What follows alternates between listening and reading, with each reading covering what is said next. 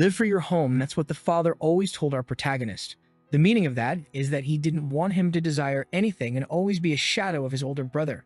Our hero falls to the ground and the soldiers around say they never imagined that it was possible for one person against so many knights. A long-haired guy says it's expected from the brother of that person. Shion leaks. The guy in front of him is Boris, who gives a twisted smile while Shion asks who sent him. With daggers in hand, he wants to know if it was the Emperor. Seeing him activate the power, Boris says that mist is disgusting, and he's an assassin from the Mist group. Because of this, he will be eliminated for affiliating with the heretics. Shen wishes him good luck to try to get out of here alive, but Boris tells him that he has already placed a barrier of 9 stars in this place. The protagonist knows he has to get out of there urgently and find out who caused the incident with his brother, telling Boris that he will break any barrier he has raised when suddenly someone says enough Shion. Shion is startled and doesn't know what to say, remembering his father's words. Live for your home and your brother. Eshel is the house itself. The success of the house depends on the success of Eshel. Shion can't believe it. The guy behind it all turns out to be his brother after all. He falls to his knees as Eshel says he must be wondering why he's there. The brother approaches and Shion asks what that means. Eshel says he has done his job very well so far, but for this house and for his own brother he will release him from sins. Shion can't understand what he did wrong. Looking at his miss, Eshel says that is disgusting and long ago he was no longer human. He shouts at him saying he has been deceiving everyone. Shion thinks about those words and loses his mind. What he's saying doesn't make sense. The difficulties with the Empire's throne, the subjugation of the Demon King's army, the continent unification war. He helped his brother win all of that and conquer everything he has. He punches the ground saying that the life he received he dedicated to this person, but now he wants to throw him away after he has come so far, when he worked like a dog for 20 years. Shion says that even if his body breaks, he will give everything he has at this moment, since he can kill him. The soldiers are incredulous at the mana he still has. Transformed, Shion says his brother is shameful, being the only hero and trying to kill a family member. Eshel looks angrily and Shion goes for it. He's easily defending himself while Shion says he only needs one attack. He sees an opportunity and goes for the blow, but hits against a barrier. The fight is not one-on-one and Boris is protecting Eshel, who takes advantage of this to strike a blow to Shion's belly. With the sword in his belly, he says he thought about letting him go easily, but he really showed the dark side in the end. It really is a relief that he never trusted him for a second. He pulls out the sword, kicks Shion, and leaves with the group. Fallen, Shion thinks it's a ridiculous end. It makes no sense to die like this.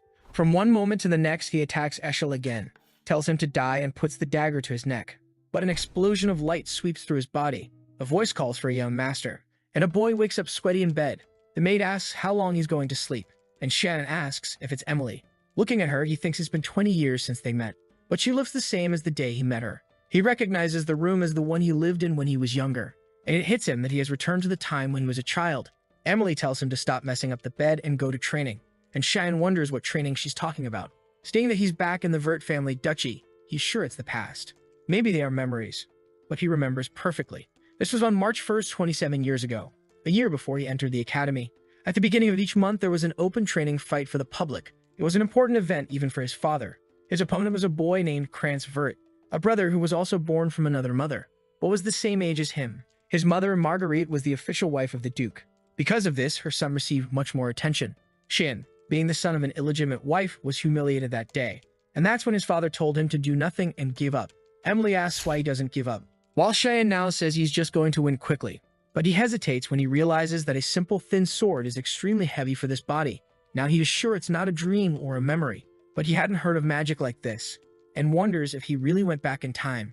Krantz says it's incredible that he didn't run away, and when Shion looks at his father, he tells him to start. The brother goes up asking where he's looking, and clearly he's confident it's going to be easy, but Shion wonders why he's so slow. A step to the side and the brother cuts the wind. Krantz says he's a coward and comes to give another attack, but he takes a blow to the hand that makes him drop the sword, a kick to the shin, and he writhes in pain, falling to the ground crying. The mother calls for the boy while the father seems interested. Seeing him on the ground, Shion knows that if he puts the blade to his neck, it's over. But he remembers that in the past, this guy tormented him, and the bullying continued even at the academy. So now he has to end him so that he never thinks of doing something like that again. In this second life given to him, he will live for himself. The fight ended with Krantz being completely defeated. The Duke postponed the plans because he wanted to talk to Shion, and even put one of the knights who worked for him to keep an eye on him. In the corridor, he sees Krantz's mother and is sure she's back from the infirmary. With a mischievous smile, Shion asks if her son's okay. Duchess. She says he is shameless to say that after what he did to his brother. Shion ignores her, saying it's normal for this to happen in training. The Duchess says that's why you don't talk to illegitimate children. Filthy mother, filthy child, and you should have stayed picking up trash from the streets. Shion looks back thinking she crossed the line and wondering if he should kill her. But he smiles remembering that he knows how to make her suffer gradually, and tells her he will enter the same academy as Krantz, and she asks what he means by that. He wants to know if she doesn't care about her son and his graduation. She frowns and goes to slap him, asking how he dares to say something like that. But the guard protects Shion and apologizes to her. But the Duke calls the boys so they can't linger there. He stares at the Duchess and tells her they are leaving. She remains with a closed face but doesn't have much to say. And Shion did this because he knows the Duke's order is absolute. And the night there was ordered to protect him.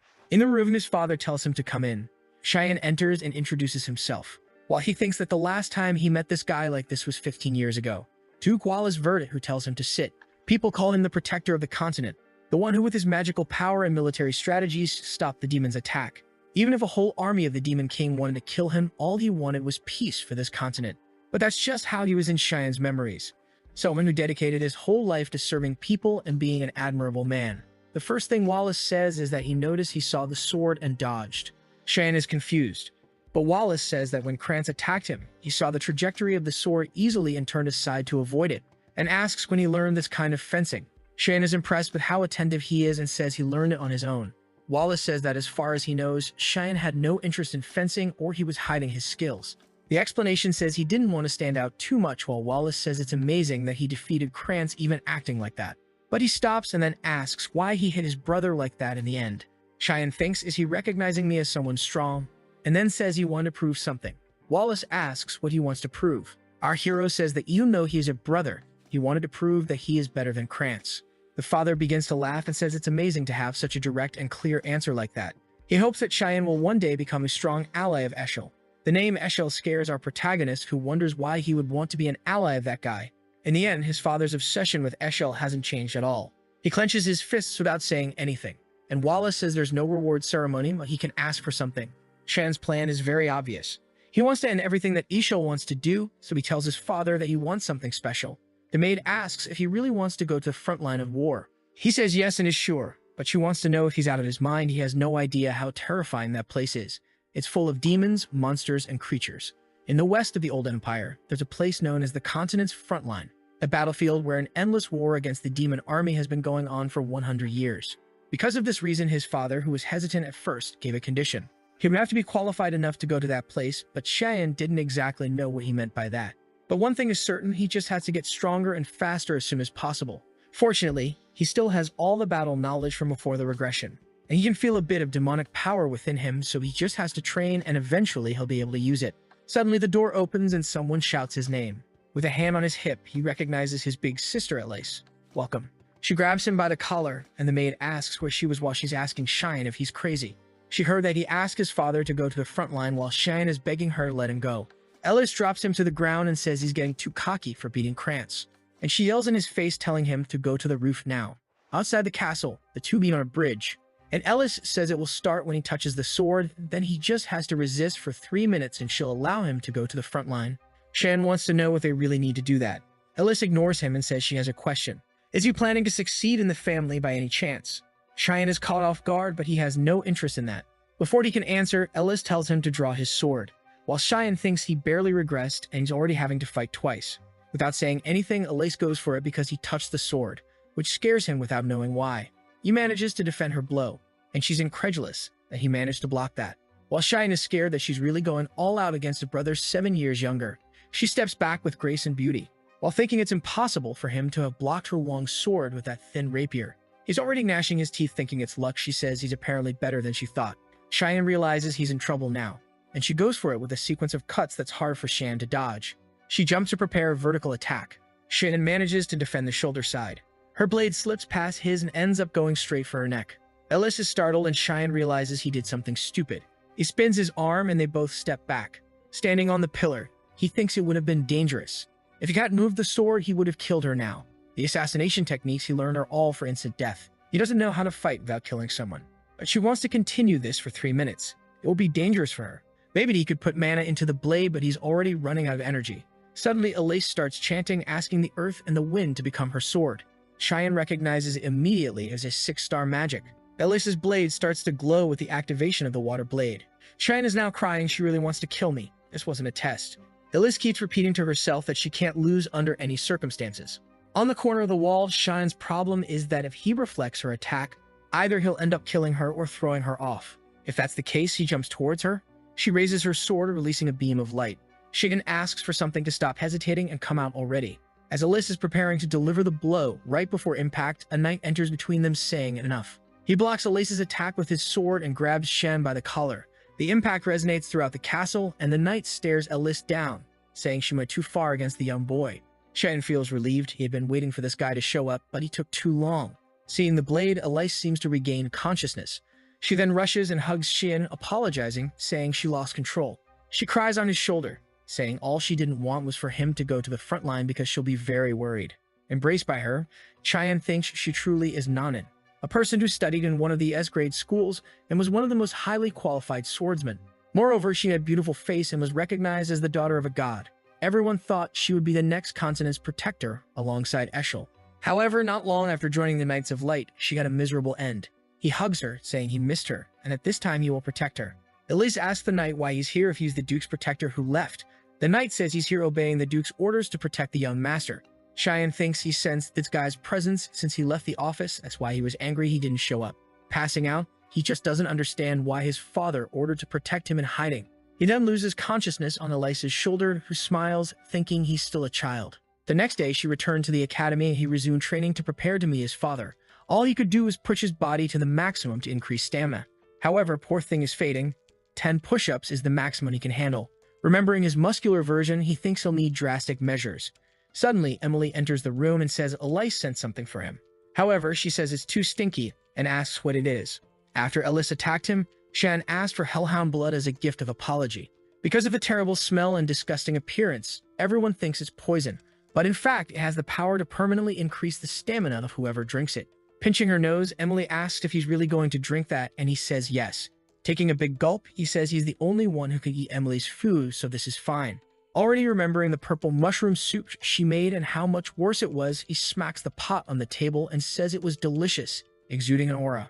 Calling for Emily, who wants to know what happened, he looks back with red eyes and says he's going for a walk because he wants to see the effect of the medicine and then leaves the castle. Standing aside, he says he's been wanting to come here for a long time. This was the place he came to when he wanted to be alone. Another day, a revelation from the God of Light came to Eshel, his brother, about an ancient temple that was in that place, and Shion was skeptical about it. Leaning against the ground, he says no one knows about the revelation yet. The ground cracks and a red mist starts to emerge. While Shion says what he's about to do, Eshel would never imagine. Looking at the underground passage, Shion wonders if it's time to go. Walking inside, he says it's different from before. This place served the God of Light until everything there was devastated. This happened during the Holy War 300 years ago. Shion says a place like that is almost unbelievable. On the altar, he sees a shining sword and recognizes it as the owner of that temple. In the year 999, humans finally managed to drive out the demons from the Empire of Velhas. It was when they discovered artifacts called God's Treasures. One of the artifacts was the sacred sword Drandark, which led humans to war against the demons, the same sword that Eshel used to kill him in that tragic end. Staring at the sword, he imagines it to be related to his regression. He touches it hesitantly but then lowers his head, saying he knew nothing would happen. He then kicks it in disgust and leaves, saying this sword made him feel like trash. The shadows appear beneath the light and Shion says he found what he was looking for. Looking at the ground, he says anyone would think that's the shadow of the sword. However, that's not just a shadow there. He touches the ground, saying wherever there's light, there's shadow. Stairs appear, leading to a door in the darkness. Shion opens the door hesitantly, and when he looks at the altar, he finally found what he wanted, the demonic blade Karum. He wields the dagger with an engraved crystal. Then he tells the blade it can wake up now. He continues cutting in all directions, already hesitant seeing that it seems to be sleeping. But it's quite thrilling to cut with the blade he used his whole life, really tasty. Suddenly, a shadow starts emerging from the ground, saying he was a very brave child. She asks Shion if he doesn't know the meaning of taking that dagger, and he says it means it's his now.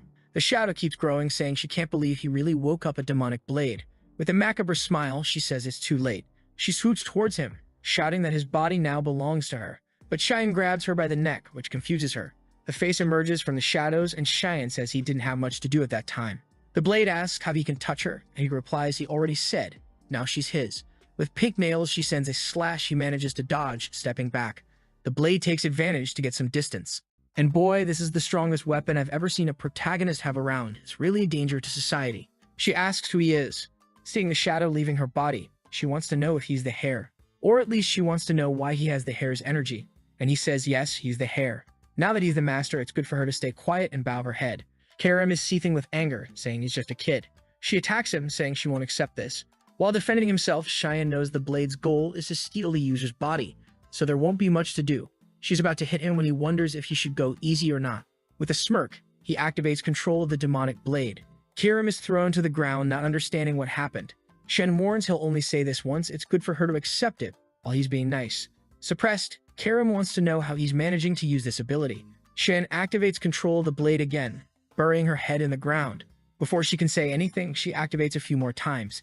Seeing her buried, he asks if she understands now, and she says she really recognizes him as the master now. He's about to use the power again when she calls him Lord.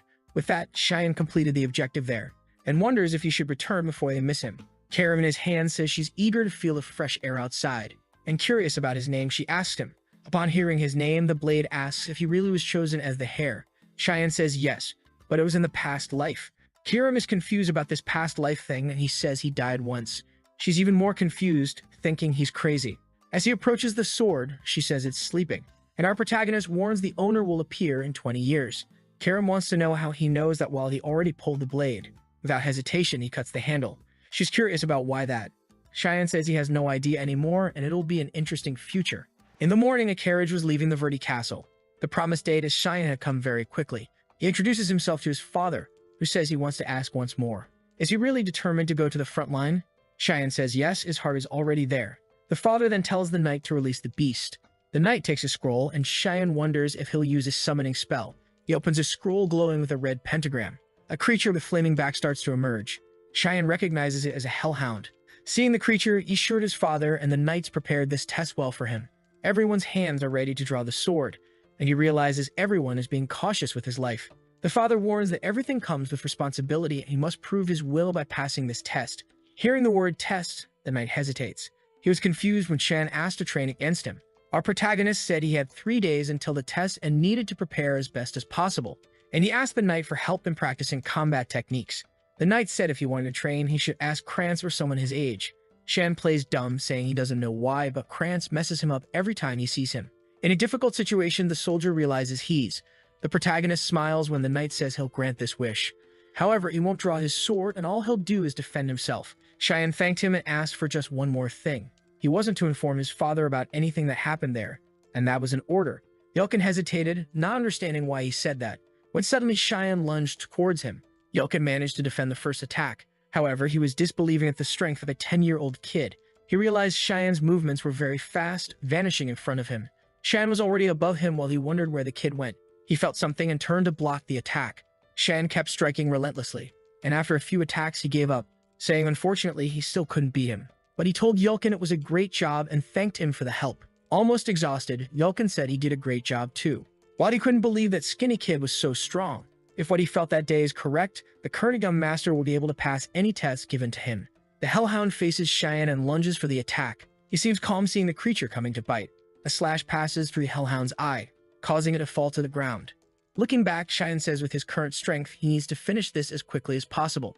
The Hellhound gets up and he knows he has to end it with this attack. He prepares and suddenly the slash has already passed through the Hellhound's head, completing the blow with a blade throw from the air.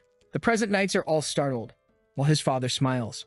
Seeing the carcass on the ground, Shion says it's a waste he let so much blood be lost. But he knows if he starts drinking that, the guys will think he's crazy, so it's better to leave it be. Wallace then comes to congratulate him, saying it was incredible. Since that's the case, they'll meet again on the front lines. Shion thanks his father, while Karen is calling for him. Asking if she's just a kitchen knife, our boy says no, she's a demonic blade. She then wonders why she's not being used. She can only regain her powers by consuming blood. Heading towards the Hellhound, she's begging just for a lick, but Shion tells her not to worry. He'll use her as much as she wants. The northern battlefield is invaded by ogres. The bell tolls, and Wallace warns not to let any escape alive. The soldiers raise their swords, activating the Salvation Prison. A huge shining cross appears on the battlefield, and a magic circle appears at the feet of all the ogres. Ropes of light come out of the circles and bind them, and Wallace orders everyone to attack. With them immobilized, the soldiers seem to easily defeat them. One of the ogres screams as a soldier approaches. He grips the blade tightly, preparing for the attack, and with a single blow, he decapitates the monster. Nearby, Shan and Emily watch the battle, and she's terrified. She asks him why he brought her to a place like this. Shion thinks strangely he missed this place. Wallace asks him what he thinks about being on the front lines, and he says he's kind of nervous. The father warns he can return any time and that he could die in this place, so he better not let his guard down. Shion smiles, saying he'll keep that in mind. On the front lines, death is common and 3 or 4 battles happen every day. Strategically, the knights try to prevent the advance of the demonic lines.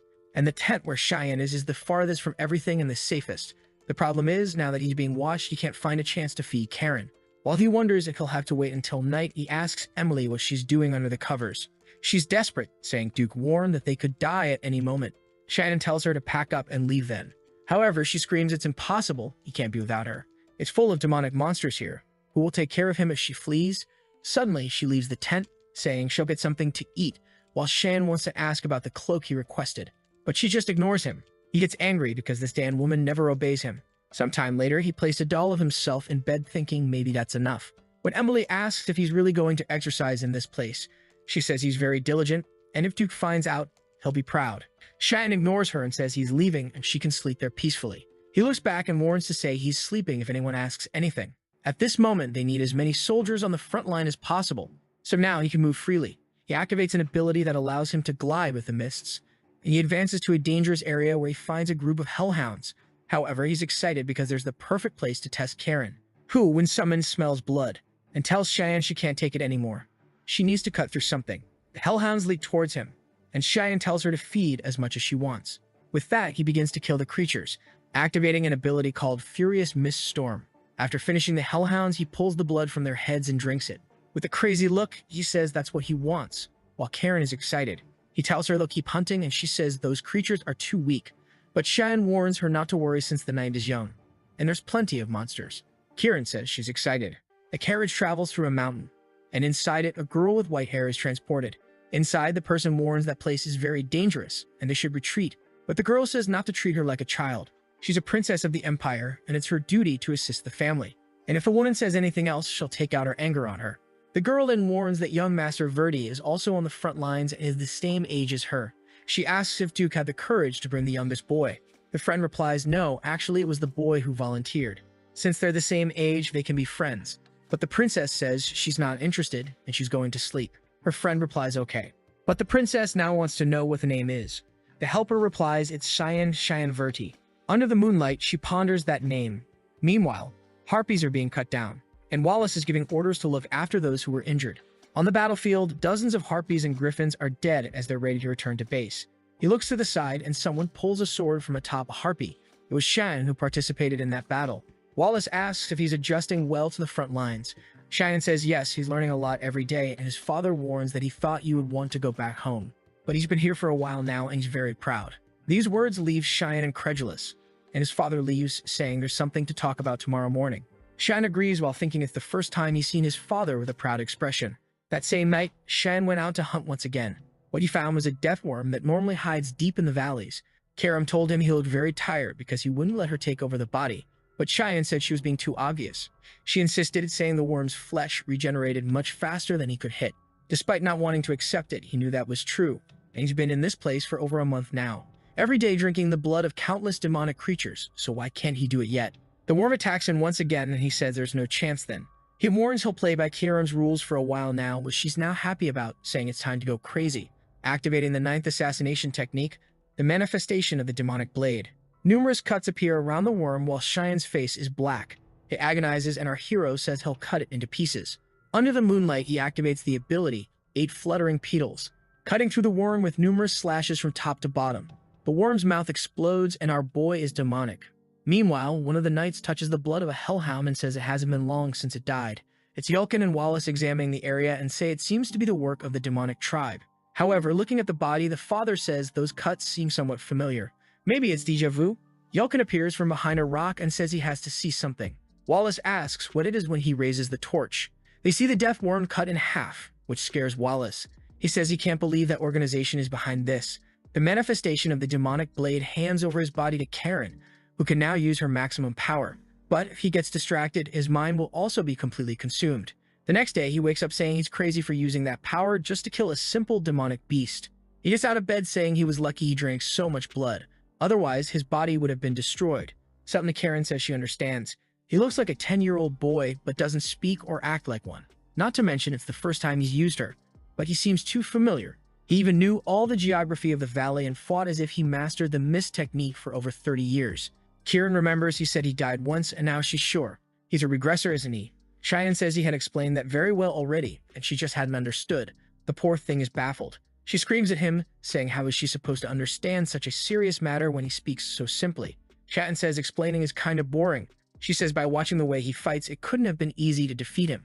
With the demonic blade, he must have lost to the bearer of the Drandark, which means he either lost a duel or was betrayed. Remembering the expression he made towards the holy sword, she's sure he was betrayed. She says if he's back and preparing for revenge, he better remember one thing. If she finds him lazy or weak for a second, she'll devour him on the spot. Shion punches her and tells her to shut up because he's the master. The poor thing falls to the ground all bruised, while he smiles, thinking she really has the same personality as before. He then leaves the tent and looking to the side, he realizes everything is chaotic. Amelia calls for him, and he asks if something happened. Scared, she says today they found the body of a demonic beast at the entrance to the valley. Shion hesitates, afraid they found the body of the deathworm. Amelia warns it's been a long time since they found such a high-level beast near the borders. Shion asks if there's anything else to say, and she gets scared. He asks again, did anyone say anything about me, any rumors? Suddenly, a knight appears behind, calling his name. It's Yulkin, who says the Duke wants to talk. Shion knows he's in trouble because yesterday when he was hunting, his father's group suddenly appeared. He had to abandon the Hellhound's bodies without being able to clean anything. All he didn't want was to attract attention before entering the academy, and so he presents himself in his father's tent. Sure, his father already knows everything. His father greets him while Shion hesitates about what he'll say. Wallace tells him to sit, and Shion frowns, wondering how he'll get out of this now. His father says he'll be direct and asks what he was doing last night. Sweating, Shion lies, saying he went to bed early. Wallace seems to believe it for a second, but finds it very strange since the cut on the wolf was very similar to his blade. Is he jumping to conclusions by thinking that? Shion asks if something is wrong, while Wallace finds it unbelievable that a young boy has done something like that. Shion calls his father again, who asks if he heard about what happened last night, and he warns that they still need to investigate, but it seems to be something from the Mist organization. Hesitant, Shion asks, Mist. His father explains that it's an organization that has existed since ancient times, and they don't know its goal. But they have massacred countless nobles under the pretext of purification. Only that suddenly they disappeared. The last time they were seen was 300 years ago, but the same mist was present at the Deathworm, and that residue of power is only left by those who venerate the god of the mist. In his speculation, whoever killed the worm belongs to the mist. Shion is impressed that he managed to track down an organization that disappeared 300 years ago with just that.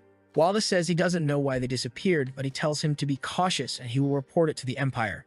Our protagonist is relieved. It seems he will be able to escape suspicion, while his father thinks it doesn't make sense to connect such a young boy to all this, and he tells him that the discussion is over. And then he asks if he heard about the visit coming today. Shion says he heard it was someone from the royalty. His father approaches, saying yes, and then he wants to ask him for a little favor. Sweating, Shion is curious about this favor. A knight sounds a signal announcing the arrival of your majesty. Wallace and everyone on the battlefield bow and welcome the Emperor. The Emperor, who looks like a pale vampire, says hi to Wallace. He approaches him and says they are old friends, no need to be formal. Then he asks if the boy next to him is his son. Shion introduces himself and says he's the youngest of the Vert family. The Emperor tells Wallace it's amazing to see that his son is on the front line. Really, his kids are extraordinary. The favor the father asked Shion for was to introduce himself as his son, because in his past life he always stayed hidden and nobody even knew he existed. The Emperor then says it was the perfect time for him to introduce himself as well. A Shu descends from the carriage and she introduces herself as Erin Sevelris, the 5th princess of the Empire. Shion remembers that she was known as the Unlucky Princess. One of the favors his father asked for was to escort the girl. He was confused because he wasn't very strong and wanted to know why his father asked for that. His father explained that it was just for him to keep her company since they would be entering the same academy and are the same age. Shion remembers that in his past life he saw her at the academy while changing classes a few times. Wallace explained that it's always good to know someone from the royal family, and even though she won't be staying here for long, it's a good opportunity. Our protagonist thought he wasn't very interested, but he understood his father's intentions. He wanted him to have a relationship with her like his father has with the Emperor. However, Shion says that his father chose the wrong person since that girl wouldn't serve his purpose. He sighs, saying he can't reveal the reason since only he knows the future. As inconvenient as it may be, for now he will have to follow these requests. As they walked with the troops, Erin asked why the lake was red. Shion explained that it was the blood lake and there was no special reason for that color. The injured creatures jump into it to recover mana, and because of that, it has that color. Erin asks if it's red, then why are there a lot of monster remains, and Cheyenne says that's basically it. She then asks what's at the end of it. Cheyenne says there's a demon kingdom there, and she wants to know if there's a demon king there. Our boy warns that if the lake continues, she will find the king in flesh and bone. He's teasing her for asking such a silly question. Suddenly, they see a flash of light. A yellow smoke cuts through the sky, and Erin asks what that is. Cheyenne says a golden light means the entry of demonic creatures. She gets scared, asking if they've already arrived, while Wallace orders everyone to protect the Majesty and that they are going to the third outpost. The Emperor says he's disappointed, and Wallace asks what he means by that. The Pale One then draws his sword and says he's not here just for a visit, it's because he was already bored and missing the battle. Wallace lowers his head, saying he understands, and the Emperor tells his group that they will assist the eradication team in getting rid of the creatures. Wallace calls Shan to go too, who responds immediately. Erin is confused and asks if he's really going to fight against the creatures. He says yes, he's here in the background, but he always fights on the front line.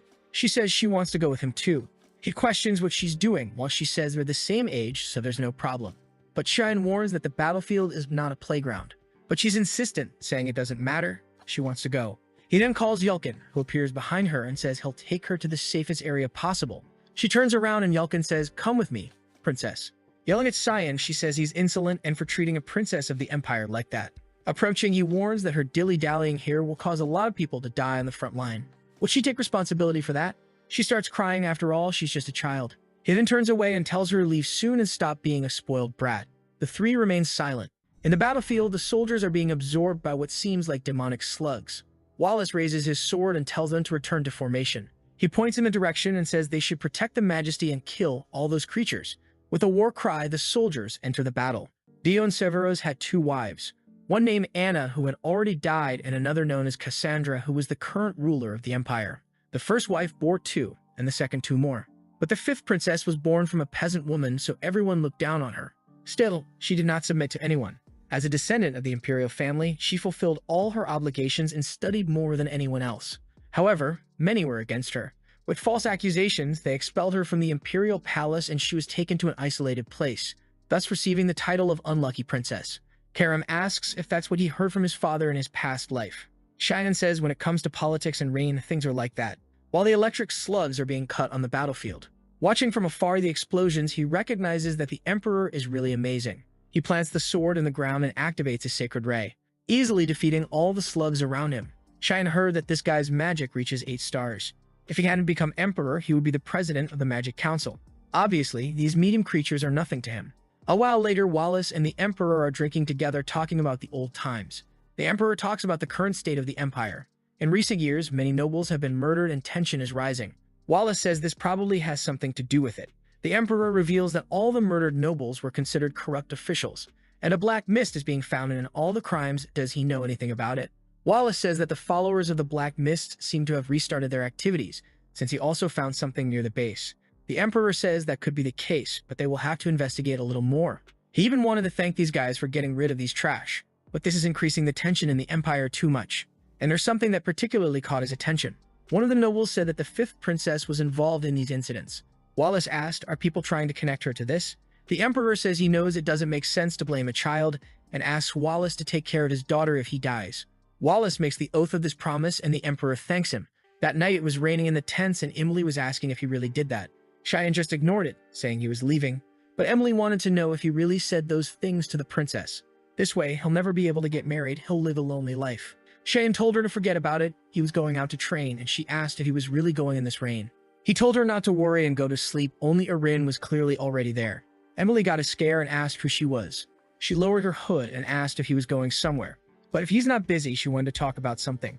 Seeing the princess, Emily's eyes even sparkled. Erin asked how long they had been there, and Cheyenne said it had been over a month. However, he wants to know her reason for being there. She hesitated without saying anything, and both asked Emily to leave them alone, who was already smiling mischievously, and she left saying they should enjoy the tent. Cheyenne knows he's 40 and not at all interested in her. Erin apologizes for what happened that morning. Awkwardly, Cheyenne says he also acted wrong, and she laughs, saying she would have done the same. She says she knows he is recognized by those around him, unlike her. Cheyenne didn't imagine she had that kind of personality. She says she knows he goes to school and wants to be his friend. However, Cheyenne interrupts her, apologizes, and says unfortunately he can't help her. If she's here to get closer to him, it's better for her to leave. She lowers her head, saying she only said that so they could get closer, but he's very cruel. Does he think she's just a princess by title? Cheyenne says nothing. Crying, she says she understands now. From his perspective, he can't gain anything by getting close to her and apologizes for wasting his time. Maybe she made a mistake thinking they could have a conversation, but he is completely different from Lord Eshel. Hearing that name gives Cheyenne a fright. He turns and grabs her arm, but she tells him to let go and asks why he's acting like that. Cheyenne asks her how she knows about his older brother. She says she met him when she visited the academy last year, and he told her to continue being that strong princess. Knowing his brother's nature very well, he knows it doesn't make sense for him to be giving advice. This means his manipulation has already begun at this moment. Cheyenne then says he'll give her some advice, but suddenly the tent starts shaking. Emily enters suddenly and tells them to run, but a pillar is almost crushing them already. The explosion happens and Emily is thrown from the tent. From afar, everyone sees a giant ogre and recognizes it as the young master's tent. Emily is desperate, crying for the two, while the ogre raises its club. The emperor asks what he means by that, and at night informs that the tent where Princess Erin was has been attacked by a high-level creature. He then orders to bring all the troops from the battlefront. While wanting to know who she encountered in such a dangerous place, the giant ogre continues to destroy the entire back part of the base, and hidden there, Cheyenne can't believe there's an ogre in that part, a type of creature that only appears in the depths of the valley. He's wondering if maybe it's his fault when Emily calls for him. She's crying, saying she thought he was dead. Remembering the moment of impact, he managed to grab Erin and dodge the blow. Obviously, someone who subdued the Demon King's army wouldn't die to an ogre. Erin asks if the knights will be okay, and Emily reassures her that everything is fine, and they are very strong. But she cries, saying if she weren't there, this wouldn't have happened. It's all her fault. The knights say it's okay, their duty is to protect them. Smiling, one of them says she can trust that they will give their lives. However, Cheyenne warns him to run, and an ogre's hand is coming from behind. The poor guy is crushed and coughs up blood. Soon he's lifted by the giant ogre who is on the backs of the two. Cheyenne tells the princess to stay on his back, and the ogre seems to smell something. He recognizes it as he thought, and these monsters are there because of him. He's going to tell Emily to grab the princess and run, but before he finishes, she already grabbed her and ran off. The poor guy thinks the girl is fast even when it's time to run away. The ogre is coming to crush him, and he won't be able to use the demon blade so that no one suspects him. He's curious why these creatures are hunting him and what smell they're sensing. Karum says to him that he's been drinking the blood of many demon creatures, and now for the monsters, he has a terrible smell that attracts them. Cheyenne gets angry. The damned sage knew this and didn't tell him. She smiles, asking if he forgot that all she wants is his body. He grabs her and tightens his grip, turning her into the dagger who wants to know what he's doing. Shen realizes he won't have an option. He'll have to go all out against this beast. He throws himself, saying he doesn't care, and the ogre comes swinging. With one swift movement, he manages to tear the creature's arm off. Then he appears behind its neck and slices it as well. The boy's got swag, and with just 2 cuts, the beast is lying dead on the ground. He says now it's just a matter of killing the curious ones. In front of him, there's a bunch of creatures that make Karum say she's very excited for this festival. However, he gets a shock when a demonic dragon appears. The dragon roars to the skies, and Karum tells him not to be afraid. It's still just a little one. Shan immediately activates the manifestation of the demon blade. Pointing the dagger, he says it needs to devour him. Meanwhile, the army is facing the ogres that invaded the base. The Emperor and Wallace have just killed the last one, and he asks if there's any trace of the princess. Wallace apologizes, saying she was in his son's tent, and the Emperor says he must be worried about his son. He replies that no, he doesn't have to worry about that creature. The important thing is the princess. The Emperor is shocked. Wow, this father is cruel. Suddenly, someone informs them that they found Princess Erin and she comes to speak with her father. He asks if she's hurt and she says no, but he needs to hurry to save him. Young Master Shion is in danger because of her. He tells her to calm down and explain properly. Wallace asks Emily if she's Shion's maid and she confirms. He then tells her to explain quickly what happened. Trembling, Emily explains that Shion drew the attention of the creatures so the princess could escape. Wallace doesn't say anything, and one of the knights says he remembers the location. If they have the command, they can go there to rescue him. The Emperor yells at Wallace, wanting to know why he hasn't ordered them to go already. But Wallace says they won't go. The Emperor and Erin are shocked, asking what he's talking about.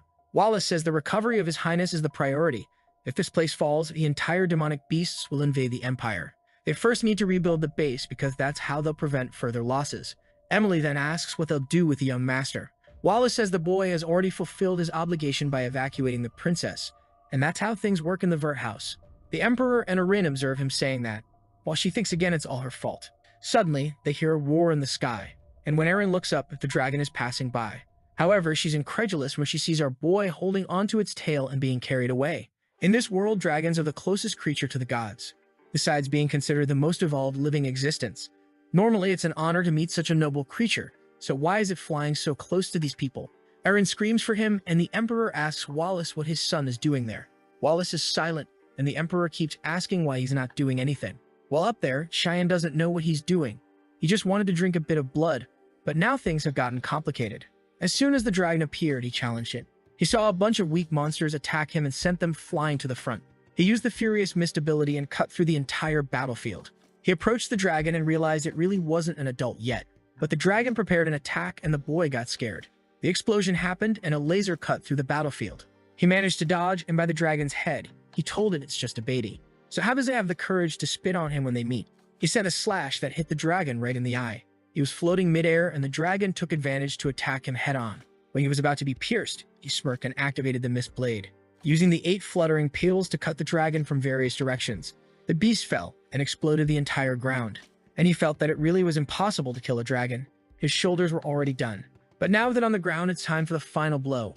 The dragon flaps its wings to create distance, and Shion knows it's going to use the laser again. However, when he looked, the dragon was fleeing in fear, flapping its wings. Shion jumped towards it, shouting, "You won't escape, you coward." And that's how he ended up hanging onto the beast. The problem is that when he glanced down, everyone could see him. So how will he explain this? Karen asks why he's acting like a statue, and he asks if she doesn't see everyone down there. Karen was angry, saying that she'll have to use her now that she's invoked her. But Shion says that if he does anything demonic, he'll be stopped. She shouts, "So what will you do, kid?" He says he's thinking and tells her to shut up. Down below, Wallace begins to conjure a light magic. Shion recognizes instantly that it's an 8-star attack. He can't believe his father would attack his own son like this. And that's exactly what he does as he raises his sword to the heavens. Shion is desperate, wondering what kind of father he has. But the dragon descends toward the swords and starts dodging everything. He says it's good work by the dragon, congratulating his friend and telling him not to take it. The problem is another one appears behind him. Coming almost in his face, he already knows he can't dodge this one. It hits his leg where he was clinging, and Shion is thrown. As he falls, he's sad, thinking he lost his lunchbox. While Karen is telling him to protect himself, he falls headfirst. Our guy says he can't use any mist technique. She comes at him, telling him to stop being cautious or he'll die like this. He tells her to shut up, he's thinking. In the end, he really won't die, and she can't believe he's going to do this. Until he has an idea. Down below is the Red River. He says he has no choice but there. Someone from afar observes the dragon fleeing and says it's rare to see such a sight. The guy behind him says it's just a kid who must have gotten lost from the group. The silver-haired guy points in a direction and asks if there are demons there. But the friend responds that there, in fact, is the human region. He looks at the horizon and gets curious, saying that dragons shouldn't be defeated by humans. Staying silent for a second, the guy with glasses asks if anything happened. He points, saying he feels a strange energy coming from that direction, almost familiar. The friend responds that they can go check it out. However, he's forbidden from annihilating absolutely everything out of boredom. He spreads his wings and says it's okay, he won't cause any trouble, and he flies off saying he'll be right back. Meanwhile, Shion is emerging from the blood lake. He throws himself onto the rock, cursing up to the 10th generation, and he asks Karen if she's alive. Karen, all slimy, tells him not to talk to her. She's contemplating how to kill him. He says he'll give her a little wash when they get back, and she says okay then. But she tells him to wake up to reality, they're in the demon realm. Shion tells her not to worry, it's very rare to find a high-level demon in this place. Someone behind him says he knew he would find something interesting. Shion is startled. This is a voice I'll never forget. The demon behind him asks if he's a human, and Shion knows he's the Demon King Valkyrian. He remembers that in the past, this guy said the same thing, that Shion was as if evil had gathered in one person. Valkyrian asks why he's not answering. Is he not human, by any chance? In an instant, he's on his back, asking if he really wants a fight. Shion is startled and turns, but Valkyrian easily dodges. But he managed to cut a tiny strand of hair. Leaving him impressed, he says that indeed races have endless possibilities. Karen asks him who he is, and the protagonist replies that he's the Demon King. She says if he's the Demon King, he has no chance of winning. He knows it's impossible. The best option would be to escape from there. However, his hand is trembling and he wonders if he can do that. But he's surprised when Valkyrian tells him to relax. He thinks he came here to fight a kid, for God's sake, and lies on the ground saying, "Do you really think I'm going to hit a child?" Shion is all confused there, wondering why this guy is lying down. Valkyrian says he will ask one more time if he's a human. Shion says yes, and Valkyrian wants to know how he ended up there. Our protagonist explains that he was carried by the sea, and the guy says it seems to be his first time in the realm, right? However, he senses strange energy and asks Shion what he is. He says he's just a normal human. Valkyrian says he says that, but it seems like he knows who he is. Our guy says it doesn't make sense. It's the first time they've met. Valkyrian stretches his arms, saying it might be because it's the first time he's seen a human too. He then asks why he came here while wondering why this guy is so calm. Valkyrian says he felt a strange energy while he was walking around. He says that as the Demon King, he needs to keep an eye on the lands he rules. Valkyria then gets up and tells Shion to repeat what he said. Shion says, "You're the Demon King who keeps an eye on the lands he rules." He points to his face and says he's not surprised. Now he's sure he's been seen somewhere. What kind of kid reacts like this? Shion knows that the invasion of the demon realm is about to begin, but this guy is completely different from what he knew. What happened to change his attitude so much? So he asks him as the Demon King what he wants to do. Valkyrian smiles, saying he's quite reckless to ask something like that to the Demon King. And then he says it's obvious, right? As long as his subordinates are alive and eating, there's nothing else he can do. But everything changes if someone wants to change that. In that case, he'll end them all. That's his simple obligation as the Demon King. For a moment, Shion felt the same demonic aura from the guy who attacked the Empire the first time. Somehow, he has to prevent that from happening. He then asks Valkyrian if he wants to make a deal and asks what it is. Shion says that in the future, something will happen to him, an incident that will put all his subordinates at risk. Valkyrian asks him to explain properly the nonsense he's talking about. He explains that he doesn't know exactly how it will happen, but it will be an incident that will become the catalyst to start the war against humanity. Valkyrian crosses his arms, asking if he really thinks he, the Demon King, would attack his land. And Shion says that's why he wants to make a deal so that no matter what happens, at least he won't start a war. Valkyrian says he has no idea what he's talking about, but if he accepts it, what does he gain from it? The protagonist says that no matter what happens, he will help the Demon King. Approaching him, Valkyrian says he seems to know something. He's sweating, and Valkyrian asks him his name. After introducing himself, Valkyrian says he will keep that promise as the King of Demons. He flies off, saying it's good for him to keep his as well since this is a deal. And he smiles, saying it's now sealed. After contacting the Demon King, some knights found Shion. Seeing him emerging from the Red Lake, they said it was a miracle he was still alive. And with that, he received the title of the one who survived the demonic dragon. He was then taken to the monastery on the front lines, a place used as a military hospital. Shion asks someone to repeat what they said. Erin is hesitant to say anything. She holds back and shouts, asking if he wants to be hers. The poor guy is confused, not understanding what she means by that, but he says he's not interested. She obviously gets startled. She starts crying again, saying it was expected. She really is the fifth princess with no power at all. Shion in bed is thinking she's really starting to annoy him. He knows Princess Erin is the weak link in the Imperial family, and the way she's risking it, her end is obvious. The problem is he can't shake off the idea that his damn brother is behind her death. He then says she's right. Currently, she really can't offer any benefit to him. She has no possession, takes a hit. Besides, it's extremely risky to get involved with her politically, takes another hit. But he says he'll take care of her until she figures out what's necessary. She asks if he's really going to do this. Shion says yes, it's a promise so she doesn't need to worry. She gets up, saying she understood that when she manages to turn things around, he recognizes her power. She points at him, saying she doesn't know when, but she will make him recognize her power. He says he's very eager, while thinking she was depressed just a second ago. Before leaving, she says there's one more thing, and thanks him for surviving. Then she leaves, and he stays silent. In the depths of the camps in a forest nearby, a hooded guy looks around. He takes a square in his hand and smiles, saying that now it's almost done. A voice asks him, "Reynold Crimson, was that you?" He can't move his body as if he's being held by invisible chains. The person behind him says it's a small dimensional box, and considering the timeline, it was before it was commercialized. This box can hold anything as long as the person desires. From behind, Shion says that's the masterpiece created by the Magic Council. He observed the guy for a whole year smuggling things from the Empire. He grabs the box, saying he'll take it now. Magical Knight of 7 Stars, Reynold Crimson, who asks who he is. Seeing him, he recognizes him as Shion Vert. He throws the items from the box on the ground while Reynold wants to know how he found out about it. Shion ignores him, saying he must have an informant to know where to be at the right time. Reynold keeps insisting he has no idea what he's talking about. But Shion says he can't lie because the blood of those creatures is already being sold in the Empire. That's how the Lice sent him that Hellhound blood gift. The guy is sweating, wondering who informed this kid and what's happening. He has no idea how Shion trapped him, but as long as he can move a bit.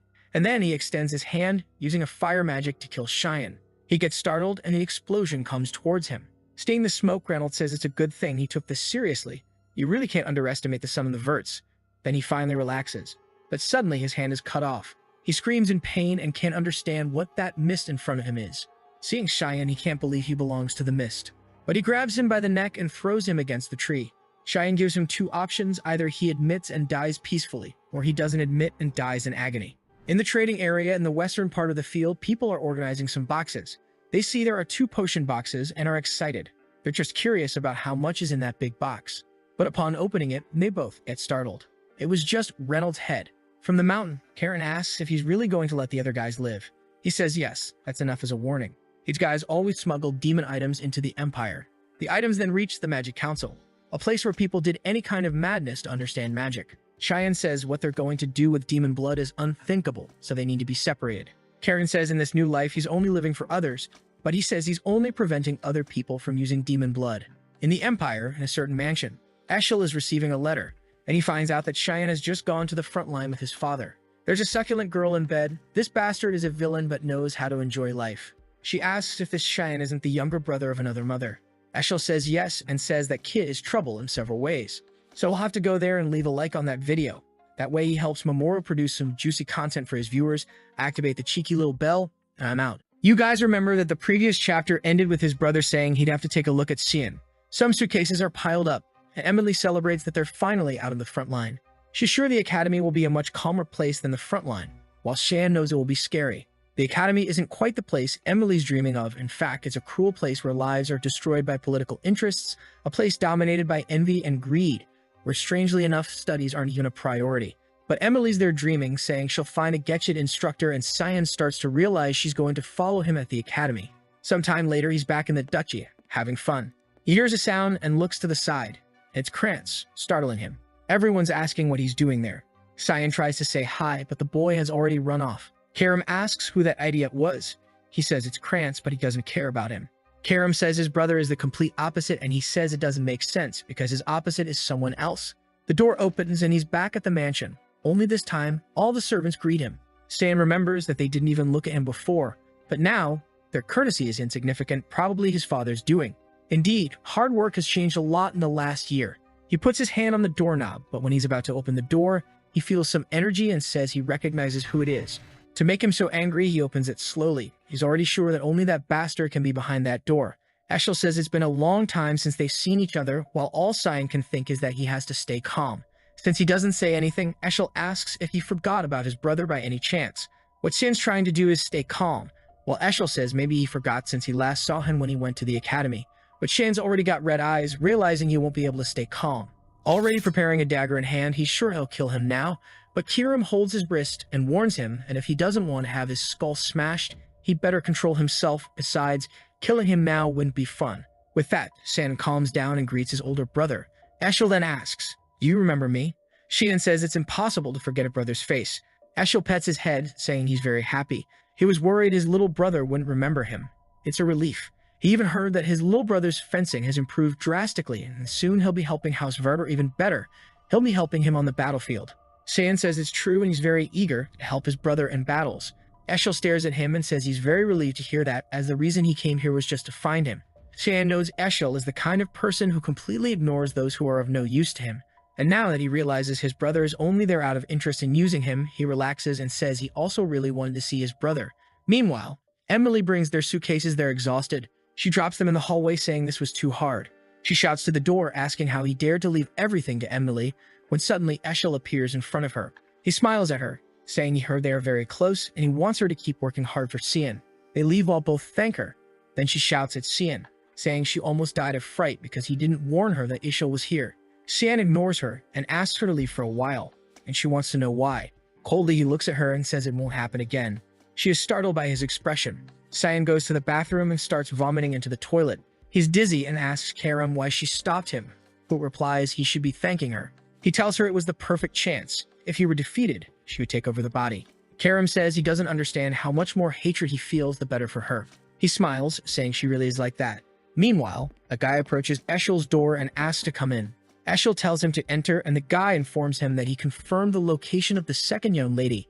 Eshel asks where, and the guy confirms she's residing on the northern continent in the land of the elves there in Pruina. Eshel smiles, saying it's incredible how she manages to even reconcile with a race she hates among foreigners. That's a testament to the affinity she has. Then he asks to be notified if she shows any sign of returning to the Empire. The guy asks if there was any event that changed Eshel's mood, and Eshel asks why he thinks so. The guy explains that he's radiating a much brighter aura. Was meeting his brother really that amazing? And Eshel says incredible might express it that way, but right now he's pretty pissed off. The poor servant trembles, they're apologizing. Eshel paid close attention to San's look and interpreted it as someone who just saw his enemy. Did he see something wrong? He knows there's something strange about that kid, and he'll have to watch him closely. The The butler says he understands and says he'll send someone to watch him. Eshel stands there staring out the window, just remembering Shan's look, wondering what he's hiding.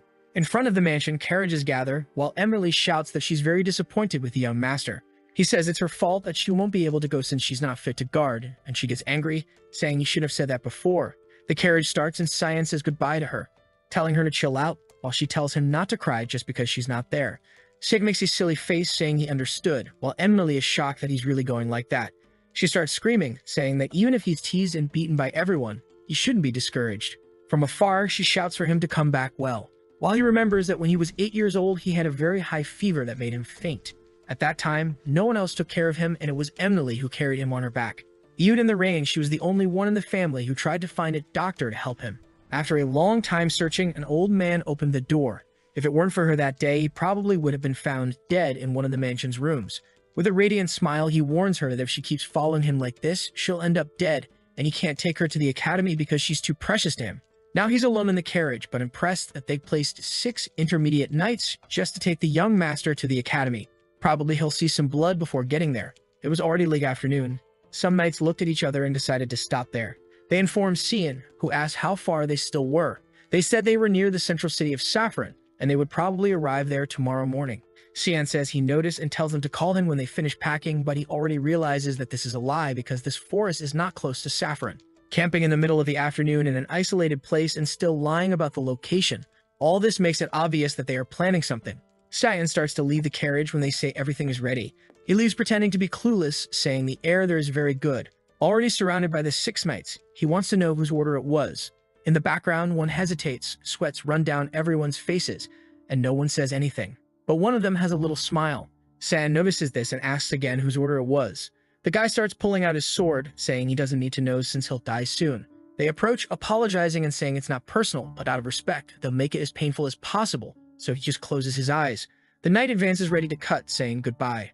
The blade is about to hit Shin's neck, and the guy's head flies off. It falls like a trash bag on the ground, and the guys look without believing. Shion says he'll ask again whose order it was. Now everyone is scared, trembling, not knowing what to do. Shion asks why they're so frozen like that. Did they think it would be so easy? One of the knights thinks he can't even believe what his eyes see, and another one tries to attack them, but this time from behind. However, in an instant, Shion is already on the other side and has made 2 cuts. The other one takes another hit on the shoulder and one on the arm. One of them tries to take advantage to run away, but obviously he's already agonizing.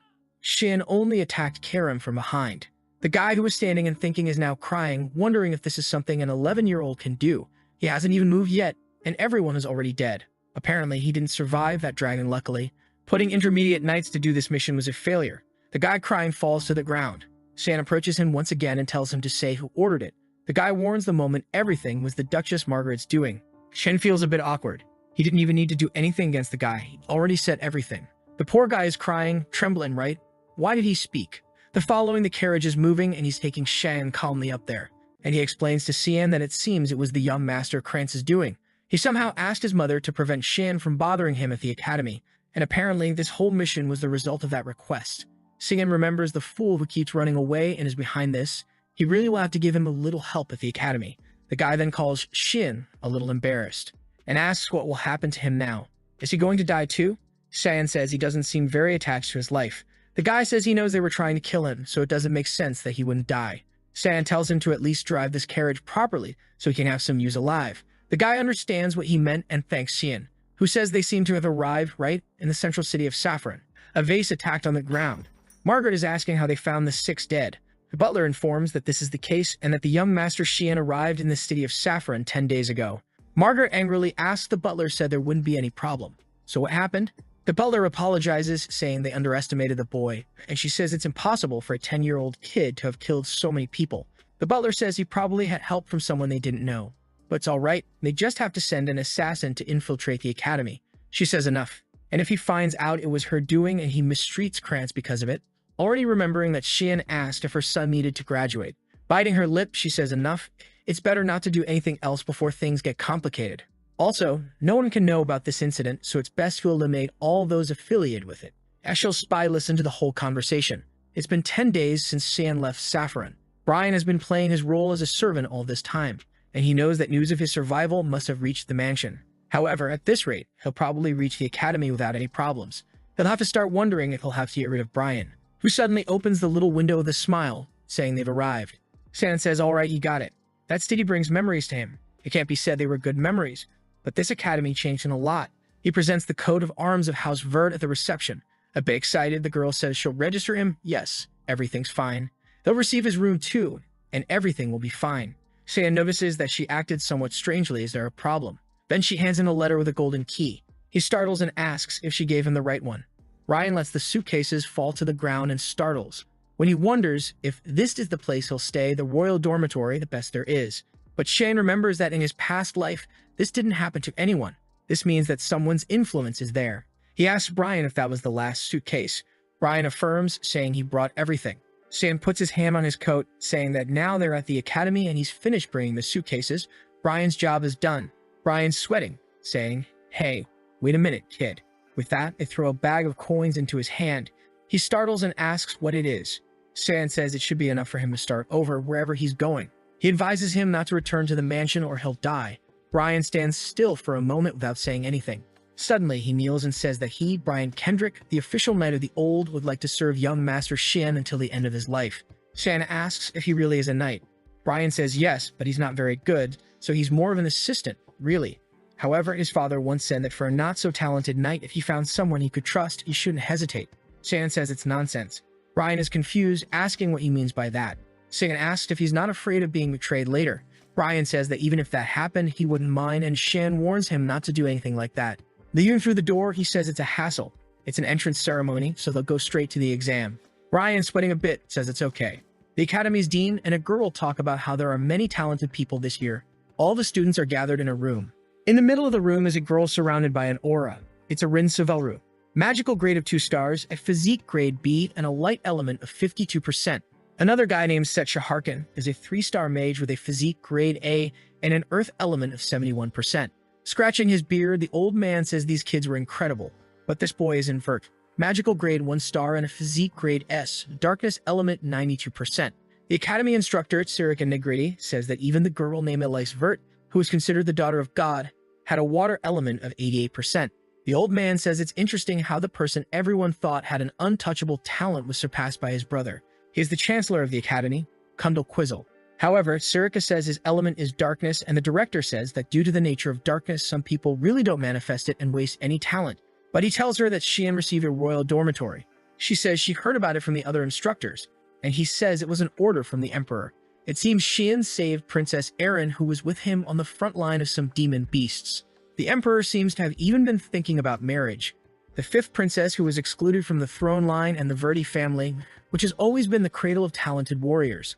The instructor asks what she thinks will happen, and Sirika replies that if this happens, it will accelerate the revolt happening in the empire and maybe more blood will be shed. The director says for now they can do nothing but observe whether this child will become a hero or a disaster. Walking down the hall, Sian is thinking about the 92% because in his last life it was 80%.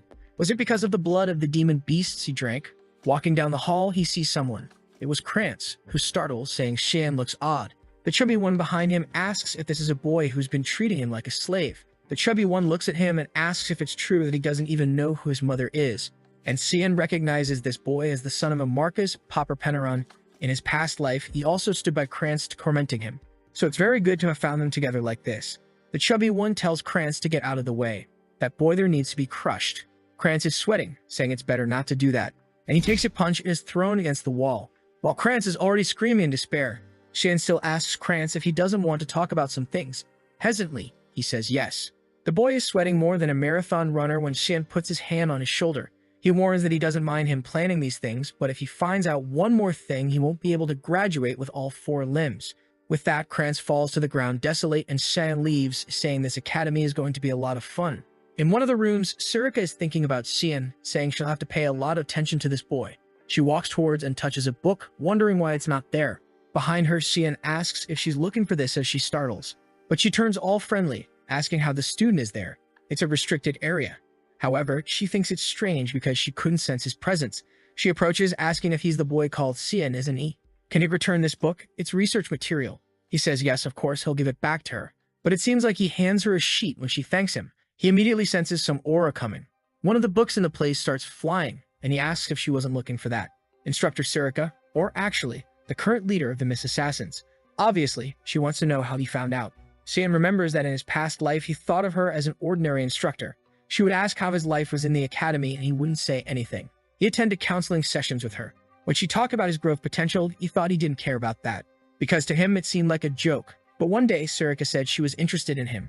It was interesting to see someone with an 84% familiarity with darkness, but Shion replied that it's an element that doesn't always materialize.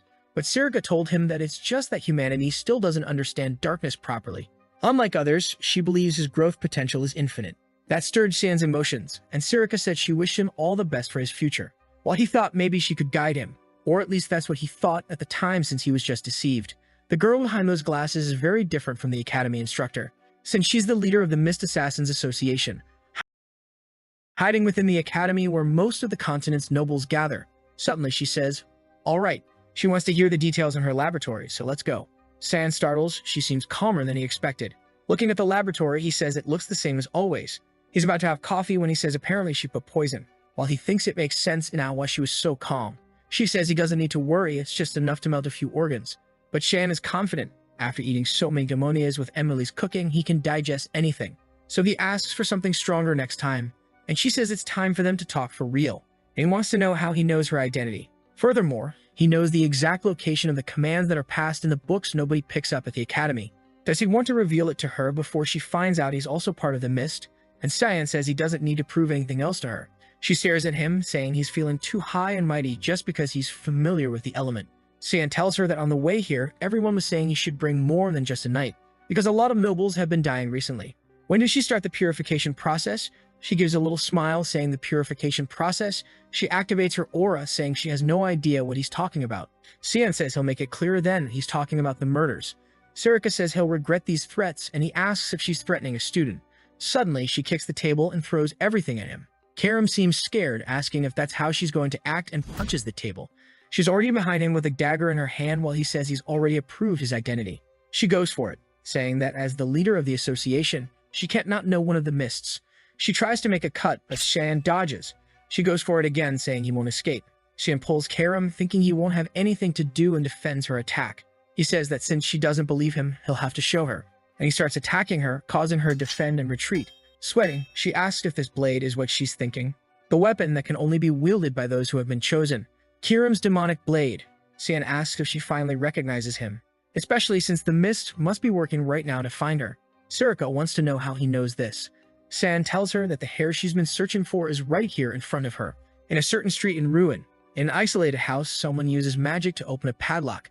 It was Sarika with Shion, who says he doesn't seem very impressed with the hideout of the Mist being right here. That one is the way to the altar he wants so badly, so he can go alone. Shion walks through the tunnels. That's a subspace created by the powers of the god of the Mist, and because of that, it's much longer than it seems. But he remembers perfectly the direction he has to follow, and each of the traps present. Suddenly, some guys attack him from behind, and he says this reception ceremony is very excessive. He defends against some attacks and retreats backwards. The guys throw a lot of mud at him that he has to defend against. But one of them almost dies and has to defend himself too. Shion is impressed that the guy managed to dodge that in such a short moment. And the guy is thinking it's amazing and activates his secret technique, which makes several clones of him attack from all directions. But Shion also has his technique. The guys seem to recognize and don't understand how a kid can do that. Shion uses the wave of murderous intent. It's a technique exclusive to those who have been assassins for a long time. It allows you to instill deep fear in everyone around you. The guys can't even breathe and all fall unconscious. Shion knows they won't get up for a while, but it's impressive that there's still one standing. Is he some kind of executive? He then activates another ability, and the guy goes for it. He manages to defend against the attack, but the guy nullified his ability. The mask is thrown to the ground, and she says she can't hold back anymore, Shion Vert. He stands there confused, not understanding. It's Lady Sarika again, saying she wants him to show his true power. He uses another technique, the savage attack, and sends her flying backward. She says he seems interesting. How can he use two assassination abilities so easily? She wanted to see his potential, but the boy is already running. Shion knows she has something called a desire for combat. When she's consumed by that desire, she'll keep fighting until one of them dies. He who has experienced this has to run. But she's excited, telling him to come back soon because that's what he wants too. She attacks him again, and he manages to defend himself. She says this is a subspace in which no one will notice anything. He doesn't need to hold back. Shion realizes he won't be able to get out of there, and he really will have to use all the techniques. There's a risk she'll end up dead, but there's no other way. but suddenly he feels something and collapses to the ground with a stone. Karum says she knew things would end up like this and tells him to rest for a bit. Surika asks who she is, and Karum appears, saying she didn't want to get involved. But she already knows who she is, doesn't she? Surika bows, saying she recognizes the demonic blade Karum. Karum is the one who's angry, asking how she dares to attack her master. Surika says all this was just a process to confirm his identity. Karum says she should have just contacted God instead of doing all this, but if she wanted to do it this way, now she'll consider it a challenge. Surika says it's better to worry about the heir first, right? Karum is startled when she sees the boy lying there unconscious, bloodied. Surika explains that the way Karum is materializing is very bad because she's draining all of Shion's life energy. Karum grabs him by the collar angrily, asking how he can be so weak after drinking so much blood. Surika then says that, however, she, as a leader of the Mist, would never refuse a battle. If she truly wants to be an opponent, she cannot refuse. Karum is surprised, saying that girl is very strange. Suddenly, Shan asks her why she materialized. Karum says he doesn't need to worry, she'll just crush that reckless girl. Now it's messed up because Surika is also excited, saying it will be an honor for her. Karum tells her not to beg later, and she replies that she's looking forward to going that far. Suddenly, a voice in the hall says that's enough, and they recognize it as Lord Heir's voice. A portal begins to open, and everyone becomes apprehensive. The voice tells her to send the heir to the altar now, and she just agrees. Shion is excited, saying they'll finally meet. The god of darkness, Heir. Some think that the god of the mist is an evil person, for whom murder is as common as eating. Someone who justifies their actions under the pretense of doing it for the world. However, he says that the death of those people was a good thing, as by paying with their lives, they became righteous people. Most people thought this was insane logic, and that this god was an idiot. Someone who had an interest in protecting those without power. Shion passes through the portal and finds himself face to face with a staircase. From the throne, the god asks if he knows who he is. Shion says it's obvious he's Heir, the god of the Black Mist. The god asks if he is Shion Vert and wants to know what right he has to consider himself his heir. Shion questions him, asking if he can't feel that the power of the mist is already present in him. The god says there are paths to becoming an heir. The first is by delivering the mist stone to the person, and the other is for the mist stone itself to find the heir. Since he doesn't know Shion, it must be the second case. He knows that the stone that was on the altar disappeared a year ago. The strange thing is that not only did he awaken the Quarren, but he also seems to be using it very well, and his eyes don't seem suitable for his age. With this, the god concludes that he belongs to a timeline he doesn't know. Shion is somewhat curious and says he thought the god knew everything. The god says that if he was looking for an omnipotent being, he came to the wrong place. He was long disqualified from the status of god. Shion already kind of knew that. However, the god is now wondering why it's strangely too easy for him. Shion asks what he means by that, and the god explains he was sitting here quietly. Now the heir has appeared. Why did Shion do all his work for him? Moreover, he brought a rather unpleasant item. To think he would be dissatisfied with the demonic blade and try to take the power of the sacred spear for himself. Shion smiles, saying he has no interest in that. If this thing never sees the light of day, it will remain nothing but a piece of trash. The god begins to rise, saying he has some very strange habits. However, procedures have to be taken, and as the rules say, raising his arm, he says that now he will be the absolute creator, the heir who will succeed his power. And he asks if Shion wants that. He remembers that in his past life at this moment, he replied that he would live for his older brother. Obviously, it was foolishness, but at that time, they didn't seem to care much about his answer. When he was gone, the place fell apart, and he wondered if they didn't want something from him. And the god said there are things more important than a foolish conviction. Now Shion thinks that maybe he already knew everything that would happen. He approaches, saying he has no more interest or belief. The god is somewhat confused, and Shion says he will use his power in the most selfish way he can, all for himself. The god says that right and wrong are determined by oneself, and wants to know if he won't regret this decision. It's good for him to answer carefully, or he'll kill him now. Shion says he doesn't care about the results his actions will bring. He won't listen to orders and commands from anyone, as following his own path is the only thing he wants. The god says he seems to have something in mind and asks what it is, but Shion says he won't tell. The god says all he has to do is purify the names given to him, then the rest doesn't matter. However, he appears behind Karum and says it's time to have a little chat with his daughter. He starts pulling her cheeks, saying she's changed a lot. Does she like her master so much? He's trying to give her kisses, saying he's very happy with his daughter's growth, while she's telling him to get out. The god is trying to give her all the love of the flesh while she's calling for help from Shion, who's pretending not to see anything. Then he approaches to give her a kiss, and a pentagram appears. Magic starts to be conjured, and she wants to know what's happening. Suddenly, she takes on physical form. Looking at her hands, she doesn't understand what's happening. Why does she feel like she really has a body now? And Shion realizes he hasn't consumed any of his mana. Karum wants to know what the hell he did. He says he didn't do anything. He just gave her a little bit of his power. She's shaking his face there while our protagonist is thinking father and son are indeed identical. The next day in the dorms, Brian went to ask Shion what that was. He said it was nothing special. Don't think too much about it. Brian said it is, young master. He doesn't think they can ignore this situation. Both staring at each other, they're sparking. Karum is questioning why Sarika came to visit the young master so early. This way, everyone will be talking about a relationship between instructor and student. Sarika says it's nothing special. She just came to deliver a book to a very studious boy. Angry, Karum says that as a leader, she should behave better. While Sarika wants to know why she's so eager to get involved in what others are doing. The protagonist is there like that, doesn't know what to do, better not get involved. He leaves the room saying he's going for a walk. The two are killing each other and Brian is there sweating, not knowing what to do.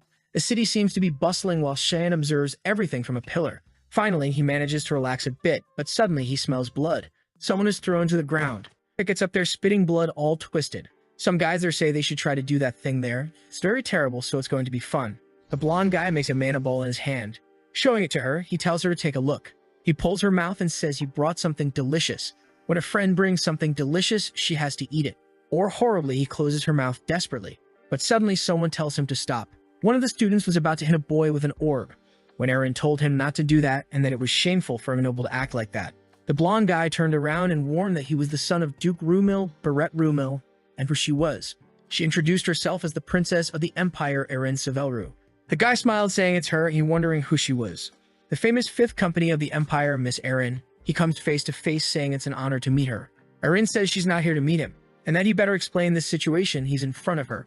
The guy says it's okay. The best thing is to ask the kid. Looks at him and says he speaks up. He's kind of scared. Grabs him by the collar and asks if he's okay. Obviously, he says he's very fine, nothing happened. Eren says it doesn't make sense for him to clearly hide and not be okay with his appearance. And the kid looks to the side, saying he's fine. She should leave now, and they were just kidding. Beret starts laughing, asking if she heard that, isn't it? Apparently, he should be insulted by her. Eren says whatever, she's taking this kid with her. But the guy grabs her wrists and says she's not understanding. She wants to know what he's doing. The blonde guy says the kid already told her to leave. And Eren starts threatening him, saying he's holding the arm of an Empire princess. The blonde guy laughs that it doesn't matter since she's the useless fifth princess. But Shion was nearby and heard everything. And suddenly the guy took an aster from him and turned into a b-boy. Eren blushes when she sees Shion, who's more curious about Reshmus being that kid in front of him. Two people exchange blows in the Empire of Garum Fort Klein. Shion fought against someone. She was the most powerful swordswoman in his time, Reshmus Klein. Oh my heavens, I thought it was a boy. This here is the reverse surprise. You think it's a buddy or a big buddy? She originally belonged to the UCF Empire, but for some reason she joined Gurren's reign after graduating from the academy, and even changed her nationality. Sand defends himself from the thrown attack. He's surprised when she jumps cutting. He disappears and appears behind her. He gives her a hit in the warrior's spine that falls crushed to the ground. I thought they were training, but in fact he killed her as an order from the Empire. The order was to kill her in a covert way, but she found him and they had a sort of official duel. For him, there was no particular reason. He just saw her as an amazing person, as she reached the peak of swordsmanship without any backing, and didn't want to kill such a talented person without giving her a chance to fight. Friends are calling for Beret while Reshmus is there somewhat shocked. Beret starts to get up, asking why there are so many idiots caring about other people's business. He recognizes the kid as Shion Vert and says he heard rumors that he was on the front lines. Is he trying to get involved in their games? Shion thinks those games are not fun at all. Injecting mana orbs into people's bodies can cause their mana to collapse and the person to never use magic again. Shion asks if that's the game where you keep putting mana orbs in your mouth. He starts making one of darkness and says he'll join too. But Beret starts sweating when Shion already created a Genki Dama above him, asking what he's doing. Why isn't his mouth open yet? Oh, there he goes, trying to put the big ball in the blondie's mouth. Back in the dorms, Reshmus is beaten on the bed. Eren says they've taken care of the bruises and she just needs to rest for a while, and she thanks them, saying she can't repay them. For some reason, Eren feels proud, saying that their dear Shion dealt with everything so she doesn't need to worry. Shion thinks about all of Reshmus' bruises and finds it incredible that she hasn't fainted after so many fractures. She really deserves the title of the strongest swordsman. Suddenly, Reshmus asks if he knows her. Embarrassed, she says she noticed he's been looking at her a lot. Shion says he thought she was someone he knew, but forget it, and apologizes for making her uncomfortable. Eren is just watching what he says and observing the other one, who is now saying it's okay, then a little embarrassed. Suddenly, she asks Reshmus where she's staying and if those guys come to do harm to her again. She says she's in the common dorms, and Eren asks if she has any nobility. She says no, she only got in because of a special admission and instructor Veltane. He had promised to help her when she was in the academy, but as soon as she arrived, he was expelled. Shan then understands she lost the person who was supporting her and says what she's been going through is minimal. Maybe soon she'll be kicked out of there. Eren gets a little sad about this situation and Saiyan tells Eren to accept her as an attendant, and this way she can even learn swordsmanship from the girl. Eren is shocked, asking why are you calling the boy a girl? Dude, can't you see it's a boy? Shan says that person is a girl. Eren's world collapses at that moment. From the back, Reshmas apologizes, saying she didn't mean to deceive anyone. It's just that since she was young, she prefers to wear short hair so people sometimes get confused. In the demon's work, it was the boy who was a girl. Now here it's the girl who's still a boy but inverted. Eren apologizes, crying, saying she couldn't understand and doesn't even know how Saiyan noticed. Reshmas says it's okay. She apologizes.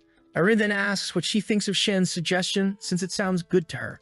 If she joins, she won't suffer from others anymore. That way, she can focus on her studies and still live a comfortable life. Reshmas asks what she could do for Eren. Eren says she's been feeling very lonely lately and she needs someone around. Reshmas then thanks her and says from now on she'll be her attendant and will never bring shame. Eren turns around saying she should thank Saiyan. Where's San? The boy's already gone. He knows from now on she can handle the rest. Now he knows why Reshmas left the UCF Empire, and she probably wouldn't have lost mana control if it weren't for that bad beret. Now the person who was already the most powerful swordsman on the continent will have her mana intact. Probably will be someone difficult even for him to defeat. But that doesn't matter, because his attention is now on something else. That thing Sirika personally delivered to him this morning. Her order. My first chance to help the association with a like on this video, guys. And you guys remember that the last chapter ended with our boy saying he was more interested in what he had received. With the card in hand, he thinks that this is going to be quite difficult for a first challenge. However, he remembers that when she handed it over, she said she believed in his potential. The problem is, if the missions are already starting off this hard, he doesn't even want to think about what he'll have to do in a few days. Suddenly, though, he hears something nearby and an explosion out of nowhere. Shin wonders if the monster has invaded the academy. However, what appears is a 3-meter-tall musclehead asking if he is Shion Vert. A bit embarrassed, our guy just questions if the man knows who he is, and he answers yes. The man claims to have the level of a magic 1, but physical level of S, and he knows very well that Shion Vert is the youngest in the Vert house. Man, this guy's name is Seth Shaharkin, and he's 11 years old. I'm just like Shan, not understanding how an 11-year-old kid has so much muscle and is so tall. Seth starts flexing his biceps, talking about what he's heard about Shan's exploits. From killing creatures to surviving an encounter with a dragon. He also heard that the boy received an evaluation of a rank S physique, something even he himself couldn't achieve. And that's why he wants to challenge him to a fight. That's when Saiyan seems to recognize this guy. All because of the mark on his chest. It represented Spain, which was his Saiyan Empire. And this guy apparently is his prince. This country is located in a desert to the east. And in his past life, Spain's entire army revolved around one single person. A prince who, on his own, made it impossible for any army to conquer Spain. That was a nation that carried the pride of never being conquered. However, the prince suddenly declined. He ignored his health so much and focused so much on training that he ended up dying from a random cold. Wow, what an epic story. What Saiyan never imagined was encountering the prince of this city here. He's certain this didn't happen in his past life, and now it's going to be trouble. However, he decides to respond by asking if the guy wants to fight now. Seth says yes, claiming it's the only way to determine who is the strongest man. The boy should know he won't accept a no for an answer. However, that's exactly what Shion replies, and Seth asks why. The protagonist explains that fights like this must be approved by the academy. First, they'd have to go to the office and send in a formal request. Seth immediately wants to know where this office is so they can go there now. As soon as Saiyan tells him, the guy runs off, saying he'll be back soon. Our boy thinks the guy is all muscle. Really, after all, the office is in the opposite direction,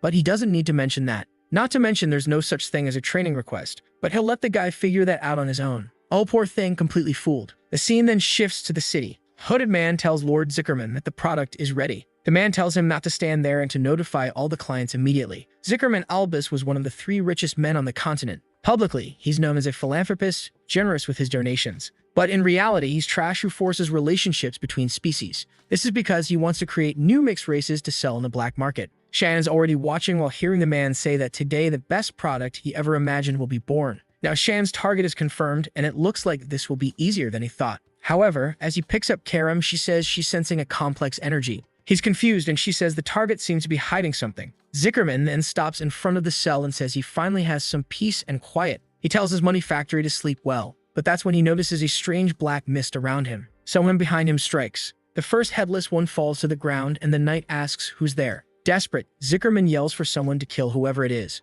But Shion rushes toward the man and lands a blow that makes him drop his sword. Another strike behind the knee, and Karum is already at his neck. Before the man can say anything, he's already taken down. This one doesn't hesitate. Zickerman starts screaming, asking where the rest of the knights are. Shin simply says he'll find out soon enough when he joins them. Although he had hired a lot of people, they were useless. Dragging himself on the floor, Zickerman asks if he wants money. But Shen just cuts his hand and says he already has enough of that. The fool falls to the ground and Sion calls him by his name. He says he will be punished for the inhumane things he's done and for his participation in the slave market. That alone is reason enough for him to die. But since he's feeling generous, he'll give him a minute to repent for it all and free himself from the pain. Zickerman, however, crying, says it doesn't matter since he'll be killed anyway. He tries to explain that all they're doing is earning a living. The real culprits are the people interested in buying the goods. Shin simply says his minute has passed and he didn't even repent. He activates the 8 stanzas of the Black Mist and starts a sequence of attacks on the back. Now that the main part was complete, he could take a look around. As he approaches Massacre, he asks Karum if this is the place, and she says yes.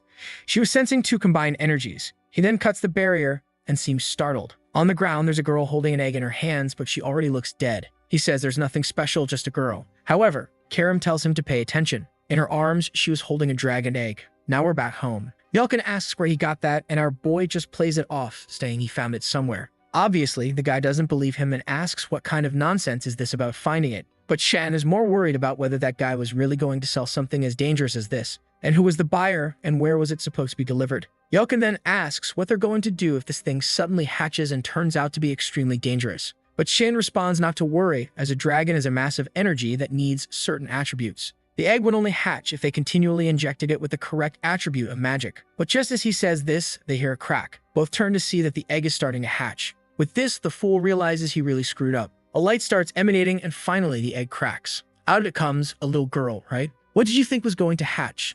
An insane dragon? No, of course, it had to be a lowly. Yelkin is freaking out, wondering what they're going to do. But Shan is more impressed that it's a mixed race. And the fact that she's half-human makes this a much bigger problem than he imagined. But the little dragon girl is smiling at him, even giving him a hug. Since he was present at her birth, he starts imagining that maybe she thinks of him as her dad. Suddenly, someone nearby laughs. It's Karum, who says it's ironic that an 11-year-old boy is now a father. But Shin says it's all her fault. We then see the moment he picked up the egg and asked if they should really take it. Karum said yes, because it could fall into the wrong hands. Our boy was afraid of it hatching, but she assured him that a dragon egg wouldn't hatch without the right energy or a mother. Back in the present, she says this just proves that anything can happen. Our boy asks what that nonsense was about the egg not being able to hatch without a mother, and she replies that's why she said anything can happen. But this business about a mixed race was truly curious. The very existence of that creature was dangerous. The protagonist knows this. And the worst part is this is going to be a massive headache. It was already a problem for a half-human, half-beast hybrid. Now a half-dragon made everything much harder. The world they lived in was far too dangerous for something like this to exist. If anyone at the Academy found out about her existence, the chances of her being eliminated to prevent a threat were very high. Moreover, dragons were extremely proud of their race and pure blood. If they discovered the existence of this child, it would certainly come to eliminate her. This makes him wonder why he would take on such a huge risk. If she was destined to live such a hard life, maybe it would be better to end it. Salin smiles and says she agrees that maybe this is the best solution for the child. He places his hand on her neck, and Salin says that's the right path, as it would be a life of misery anyway. And Shannon keeps repeating to himself that it would be better to end her life right there. But she starts to open her eyes, and as soon as he touches her neck, she calls him Dada. Shan was staring at her as if he was going to kill her. But when he hesitates for a second, she snuggles up and says it's love. The poor guy realizes he's screwed as he notices how warm she is. He picks her up by her little arms and lifts her, saying that apparently, now they'll have to figure out a solution for this. He tells Karum they're going to take care of her. But Karum isn't too thrilled about this. The scene then shifts back to the Verti household castle. Kranz's mother is there, wondering what she's going to do. She couldn't let that damn Sion roam free and be a danger to her son. That's when Eshel shows up and calls for his mother. He says that if something is bothering her, she just has to tell him. But she leaves, saying she's fine and nothing is troubling her. However, as soon as she closes the door, he tells Kellen to report the information. The man says they found the bodies of some knights dead in the forest, and the only survivor went to the capital with Sion. He's certain that the person who ordered the attack was Duchess Margareth. Moreover, they lost contact with an agent at the Academy who had been passing information about Sion. Eshel says that apparently the man hasn't learned anything from his brother. The fool is trembling, realizing the man is disappointed. He's certain Eshel isn't the kind of person to keep those who disappoint him around. Afraid of being eliminated, he yells, saying he'll check it out himself. He swears he'll never let him down again. Eshel places a hand on the man and says it's impressive how passionate Kellen is about his work. And with that, he leaves, saying he's sure his brother is hiding something. Back at the Academy, Sirika is rushing in. Our boy is there with Karum, bottle feeding the dragon, asking what she's doing there. Surika wants to know why there's a baby in the dormitory. The protagonist says it's a pretty long story. She interrupts him and says the explanation can wait because they have important matters to resolve. She says it looks like our boy has been busy causing trouble. She then shows him that a duel between him and Seth has been approved, and she asks why he's not trying to keep a low profile and is doing something like this. Was the boy trying to attract as much attention as possible? Shan is confused that the guy actually submitted a formal document to create this duel. Karum asks what the problem is. It's just two 11-year-old kids playing around. However, our boy knows that Seth isn't just any 11-year-old and asks when the fight will take place. That's when he's told it's in 2 hours. And there he is thinking that this was way too soon. Seth welcomes him, saying he's been waiting for this moment. However, our boy doesn't seem too excited. Seth says he wanted a free-for-all fight, but they only allow fencing and magic, and he asks if Shion, by any chance, will be using magic. As soon as our boy says no, Seth says he truly doesn't disappoint. He jumps in for a slash, saying he wants to see what Shion can do with the sword. The protagonist, however, seems calm. He's just thinking about how fast this guy is considering his size. But attacks that rely purely on physical strength are easy to avoid. With a simple sword movement, Seth's attack is deflected to the ground. Shan starts to move, saying that an opponent like this is defeated with sophistication and precision. However, the prince says he won't give him any chances. A swords clash and Seth feels the pressure in his arm. Shen was able to use a good amount of his strength to counterattack. And how is he blocking such a big sword with just a rapier? Suddenly, Seth is behind him and goes for a hit to the back of his neck. But out of nowhere, Shion sheathes his sword and grabs the fool by the legs. The poor guy is confused, wondering if this bastard has eyes on the back of his head. But when he's about to hit the ground, he manages to place his hand down and barely saves himself. He uses the momentum to almost land a kick on Shion. Seth is impressed that the guy found a counterattack in that situation. The audience is wide-eyed, wondering if these two are even human. Seth is just smiling. He starts laughing, saying that he really was defeated with the sword. But now he's going to put everything on the line and do whatever it takes to win. Shan says he's looking forward to it, though he's thinking this is going to be exhausting. However, Seth insists, saying he hopes Shion will also come at him with everything he's got. His aura begins to expand, shattering the ground beneath him. He calls out Shin's name and says now it's begun. A bearded man in the audience says they finally started using magic. Students competing in both fencing and magic showed they had a good spirit. Surika,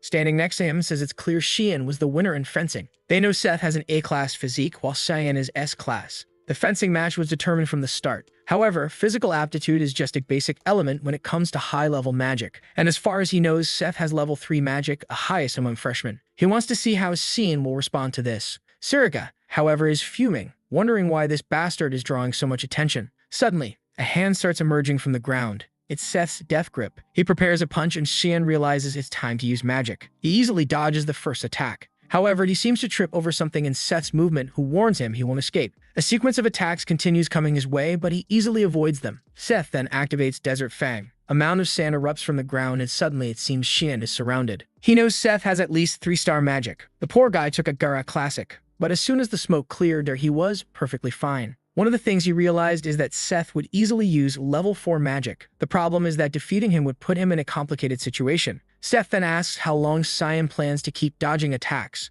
Obviously, Shion wonders if Seth expected him to just take a hit to the face. Angry, Seth says Shion is just a student and a warrior should never run from their destiny. Confused, Shion says that, as far as he knows, both of them are students. At that, the idiot starts going crazy and activates a sandstorm. The old man is watching closely while Surika looks scared, wondering why he's using level 4 magic. Seth sends an attack towards Shion, saying he wants to see if he can dodge this one. Our boy just stands there and says, "Fine, I'll take this one." Meanwhile, someone grabs the bottle. It's Yulkin, saying it's a good thing he has experience raising kids. He had a tough time taking care of all his younger siblings, but he never imagined that experience would save him now. He then calls for the princess and says it's time to eat. But suddenly, he's startled. The little girl seems to have grown up quite a bit already. Back in the sand during Seth's attack, it was enclosed in a blue globe. However, the globe was starting to crack. Oh, I get it. It was protection so that no one else would get hurt during the battle, but now it's breaking. Oscar, the one responsible for the barrier, can't understand how a student is doing all this. Surika tells the chancellor that it's better to cancel the match. However, he says he wants to wait because he feels something is about to happen. Shan then activates a secret art of the Void Sphere. And of course, Surika didn't want him to use something like that.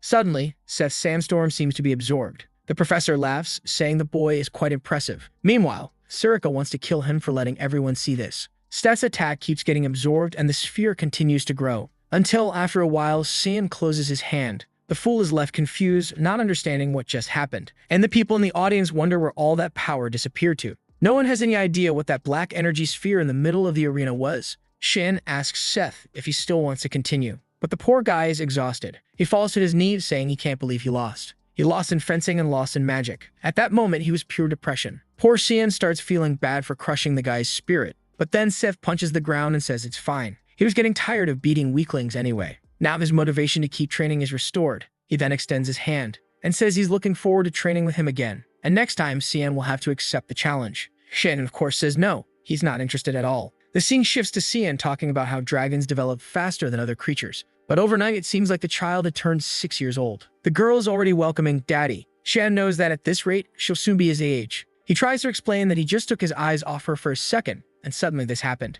Man, he knows it's going to be tough to raise her there. Someone mentions that there will come a time when he won't be able to hide her anymore. It's Sirika, who says she can help hide the magic sword. But a dragon like this is something completely different, especially since he keeps drawing attention to himself like today. Karum is lying on the couch, peacefully sleeping, not wanting to deal with anything. They're just looking at the little dragon girl, saying she's growing terribly fast. How did she get this big while he was out fighting? Sirika then says she knew he was up to something. But bringing a creature like that home is completely different. Our boy tells her not to worry because Yulkin said he'd take care of the girl. Besides, the place already has a barrier, so she and Karum wouldn't be detected. That's when Sirika hands him a letter and says this will only be possible if he stops causing trouble. Our boy looks at it and says it's a pretty bad reward for winning that match. But she just leaves the room, telling him to stop getting into trouble. It would be terrible if he ended up angering a certain someone. Yulkin then asks what it was, and our boy says it's a warning. They want to expel them for bad conduct. The little dragon girl says that can't happen to Daddy, otherwise everyone will end up begging on the streets. Shan is confused, wondering when this brat learned to say things like that. He pets her and says they don't need to worry for now.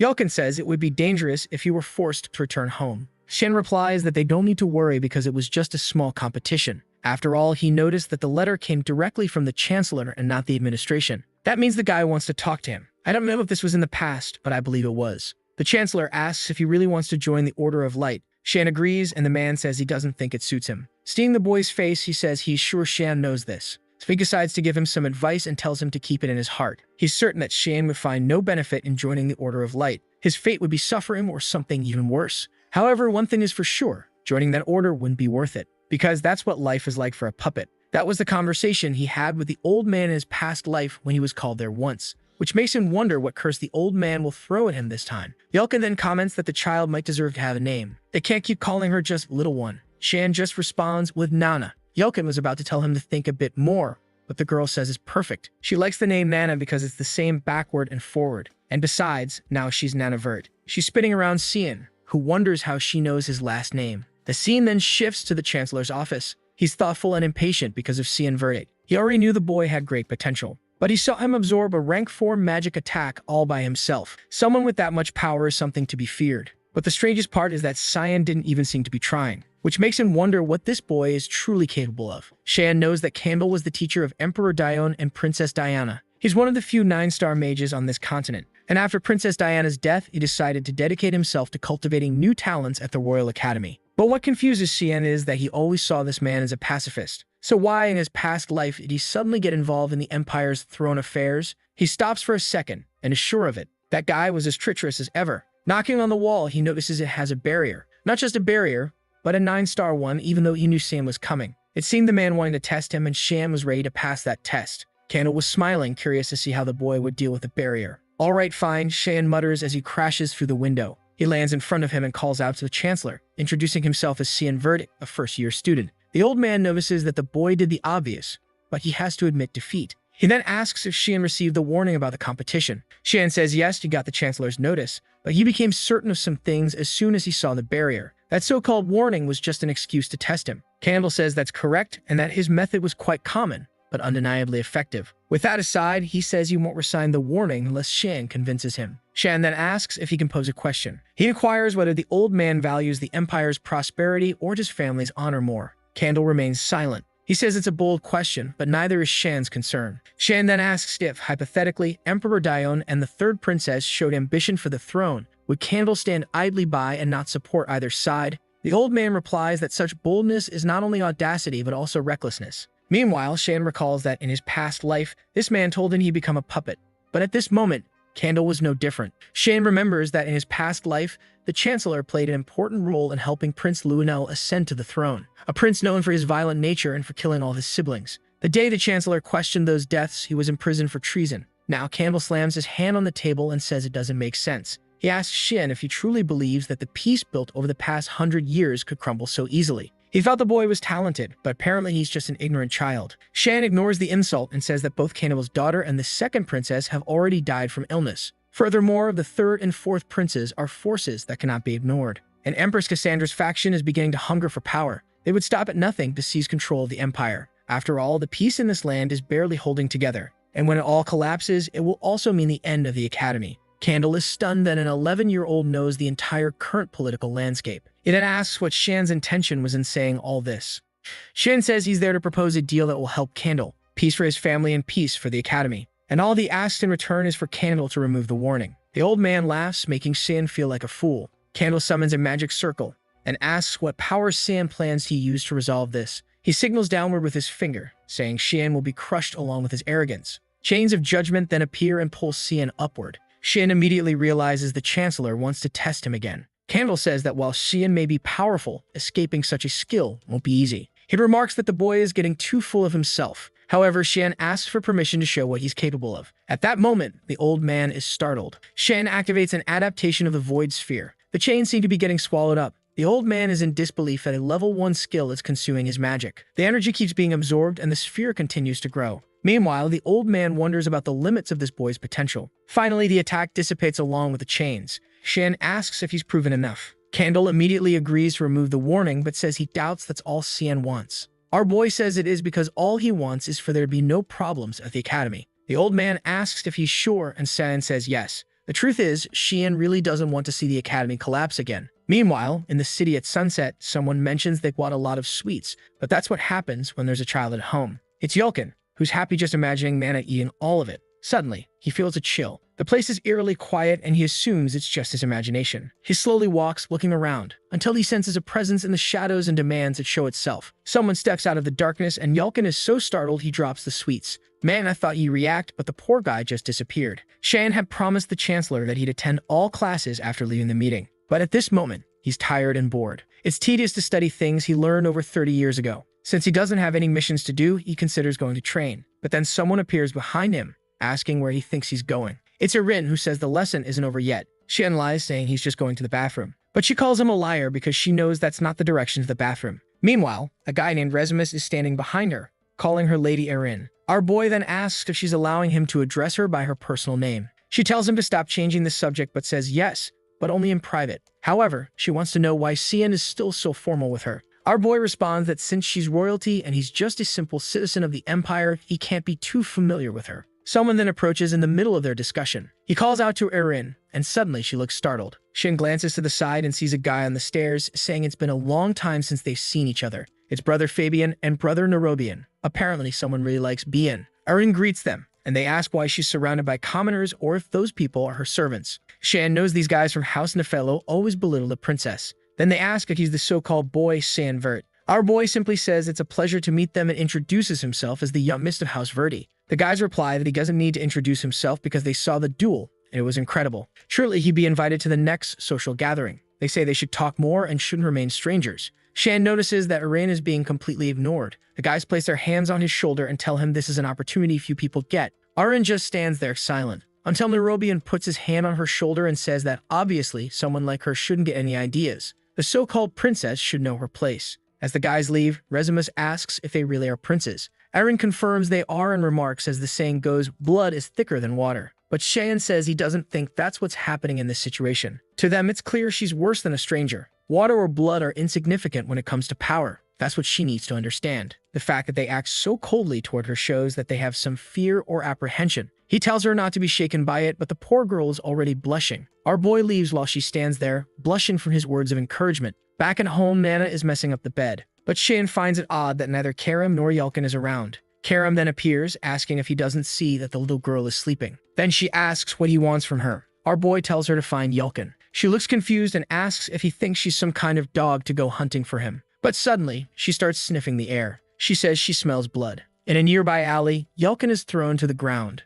The attackers laugh, and a blonde man says he should have responded as soon as they called him. Now things had gotten complicated. It's ironic that the boy only had one night and he was so bad at his job. The man then announces that it's time to cut Yulkin into pieces and deliver him as a gift to their master. He could thank his boss later. This was the price he would pay for messing with Barrett Rumil. However, from the ground, Yulkin simply says, "Alright." The guy is confused and asks what he means. Even while battered, Yulkin tells them to just get it over with. Barrett then tells everyone that apparently Yulkin has lost his mind. It's time to finish this by killing him. But suddenly, from above the alley, someone asks what they're doing. "Man, if it's who I think it is, I guess you're all headed to your next life." It's him and Shion with Karum in hand, saying that apparently this was Rumil's doing. From the ground, Yulkin sees it's our boy. And upon seeing the state of his friend, Shion says, "Looks like they beat up my poor boy." Barrett, however, seems excited that Shion showed up on his own. This was exactly what he had planned. Shion simply replies that he's looking forward to seeing what Barrett will do. He charges at the men, activating the 8th stance of the violent barrage. It's a tap to one guy's neck, a flick to another's forehead.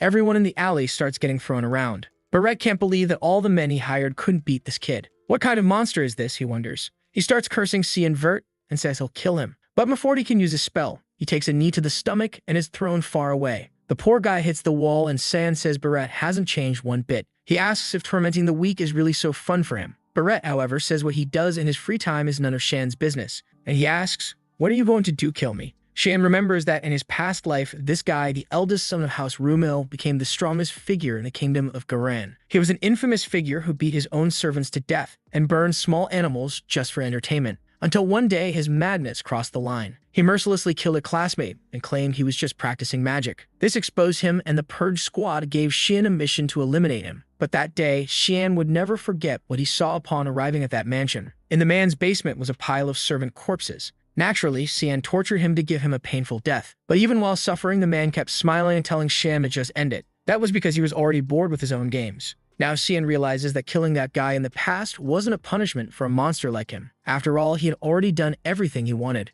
It was an entirely inadequate price considering the lives he had affected. With this, Shion grabs Barrett by the mouth and summons a mana orb. Barrett asks what he's doing, and warns that Shion won't get away with this because he's the future of the kingdom of Garan. But Shion just grabs Barrett by the throat and says he sure loves to talk a lot. He warns that Barrett's biggest mistake wasn't insulting him. He could say whatever he wanted behind his back, but what he should never have done was hurt one of Shion's servants. Barrett starts writhing in pain on the ground. A strange purple aura begins emanating from him, and someone is observing everything from above. Oh, it's Exhal's informant, who says he urgently needs to report this. Surely this would interfere with his plans. But then Sirika places a knife to his neck and says she found the one tailing her boy. Our boy approaches Yulkin, who apologizes, saying he brought shame to his lord. Seeing him beaten up, Shion thinks it's pitiful to see the poor guy in such a state. He then asks why Yulkin, as his servant, involved himself in a fight he knew he couldn't win. Was that his idea of loyalty? Shion says he understands what Yulkin wanted to achieve, but the best choice in this case was to flee. He didn't need Yulkin to risk his life in the name of loyalty, so he shouldn't do anything so reckless again. Poor Yulkin, broken and defeated, simply apologizes.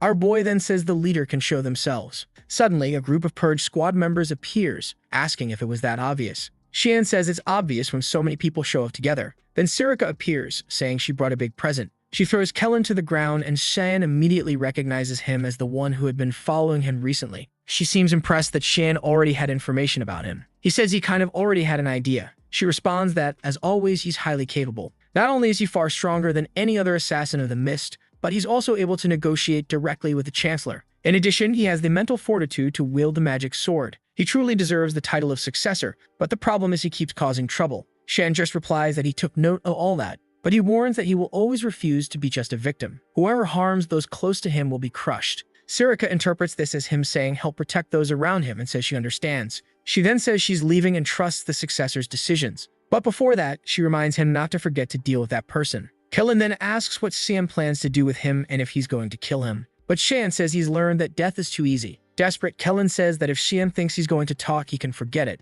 But Shion replies that he already knows Kellen is the right-hand man of Eshel. The poor guy is left wondering how this brat already has that information. But Shion remembers Kellen very well from his past life, always by his brother's side, and the envy he felt when they were close during the wars. However, considering everything, Kellen really is a problem. Perhaps the best option would be to kill him now. The problem is that doing so would send certain information to his brother, which means it's time to use this guy to execute his plan. Kellen, desperate, asks what Shion is doing. Shion activates a psychic clone creation. A cloud of mist begins to pour into Kellen's mouth and eyes. The scene then changes completely to a castle. A man rushes in and attacking Erin. She manages to parry and says he'll have to do better than that. But the man appears behind her and places a sword at her neck, announcing his victory. Erin tells him to stop calling her Your Highness and admits she really can't beat him. He apologizes to your highness, and she tells him to learn to just say, Eren. But then they hear a heavy strike nearby, and Eren says someone is training hard. It's Yelkin, taking a punch to the stomach, a kick to the back of the knee, and being thrown far away. Shan is impressed that, considering he's just a regular worker,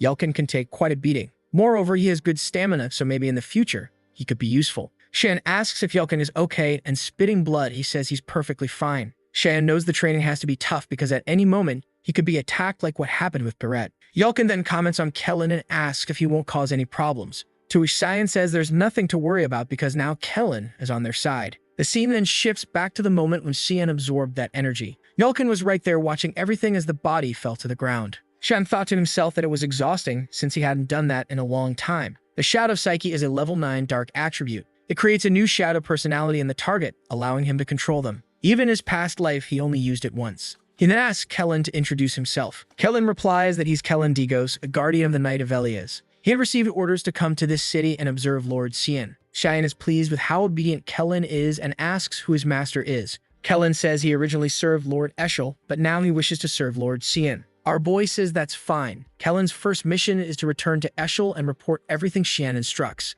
Kellen agrees and says he will obey the commands. Kellen looks motivated and San finds it terrifying how well that spell worked. Eren then shows up and asks if he's training with the knight. Our boy humbly replies that yes, he is, but honestly he could have just said he's there to play cards. She then says she's been practicing fencing with Rezimus ever since what happened recently. Shane remembers what she's referring to. Everyone found out that Barrett Rumil was found beaten up in front of the infirmary. But the worst part wasn't that he couldn't talk about what happened. It was that he could no longer use magic. What Sion finds strange is Rezimus' reaction. He thought Rezimus would be happy about what happened. Suddenly, Nana comes flying through the sky, yelling for our boy. Or rather, she's literally flying. Both of them look up and Sion asks what's going on, considering he left Karum in charge. Of course the lazy one was sleeping, wasn't she? Eren grabs Nana, wanting to know where this crazy kid came from. Meanwhile, Nana keeps shouting that she found her dad. Eren is confused by this whole dad thing, but Nana is clearly pointing at Sion. Now the girl is stunned, wanting to know since when and with whom this happened.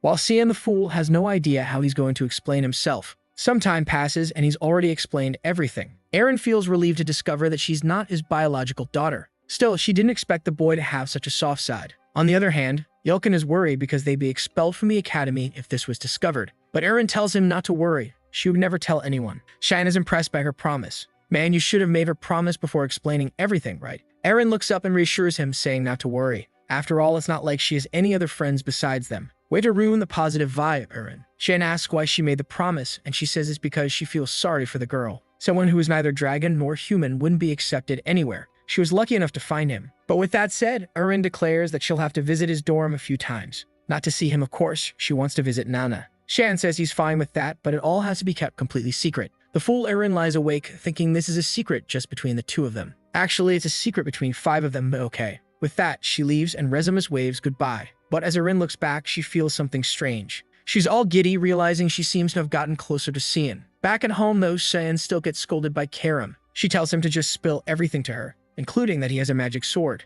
Sion tells her to shut up, pointing out that all this happened because she was sleeping. Yelkin suggests they should take Nana out more often. Maybe she ran off because she's been cooped up for too long. Sion says it might not be a bad idea. Then we see 2 people flying with wings. A white-haired man notices something strange and stops midair. The woman beside him asks what's wrong, addressing him as Lord Lucian. He replies that he smells weakness. He asks where they are, and she says they haven't reached Ruin yet, but are close. Lucian realizes they're near the Ruin Academy. He says they'll have to delay their return because he senses the presence of something that isn't meant to exist. Meanwhile, in an open area near Ruin, Yelkin is warning Nana not to wander too far because it's dangerous. Shion thinks this was a good idea since she's enjoying herself and are far from Ruin. Here, his secret is safe enough and she can get some fresh air. Karum teases him, saying he seems to be enjoying playing house, suggesting they make the princess the mother. But suddenly, they all feel a chill. Karum warns immediately that something is approaching. Lucian says, that's abominable. Yelkin shouts for Nana to be careful, barely saving her from a laser.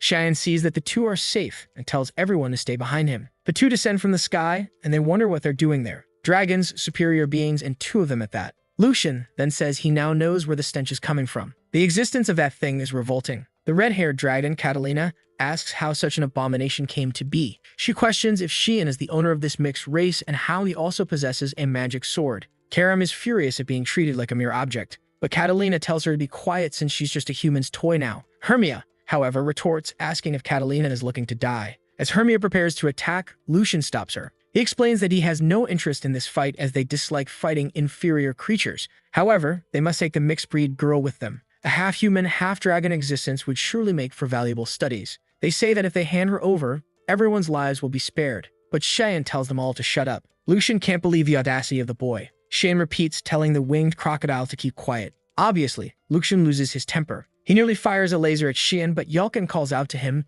telling him not to worry and to stay behind him. However, it's undeniable that the technique Lucian used was terrifying. Lucian says that's why dealing with inferior creatures is so annoying. Shion activates the 9th stance of the Black Mist, manifesting the magic sword. Every time I mess up pronouncing these massive spell names. But there he is, our boy, looking like a burnt matchstick, ready to face them. Both dragons recognize that as the power of the exiled. Lucian remarks that the day is full of surprises, but in the end, boy is nothing more than an inferior creature. But before he can finish the thought, Shion is already at his side, leaving Lucian startled, not knowing when Shion appeared. He takes a flurry of stabs and is thrown back. Lucian says the boy is a reckless human and charges at him with a slash. He extends his hand, activating a shockwave. A magic circle forms above Shion, and he takes the attack head-on. But Shion activates one of the smoke techniques, reappearing behind Lucian. He conjures another storm of blades, forcing Catalina to step in for defense. Lucian tells her not to interfere, saying this fight isn't hers. But she simply reassures him, saying he has nothing to worry about.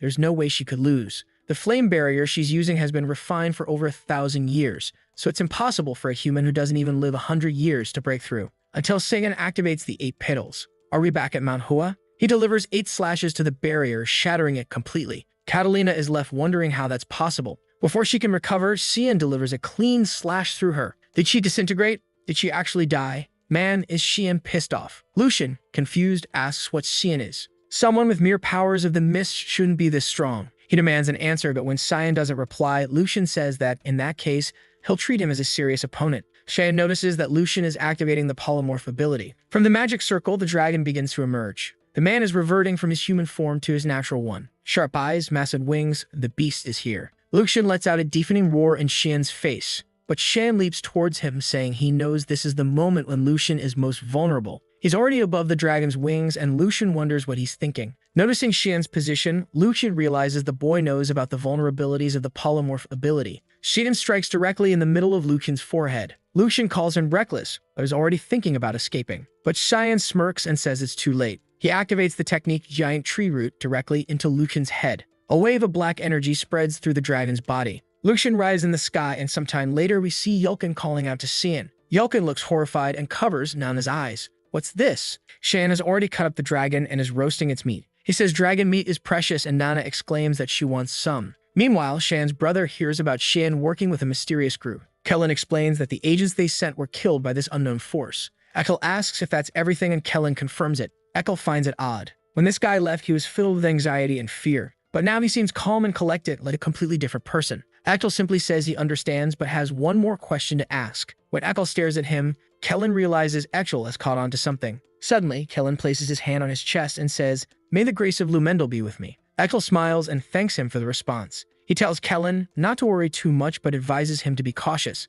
Kellen, however, knows there's no turning back now that Ekel is starting to suspect him. At the very least, he needs to ensure he doesn't become a problem for Shion. As he leaves the room, Kellen runs into a maid. He remembers that she was the girl who took care of Shion. He asks what she's doing there, and Ekel replies that he invited her. He asks if her name is Emily, and she confirms it. Then Ekel says he wanted to ask her for a little favor. Girl, you better run while you still can. Meanwhile, at the dragon's base, someone asks if it's true that Lucian and Catalina disappeared. Another confirms that their energy vanished, and now there's a gap in their ranks. But it's strange for the energy of an 8-star dragon to vanish like that. Judging by their empty stones, it's clear they were likely defeated. However, upon flying over the area, all they found were remnants of a battle. One of them asks how it's possible for someone to kill those two and leave no trace of magic. The green crystal says it's only possible if the killer has the dark attribute. But as far as he knows, there's only one person in Candle strong enough to kill those two. However, that person doesn't possess the dark attribute. This means there's someone powerful out there they know nothing about. The man says the only person at the Royal Academy with the dark attribute is a boy named Shion Vert.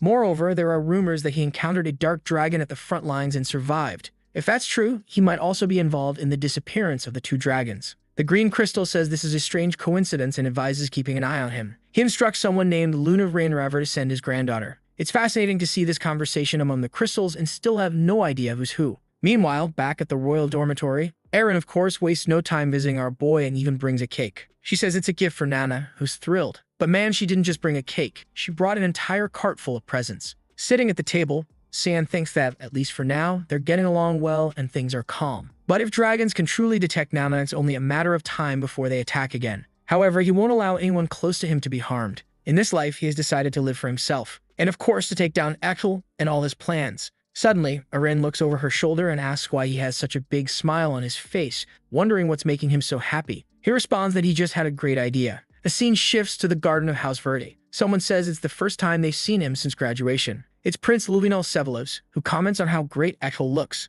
The fool replies that it's all thanks to his majesty. The prince then tells him to stop wasting time on the outskirts. He's heard that Ellie is moving across the continent. Echel smiles and says he's very concerned about what she's doing. But the prince asks if he isn't worried that she might be a threat to him. Echel, irritated, asks if the prince isn't lacking discretion. But Sevelos says there's no need for discretion between the two of them. He then asks if Shion isn't his brother, explaining that his father is interested in the boy and is even considering marrying him off to Erin. He doesn't understand why Echel would care about this, considering that girl is useless. Echel, however, tells him not to be so quick to judge. She might gain some influence and interest, becoming useful. The prince replies that he likes how productive their conversations always are. Their relationship is quite peculiar, Might as well end with a kiss. The prince even offers Echel a glass of wine. But Echel notices that the prince's knight seems to be someone new he's never heard of. The prince explains that it's a gem he found while passing through the slums. Echel examines the man and remarks that even among gems, this one appears to be of the highest quality. The man introduces himself as Boris Lehelm and offers his services.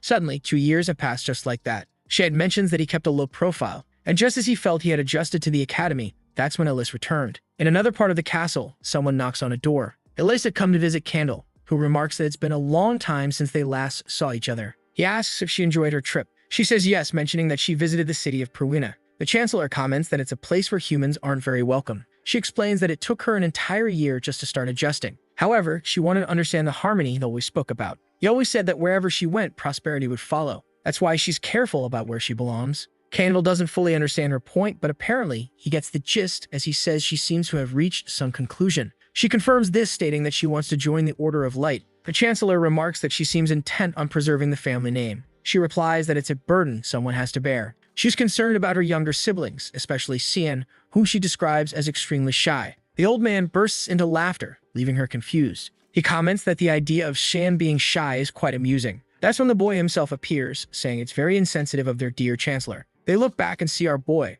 I thought he might show up looking older, but nope, he just got taller. He looks like he's holding in a fart, but says he missed his sister. Walking outside, she remarks that he's changed a lot since the last time they saw each other. He's already as tall as her and will soon surpass her height. He jokes, saying she must have gotten shorter, but she tells him to stop making up lies. It was July 2, 1988, a date he would always remember, because it was the last time he saw Elise alive. What's going to happen, man? She mentions that the semester has ended and asks if he'll visit home. He replies that without her there, there's no one to welcome him. She seems confused and asks if that's why he hasn't gone back in 2 years. He knows the real reason is Echel's presence, and of course the Duchess, who wants to kill him at any moment. The worst part is that their father does nothing to stop it. Going home would basically be suicide. Stop lying, kid. You killed 2 dragons and are afraid of a Duchess? But okay, I believe the Echel part. Elise then asks if he gets along with Kranz. He replies that it's impossible. She asks why, and he says it's obvious, because of the way Kranz always treated him, always trying to take his life. Apparently, Elise had no idea about any of this.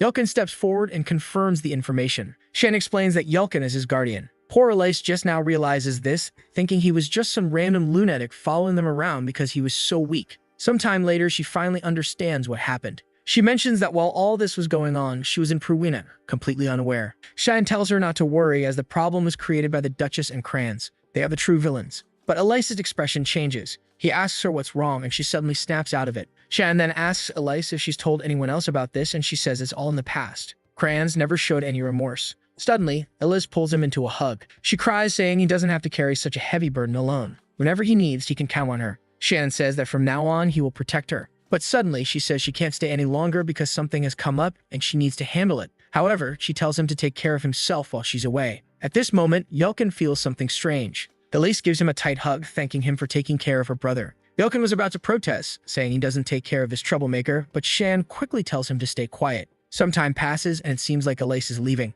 Even though Shan is smiling, he knows it's been a long time since he's seen her this serious. The scene shifts to the past, where Shion is taking hits from a sword. It's Crayons asking if he's already tired and calling him a motherless bastard, ordering him to get up. Shion, frustrated, says there's no need for him to say such things since he's already won. But he takes another hit to the face, and Crayons tells him to shut up. The beatdown continues until someone appears and tells Crayons to stop. It's Elise, who demands to know what he thinks he's doing and orders him to apologize to Shion immediately. Shion knows from the look on her face that this is going to cause chaos at home. But maybe this is a good way to reveal the truth about the people around her, and somehow change her destiny. Someone delivers a few letters to him saying they're for him. Yelkin mentions that one is from the academy and another is from the cleaning staff. Shion grabs the black letter and says the other one must be from the Imperial Court. Yelkin takes a look and confirms it. Both he and Karum seem interested in what the court wants. Shion simply says it's an invitation to a banquet. And the black letter, of course, is an assassination order. It's for the death of a man named Dranian Nephelis, set to happen at the banquet. This shocked the entire kingdom, since the man is the Emperor's younger brother. Karum asks if he's going, and Shion says yes, because there are things he needs to handle. In the meantime, he wonders why that damn woman gave him this mission, especially since in his past life it was assigned to someone else.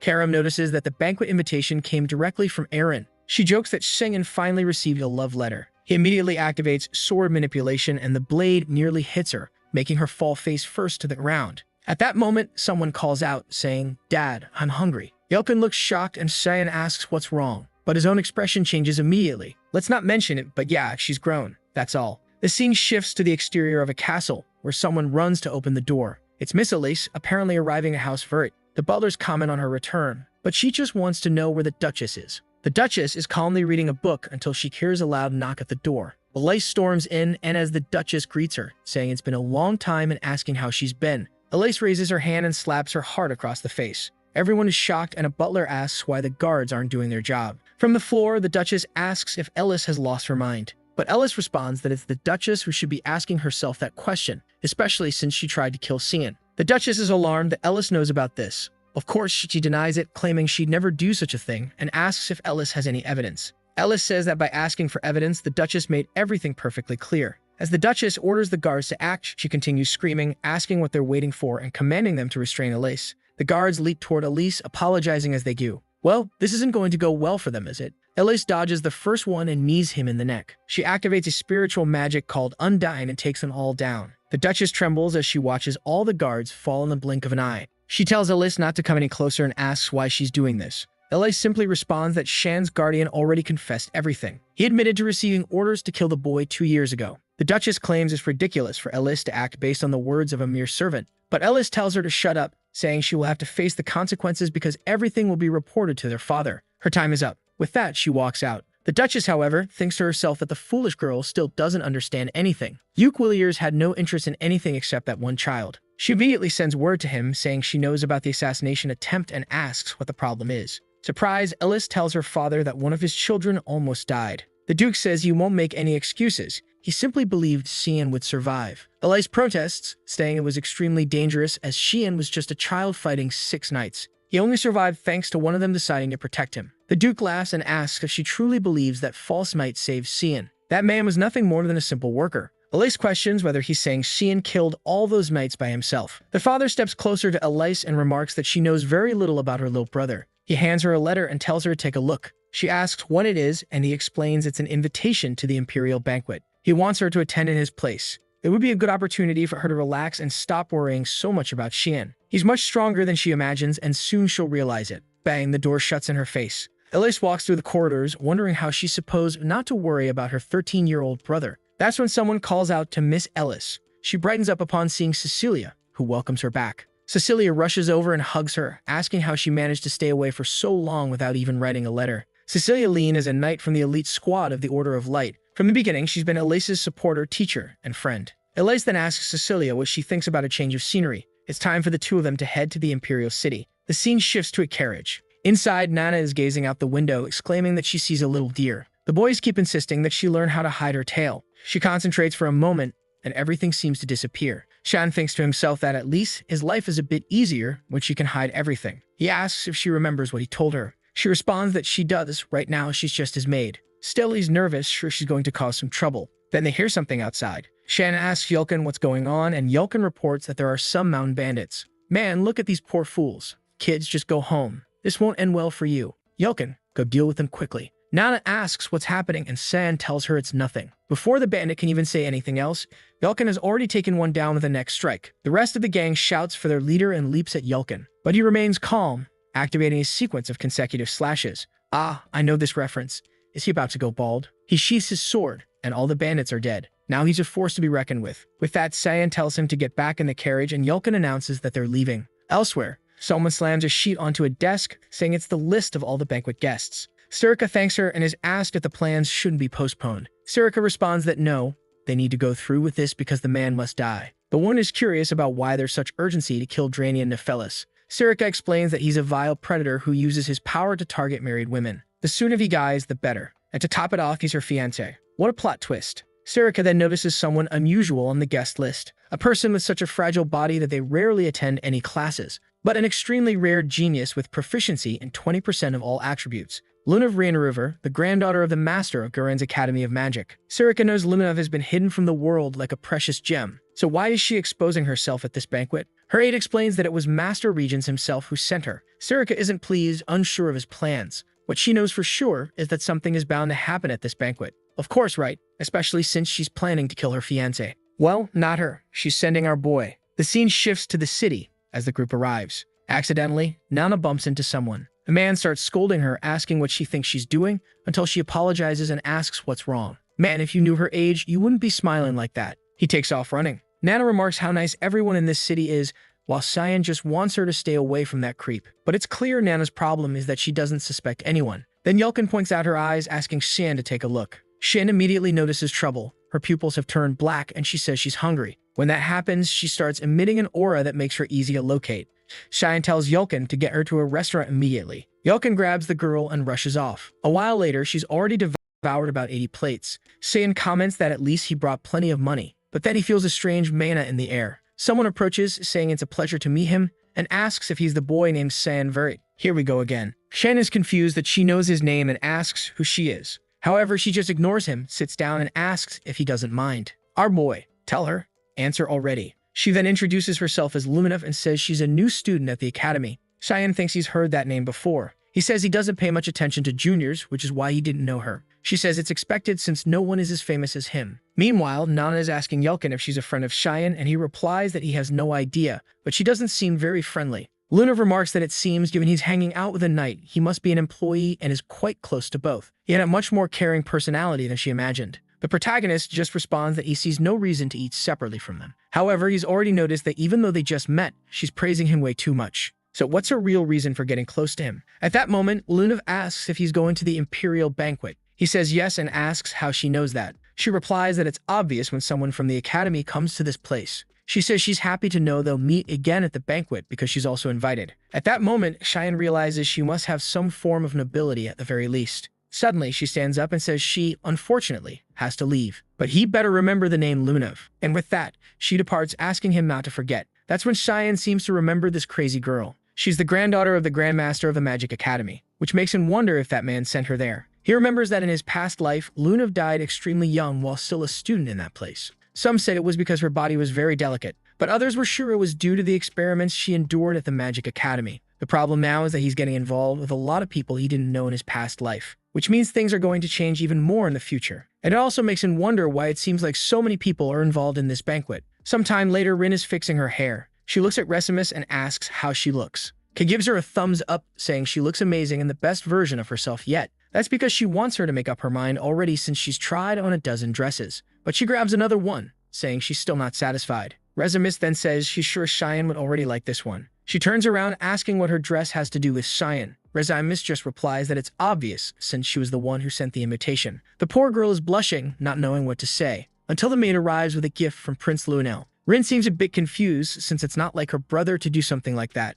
Meanwhile, Resimus is praising it, saying Cheyenne will surely think it's wonderful. Time passes, and we finally reach the much-talked-about banquet. Full of nobles walking around, and our boy is leaning against the wall with his hands in his pockets looking cool. He looks to the side and says that if Kellen is here, it means Estelle has also arrived. Kellen confirms this and says that at the moment, he's with Prince Lunel. However, he has something to say. Cheyenne asks if something happened. Kellen just says he has a bad feeling that many people will be in danger, including himself. That's because Estelle ordered him to leave the Imperial City before the banquet began. He said some things would happen, but they'd be for the greater cause. Shion wonders if Estelle was behind the bloody banquet back then. Kellen says he's afraid for Shion's safety, who tells him not to worry and to leave the city. However, Kellen questions whether it's really safe for him to stay there. Shion says it is and tells him to leave immediately. With that, Kellen retreats. Meanwhile, Shion thinks that this whole small mess is clear. Estelle was a far bigger scumbag than he imagined. Karum asks if by chance he's concerned about the lives of innocents. He says not really, he just finds what that guy is doing amusing. But more importantly, he'd have to postpone today's assassination. At that moment, Kellen activates a psychic resonance and tells Surika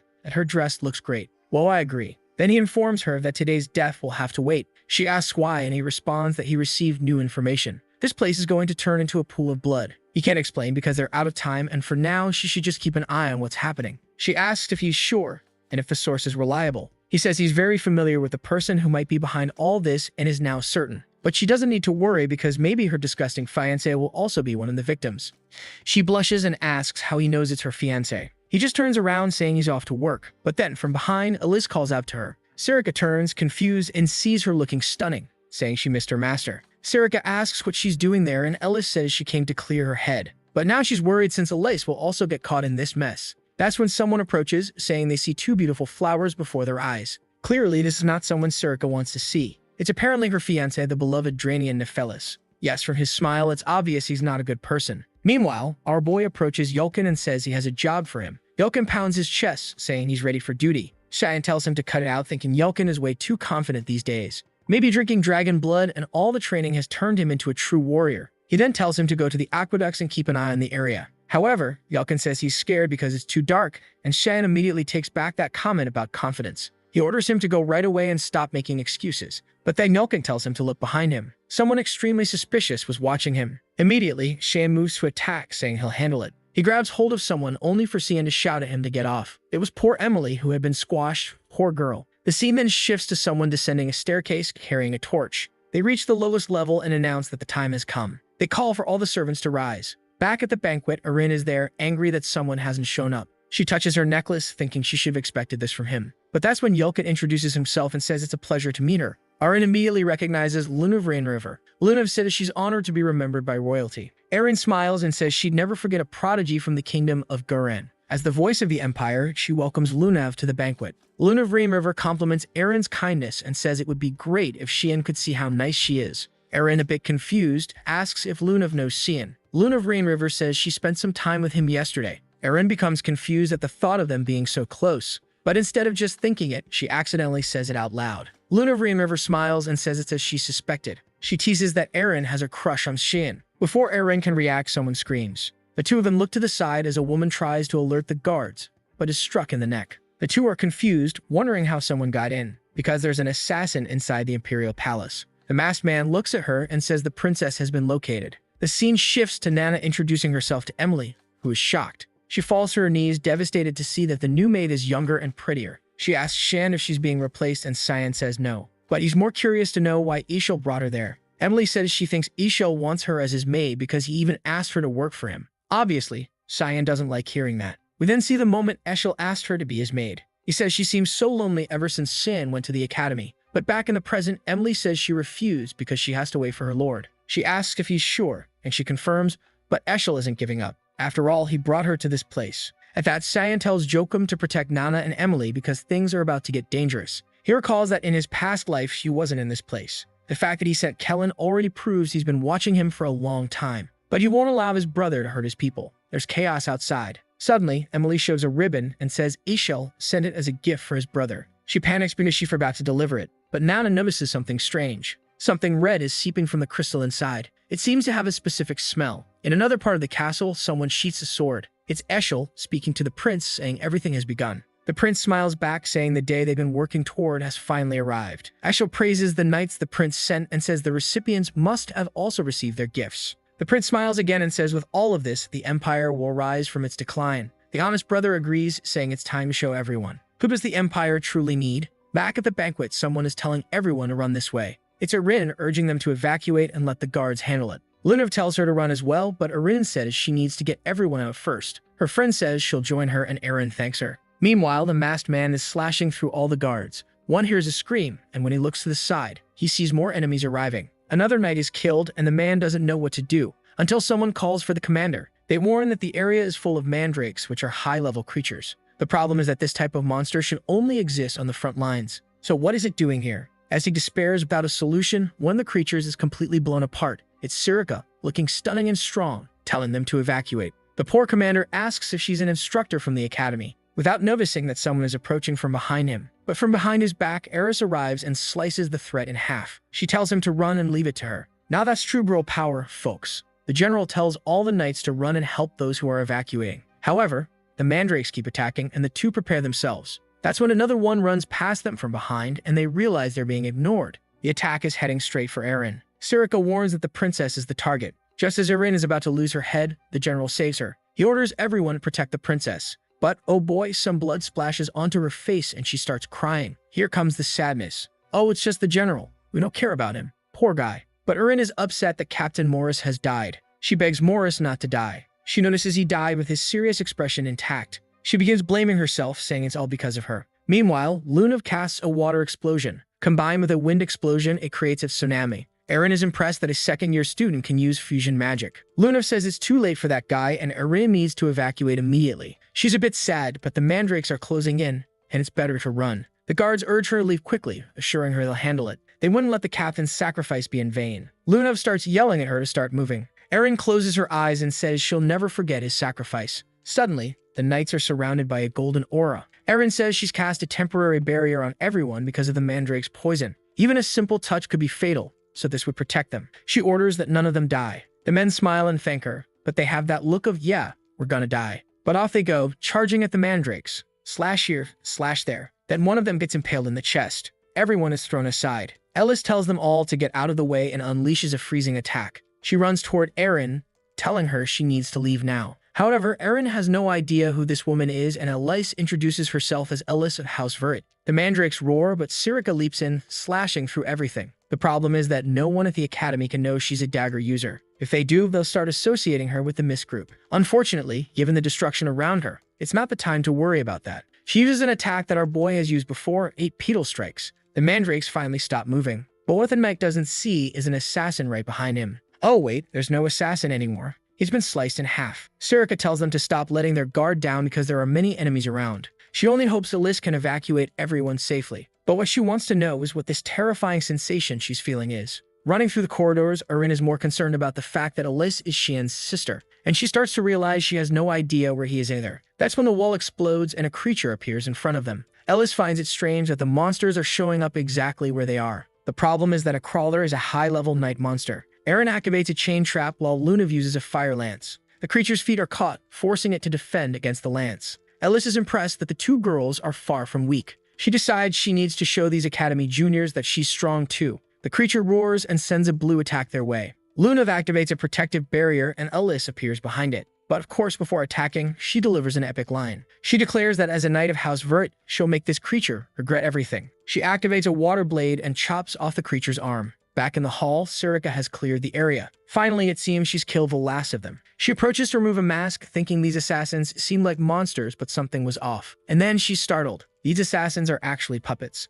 A long forbidden spell allows someone to control the bodies of the dead, and to control so many requires an incredibly powerful person who has prepared for a long time. Something on this scale was certainly not done by just one person. Maybe someone is trying to start a war. Some of the assassins are killed, and someone asks if these are the last of them. A man collapses with his sword on the ground, and two knights approach from behind, asking if His Majesty is all right. He tells them not to worry, as at least he has them by his side. One of them, Eshel, offers help and says he'll assist His Majesty. Meanwhile, the blonde guy is just observing. The vile blonde says not to worry because the knights will handle the rest. The king need not concern himself, they'll keep an eye on him. The crawler is finally killed, and Elise wonders where all these monsters are coming from. But suddenly, they're surrounded by a bunch of assassins again. Back at the moment, Emily hands over Eshel's gift to Sion. Velkin comments that he finds this very strange. After all, Eshel has never sent Shan a gift. He's always noticed that his boss harbors a sort of resentment toward his brother, something that seems much deeper than simple sibling rivalry. But then Karnan warns them that they need to run. Something extremely dangerous is coming their way.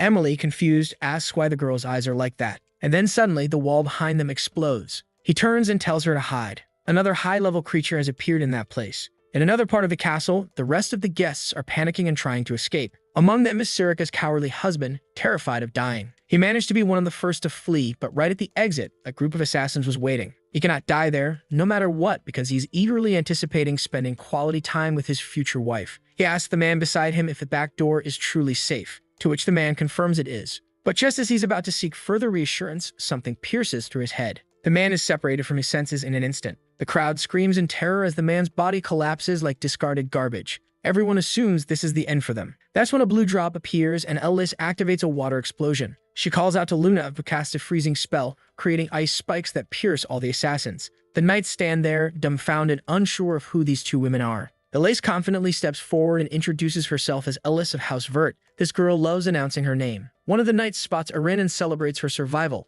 Meanwhile, Luna struggles to get up, assuring everyone she'll recover soon. She warns that the next attack will start any moment and that they need to escape. The knights step forward, vowing to protect the princess. The nobles behind them are all begging for victory, but Erin tells them not to worry. She will give everything. She has to stop the enemy. She has realized that no matter how many times they kill him, the enemies keep reappearing. It's as if they're tracking something among them. What could it be? Nothing suspicious about that necklace around your neck, right, Erin? Back with Emily, a behemoth enters the room. She pleads with Yelkin to do something or they'll die. But Yelkin can't understand why high-level monsters are appearing in the Empire. Still, after being protected so many times by Shion, it's his turn to protect someone. The only problem is that Emily is clinging to him way too tightly. The behemoth roars and Yelkin tells her to back off. The creature charges to attack and he manages to block with his sword. He's excited, thinking he might handle this, until he gets hit by a series of blows. Emily asks if he's sure, and he insists he will protect them. The creature lunges to bite both of them. Yelkin, seeing no way out, apologizes to San. But the behemoth takes a punch to the face and crashes to the ground.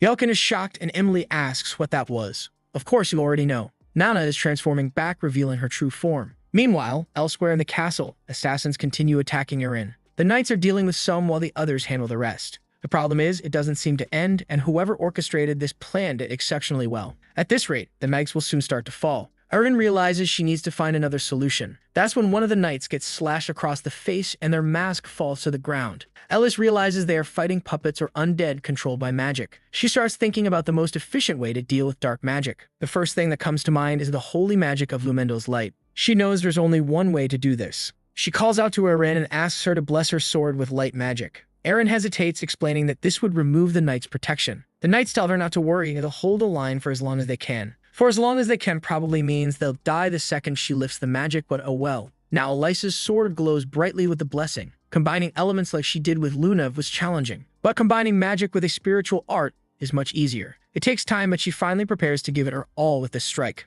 Meanwhile, I wonder where Shion is. He better be doing something really important. And there he is, cutting down puppets and mandrakes. Our dear Shion knows this is all tied to Eshel somehow. He's convinced Boris has started working under Eshel's influence. Karum comments that he never thought humans with this level of necromancy still existed. Shen explains that the person who enjoys this kind of magic also has another favorite method, using stones from fortified creatures to create new monsters. Karum mentions feeling that magic emanating from a certain direction. Shen notes that the place is a bloody mess, but before resolving it, he needs a change of clothes. Meanwhile, Elise is channeling immense power. Luna recognizes it as the spirit of Miriam. She's baffled as to how Ellis summoned it. Magic and spiritual power are extremely unstable. She warns that Ellis needs to stop or her body won't withstand it. Miriam places her hand on Elise's head and asks why she's in such a hurry. She remarks it's a pity for a child blessed by Pruwina to face such a cruel fate. She prepares her arms and declares she's extremely irritated. With a single gesture, she creates an explosion, forcing everyone to back away. Erin is awestruck by the sheer power in such a simple movement.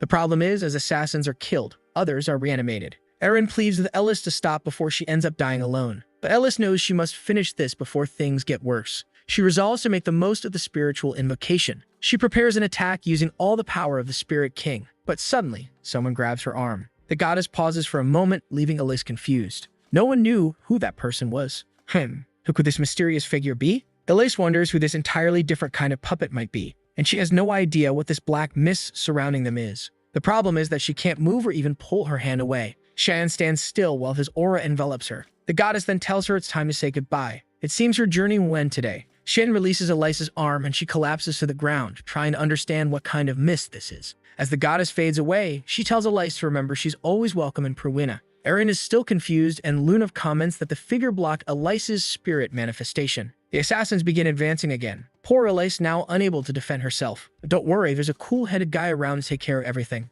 Now Erin realizes the man in front of them isn't an enemy. Shion continues cutting down enemies until he pauses for a second. As he suspected, the creatures seem to be following the scent of something coming from the princess. He asks Karum if she senses anything unusual in the area. Karum mentions sensing something magical from Lunav. Shion asks for something else, and Karum finally says there's a magical creature's energy emanating from the princess's necklace. He tells her he'll need her help as he moves forward. Shion slams the ground, creating a spatial distortion. A domain of mist begins spreading outward. The puppets start disintegrating into smoke, and the knights are alarmed as the space around them shifts. As the creatures attempt to advance, they become trapped in the ground and seem to die. Elise notices the mist is consuming the puppets. In a matter of moments, the entire area falls silent, as if nothing had happened. Erin is puzzled at how someone can handle so many creatures at once. That's when she notices Lunav on the ground. Just as she considers helping her, Shion appears behind her. Everyone turns to address the princess, but she already has a knife to her neck. Erin feels a strange familiarity with this mysterious figure. He strikes the necklace, risky even its location on her neck. Everyone screams for the princess, but suddenly he vanishes. He reappears beside Lunav, and Erin panics. She orders him to step back and casts a light ray. The attack hits him directly, but he merely turns into mist. Shion then leaves a message telling everyone not to worry because he has no ill intentions. He assures them that the creatures won't follow anyone anymore since the jewel has been destroyed. He instructs everyone to head to the front entrance, which he has already cleared. A knight approaches Erin, asking if she's unharmed. She's more focused on figuring out who that person was, but reassures him that she's fine. She then asks about Ellis and Lunav. Both are getting up, and Ellis suggests they hurry to the entrance. She decides to figure out who the stranger was later. For now, the priority is saving the girls. However, Lunav, with her magical sensitivity, seems to recognize Mr. Shion. Back with Nana, the behemoth lies defeated on the floor. Emily is trembling, questioning whether Nana could truly be a maid. Yelkin admits he has no idea since Nana has never done anything like this before. Not only has she killed the creature, but she was also devouring it. In Shan's past life, rumors surrounded the banquet's true purpose. Many believe it was orchestrated by Princess Erin, desperate to inherit the throne. But now Shion understands that the necklace given to her by Eshel was part of a grand scheme. Together with the prince, Eshel eliminated the creatures and became hailed as heroes of the empire. In the end, they were the ones who benefited the most from this incident. Karum asks if Shion is suggesting those two planned everything. Sacrificing so many lives for something like this makes her think humans are worse than demons. Shan responds that this is only the beginning. He adds that he's not much different, having participated in numerous massacres in his past life. Karum then asks if he's leaving already. He says yes, as Nana must be waiting for him. The Imperial Knights should be able to handle the rest. Karum mentions something that's been bothering her. Our boy asks what it is. She says the smell from the princess's necklace matches the one Emily brought. Back in the room, Nana comments on a delicious scent coming from Emily. Emily panics, insisting she isn't as good as she seems. Meanwhile, Yelkin can't understand why Nana has suddenly turned into a monster. Worse, she's trying to kill Emily for some unknown reason. He needs to stop her somehow, but he can't bring himself to raise his sword against her. Nana leaps, shouting that she can't control herself. Yelkin closes his eyes, unable to find a solution. A solution?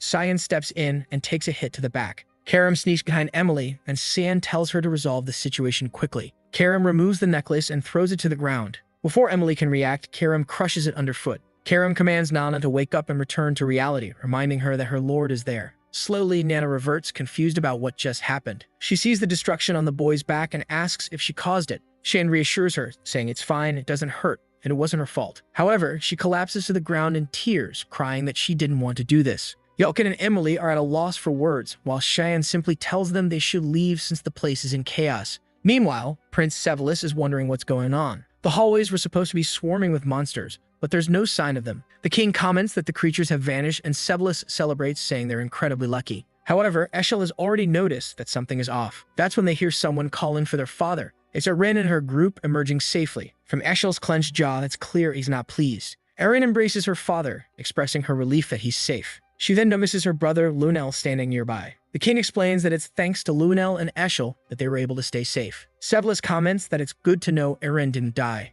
Erin responds that she feels the same way. Though she has many questions for him, she knows this isn't the time. The knights approach to protect Erin and pay their respects to the king, who thanks them for safeguarding his daughter. Erin glances over and notices Eshel whispering something to Seduces. She knows they're planning something. Suddenly, Seduces turns and places his sword against Lunav's neck. He declares that he's certain who's behind all this. It must be the granddaughter of the Grandmaster of the Academy of Sorcery. He announces that from now on, she's under arrest. Elise is baffled, unable to understand what the prince is thinking, while Eshel remains silent. The king and Erin orders Seduces to lower his sword, demanding to know what he's doing. But the prince argues that the situation is clear. The kingdom of Garen orchestrated this to bring down Usif. He claims Lunav was sent to create chaos and assassinate the Marquis. Lunav questions what evidence he has to support such accusations. Aishel suddenly mentions sensing strange magic near their location yesterday. The king asks if this is true and demands an explanation. Sevelis states they invited her in good faith but have always kept an eye on her. And with the evidence they have, it was only a matter of time before the truth came to light.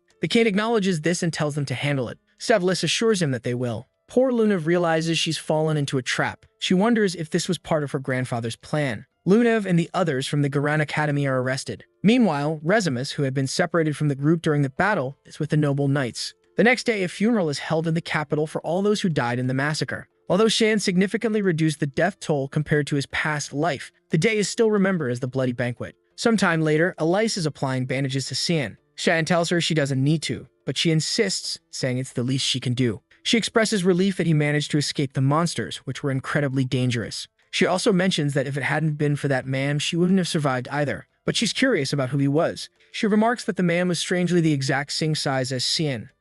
What a coincidence. She then comments that she's noticed his physique has improved significantly, and for his injuries it's clear he's been training hard. Shion turns away, awkwardly agreeing, and she teases him, asking why he's blushing. Shion dashes off, telling her to stop teasing him. At that moment, Eshel appears, remarking that the two of them are as close as ever. He asks if Shion is alright, who responds that he's fine and thanks him for his concern. The list notices that Shion seems to be preparing for something. Shion then asks Eshel about the progress of the investigation. Elise wonders if Shion has also picked up on Eshel's unsettling nature, which sends chills down her spine. The blonde man explains that he's there precisely because of the investigation. They found a bracelet in Lunav's room containing one of the stones that attracted the creatures. Lunav had claimed it was a gift. Shion comments that if that's the case, they should focus on tracking down the suspect. Eshel agrees and asks if Shion received any gifts himself. Shion says he doesn't recall receiving anything and asks if they've identified who gave the bracelet to Lunav. Eshel reveals that they believe it was a merchant who frequented the palace, but the merchant was found dead earlier that day. That's why they're working tirelessly to uncover the truth. Eshel presses Shion again, asking if he's absolutely certain he didn't receive anything.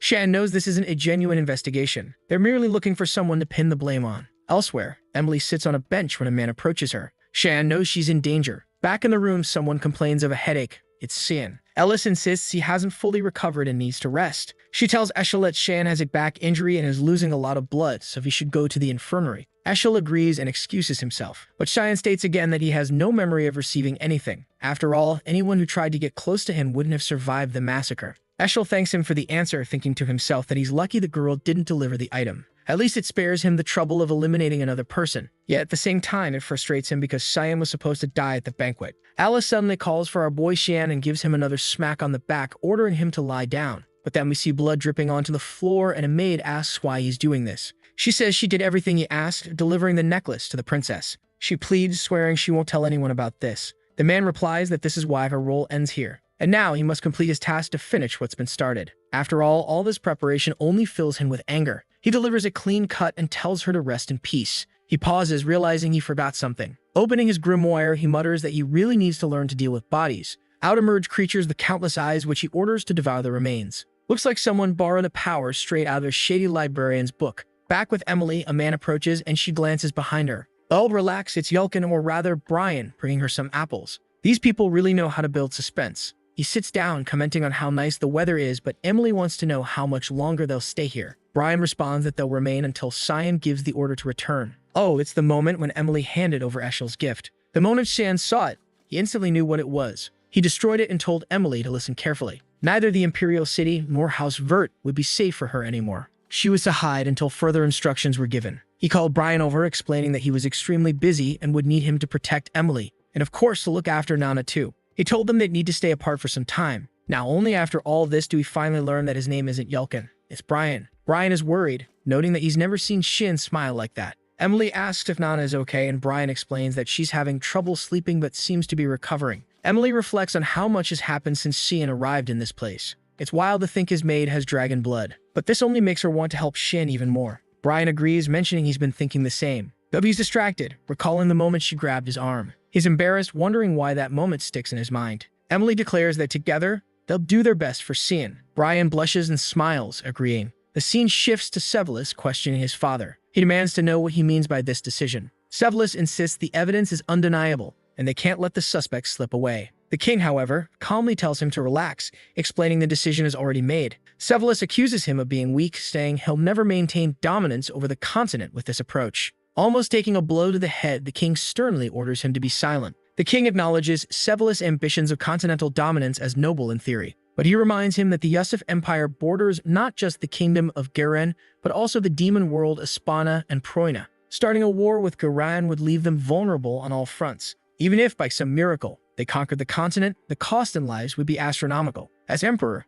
he refuses to choose such a monstrous path. Sevelus, however, persists, claiming clear evidence exists. The king asks if he's referring to the obscuring stone, which catches Sevelus off guard since he didn't expect the king to know about it. The king remarks that his expression says it all. Since childhood, Sevelus has never known how to stop when he doesn't get his way. Sevelus, trembling, denies knowing anything. The king orders him to be quiet, questioning how he's fallen so low. He declares that at this moment, Erin is far more qualified for the throne than Sevelus. Finally, he commands Sevelus to leave his presence immediately. Obviously, Sevelus doesn't take kindly to hearing Erin's name. To him, that accursed child is ruining everything. Outside Erin's room, someone asks what the prince is doing there. The door opens and Regresses steps out, explaining the princess is still recovering. But Sevelus responds by punching her in the face, knocking her to the ground. Erin confronts him, demanding to know the meaning of this while he laughs maniacally like the Joker. Staring him down, she calmly asks if he's here to see her or if there's something else he wants to hear from her. Sevelus is suddenly startled. Her aura is different. She doesn't seem like the same person he knew. Erin then declares that maybe he wants to hear that she, Erin Sevelus, received nothing from her brother. The prince trembles, realizing she knows everything. The scene shifts to the king asking Erin if she's certain she knows nothing about the matter. She confirms. The king explains that the necklace she carried wasn't an ordinary jewel. The stone within it, though rare, originates from a clan of dark magic users. It's something used to attract and control creatures. He's received word from the Imperial City that someone secretly purchased this item. The known suspects are the merchant Gilbert and the maid Marilda. However, both are now dead or missing. The king found it odd that both the merchant Gilbert and the maid Marilda had frequent meetings with Sevelus. He asks Erin again if she's certain she didn't receive anything from her brother. Fiddling with her fingers, she responds calmly, no. She didn't receive anything from Sevelus. However, she comments that now that they've found the source of these stones, Luna should be released. She asks her father to free the girl who saved countless lives at the banquet. The king agrees and tells her she no longer needs to worry about it. Erin knows that if she reveals Sevelus was the one behind the necklace, the lives of those around her will become much more dangerous. The king might not execute Sevelus, meaning he'd remain alive and capable of harming those close to her. And she's tired of standing by while the people she cares about suffer. Back in the present, she asks Sevelus if he's satisfied with its outcome. He replies smugly that yes, he is. Exactly as she said, he never gave her anything. Erin affirms this, stating that's exactly what she told their father. Sevelus then questions her tone and suggests that if anyone overhears, they might think he's done something wrong. He mockingly suggests they so shut the mouth of her friend. Erin simply replies that it's unfortunate for him, but she has a visitor now. Sevelus asks if this person is really so important, and she says, yes, more important than you. Enter Shion, who apologizes for overhearing the conversation. Caught off guard, Sevelus didn't sense him at all and wonders why he's here. Shion, with his usual aloof demeanor, says he overheard everything. Sevelus demands to know how long he's been eavesdropping. Shion responds nonchalantly that he doesn't have much presence, so he's been standing there the whole time. Sevelus snaps, saying he's not in the mood for games and calling Shion bold for speaking to a prince in such a manner. But Shion just calmly asks, and what are you going to do about it? Planning to silence me too. Sevelus begins to wonder if the rumors about these two being betrothed are true, but realizing the tension, he quickly shifts gears. He knows there's nothing to gain from making an enemy of Shion Vert. Not only is she the daughter of his father's ally, but she also holds Eshel's favor. In a prior conversation with Eshel, Sevelus had explained that he wanted to eliminate Erin because she was threatening his position on the throne. What he couldn't understand was why Eshel wanted to deal with his own brother, given their father's unwavering trust in him. Eshel's response was chillingly simple, because he bothers me. Eshel was convinced Shion harbored secrets beyond human comprehension. Back in the present, Sevelus remarks that now he understands what Eshel meant. He doesn't know why, but an immensely powerful aura radiates from this boy. Changing his expression, Sevelus raises his hands and says it was all a misunderstanding. Now that the confusion has been cleared, he'll take his leave. Shion relaxes a little, noting that Sevelus isn't entirely depraved yet. He remembers how in the future, Sevelus would be called a mad emperor, committing acts that would terrify anyone. As he departs, Sevelus even apologizes to Regresses, who forgives him, asking only that they be more careful in the future. Finally, the door closes. Erin curses her damned brother and thanks Shion, but Shion says it was Erin who handled everything. She smiles and says she only acted confidently because she knew he was nearby. Shion sits down, claiming he's just tired of standing. Erin adjusts her hair nervously. mumbling that it's okay if that's the case. Rezimus is baffled that Shion doesn't pick up on the obvious, while she commends how composed he was before the prince. Shion starts to leave, saying that now Seduces knows their allies, Eren won't face as many risks. Rezimus bids him farewell, realizing that he only came for business and is already gone. The scene shifts to Seduces questioning Eshel about what they're going to do next. Seduces swears the plan was perfect, but the people they wanted dead are all still alive. Worse, he's lost his father's trust entirely, and to him, he was supposed to be the sacred savior of the Empire. A voice cuts in, saying the plan wasn't entirely a failure. It's Boris reporting for duty. He apologizes for the delay, explaining that he was handling a mission for Lord Shelley. Seduces mentions hearing that Emily has gone into hiding and asks what this fruit business he referred to is about. Boris admits they underestimated the people surrounding Princess Eren. Seduces fumes, accusing Boris of suggesting they should reflect on their actions. Boris apologizes and clarifies, showing a crystal. He explains that it contains the magic used by Eren's allies. Most of it is ordinary, but then a dark mist begins emanating from the crystal. Boris declares this to be an extremely rare and potentially dangerous magic. Some might even call it dark magic. It's the power of a cursed magical blade. Seduces is stunned to learn that one of Eren's allies wields something so blasphemous. Meanwhile, we cut to a comical scene of Yelkin staring at a blue creature on a plate. He asked Emily what kind of gratin she said she was making. What's stranger is that Shan and Nana are eating it calmly. Emily cheerfully tells them to take it slow. Yelkin, however, wonders if the food is actually moving. Shan remarks that he's had enough and is full. He apologizes, explaining he has to leave before Eshel discovers this place. He only came to check on the three of them, but the danger is still too great. Shan explains that he's placed people to keep an eye on the house's surroundings, making it the safest place for now. He chuckles, but Emily asks him to promise he'll come back. He reassures her not to worry and instructs Brian to look after the two of them while he's away. Brian, unenthusiastic about the odd food they've been eating, mutters that he'll take good care of them.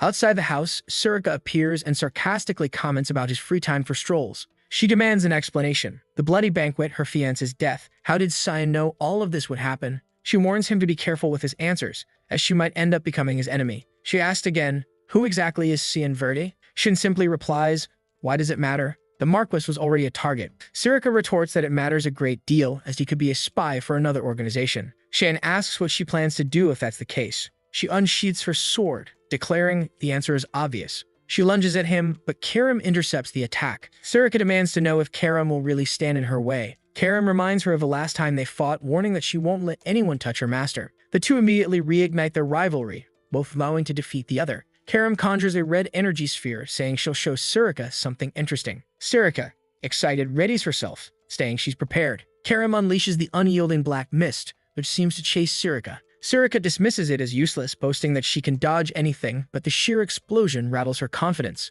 She realizes that being hit by it would mean instant death. She admits it's better for Karum to remain in her sword form, as otherwise she could be far deadlier. Karum grins, declaring the warm-up is over, and it's time to get serious. Surika grins back, ready for an all-out fight. Before things escalate further, Shion activates sword manipulation, slamming Karum into the ground. Karum whines, asking to continue her fun, but Shion commands both of them to stop. He reminds them that their commotion undermines the point of his hiding. Surika admits he's right and advises him to relocate. Shion tells them to clean up and closes the door, leaving the two standing there with dumbfounded expressions. Inside, Shion announces a change of plans, instructing everyone to prepare to leave. That's when a voice greets him. It's Lunov. She comments that it seems his family has grown since the last time. Shion, surprised she bypassed the mist barrier, asks how she found them. Lunov explains it's just a simple talent of hers and assures him no one else knows she's there. She asks about the commotion outside, but Shan dismisses it, asking why she's there. Lunov responds that she came to thank him. Shan shrugs, saying he didn't do anything deserving thanks.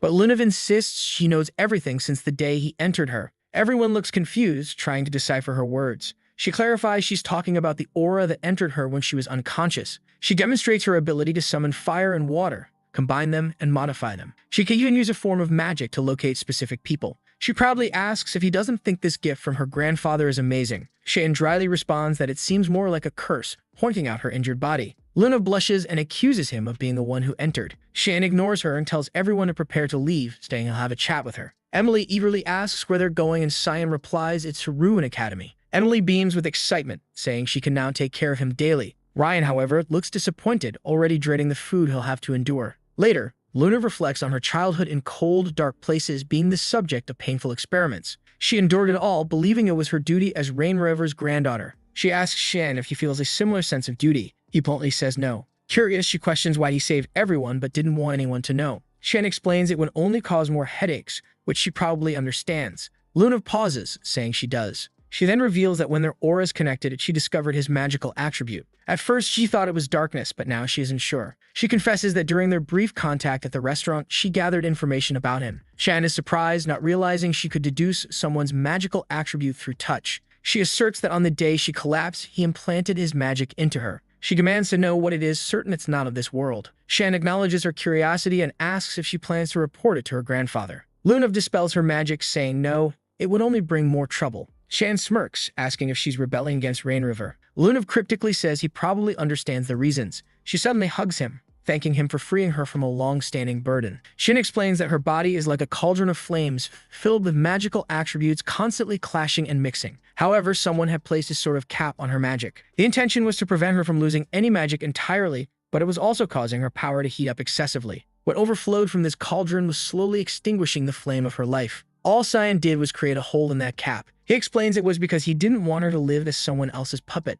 Still, he tells her there's no need to thank him. If she has nothing else to say, she can leave and keep their secret. But of course, she shouldn't overexert herself, it would be dangerous. Luna simply thinks to herself how adorable Sion is. As she suspected, Sion is a genuinely good person. Meanwhile, at the Garen Magic Academy headquarters, her grandfather slams the table, demanding to know what they're saying. The butler informs him that Luna has been exonerated and released. He asks if they should file a petition against the kingdom of Yusif. The grandfather replies with a resounding no, saying that's not the issue. Instead, he wants to know how she had the audacity to stop anywhere else before returning to him. He declares they must find a like this video that helps. And you guys remember how last chapter ended with that old dude saying it was time to find Luna. Meanwhile, our boy was on the carriage ride back home. He wanted to know why Emily was so excited, and she said it was because she could finally go back to serving him again. She thought it was kind of weird though, right? Especially since she heard that servants weren't allowed at the academy. He explained that the headmaster would probably make an exception for him. But we already saw the headmaster and he made it clear, no way in hell. Our boy tried to argue, saying he'd make sure no one even noticed her and all he really wanted was to bring Emily with him. The headmaster asked for a good reason,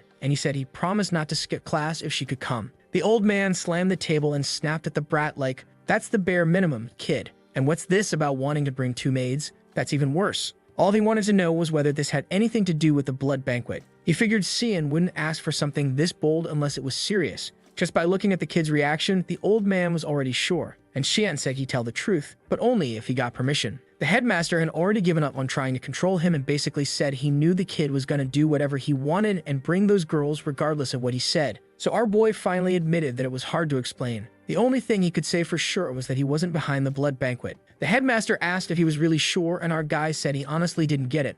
Like, why would someone as honest and humble as him do something like that? The headmaster just said, fine, and told him to get back to class already. So yeah, the talk kind of worked out. What he didn't expect, though, was how that guy would feel once he found out the whole Blood Banquet mess was actually because of his own grandson. But honestly, it probably wasn't just Lunel's doing. That guy's not smart enough to plan something like this all on his own. Of course, that bastard Eshel had to be behind most of the plotting. And Boris, he was the one who carried it all out. That's always how they operated. Right then, he saw that buffed-up dude from earlier busting out 1,287 push-ups like it was nothing. He already knows something's coming, and right then the bastard stands up saying the time has come for him and Cyan to fight it out once and for all, to see who's really the strongest. The door slams shut, and our boy walks into his room. Seriously, that bastard does train every single day, always pushing for it. But Shan's not in the mood for any of that right now. Then suddenly, he trips over a hand on the floor. He looks down, and damn, it's his own servant lying there looking dead. He jumps back in shock, and that's when Emily shows up. He wants to know what happened to the guy.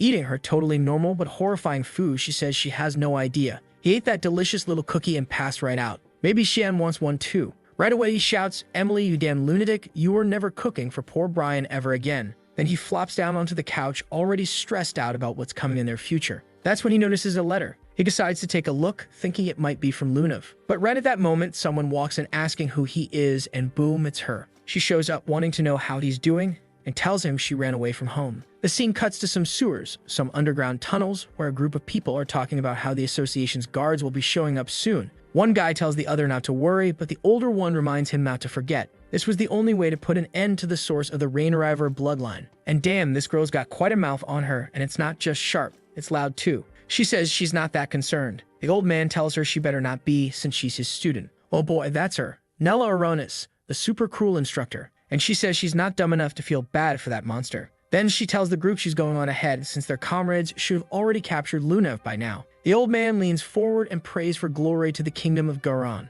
Meanwhile, there's our boy sitting down for a quiet little dinner with a troublesome one who's teasing him, saying she didn't expect him to be such a bold and aggressive little guy. As soon as she arrived, he just grabbed her arm and dragged her off. He shoots back that there should have been a magic barrier cast on the dormitory doors, right? So how'd she even get in? Lunev explains that it was simple. She analyzed the barrier with her mana and disabled it. He's thinking to himself, that's not simple at all. That's insanely powerful. Magic is crazy complicated. You can't just glance at a barrier and break it like that. Then Lunev asks if he read the letter. He says no. She walked in right before he could. She replies that she came in person because she couldn't wait for his answer. And right away, San wants to know, was it Ridgens who got her into this situation? She doesn't answer. He pushes again, asking if that guy was the one who told her to reach out to him. That's when she lowers her head and says yes. At first, that was the only reason, but not anymore. Even so, she knows that in the end, it's up to him to decide whether to trust her or not. Sian says, I don't trust people that easily. So what are your intentions? Lunev says there have been some strange things going on at the association.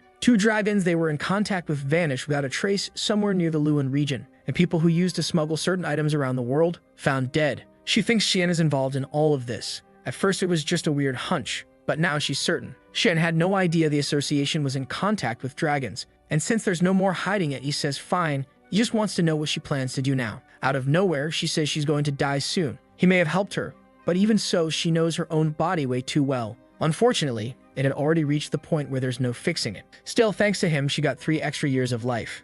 Shion says none of this makes sense. Why is she so calm? Why isn't the thought of dying so soon getting to her? She just smiles and says it's okay, as long as she can feel something. Shion's losing it. He stands up and says none of this is his problem anyway. She should get back to her room and he's already on his way out. She asks why and he just says he doesn't want to get involved in that kind of situation. She just waves goodbye and says she'll see him later. And just like that, he's gone. Even Karum asks if it's really okay to leave the girl there like that. But Shion's certain it's the best thing to do. The Garan Association had been keeping an eye on them for a while now. And sure enough, Lunev says she thought her escape plan had been solid. Turns out they showed up way earlier than she expected. That blonde guy calls out to her right away, telling her it's time to go. Mr. Ridgens is looking for her. She doesn't react and the guy asks what's wrong. She looks at him and says that usually it's Victor who comes to get her. So who is he supposed to be? He says Victor's busy today and that's why he came instead. They're from the 6th security branch. But Lunev isn't having it. She calls him out saying she was lying. There's no Victor. Then boom, she uses a wind skill and bolts trying to figure out who these extremists are that came to snatch her up in broad daylight.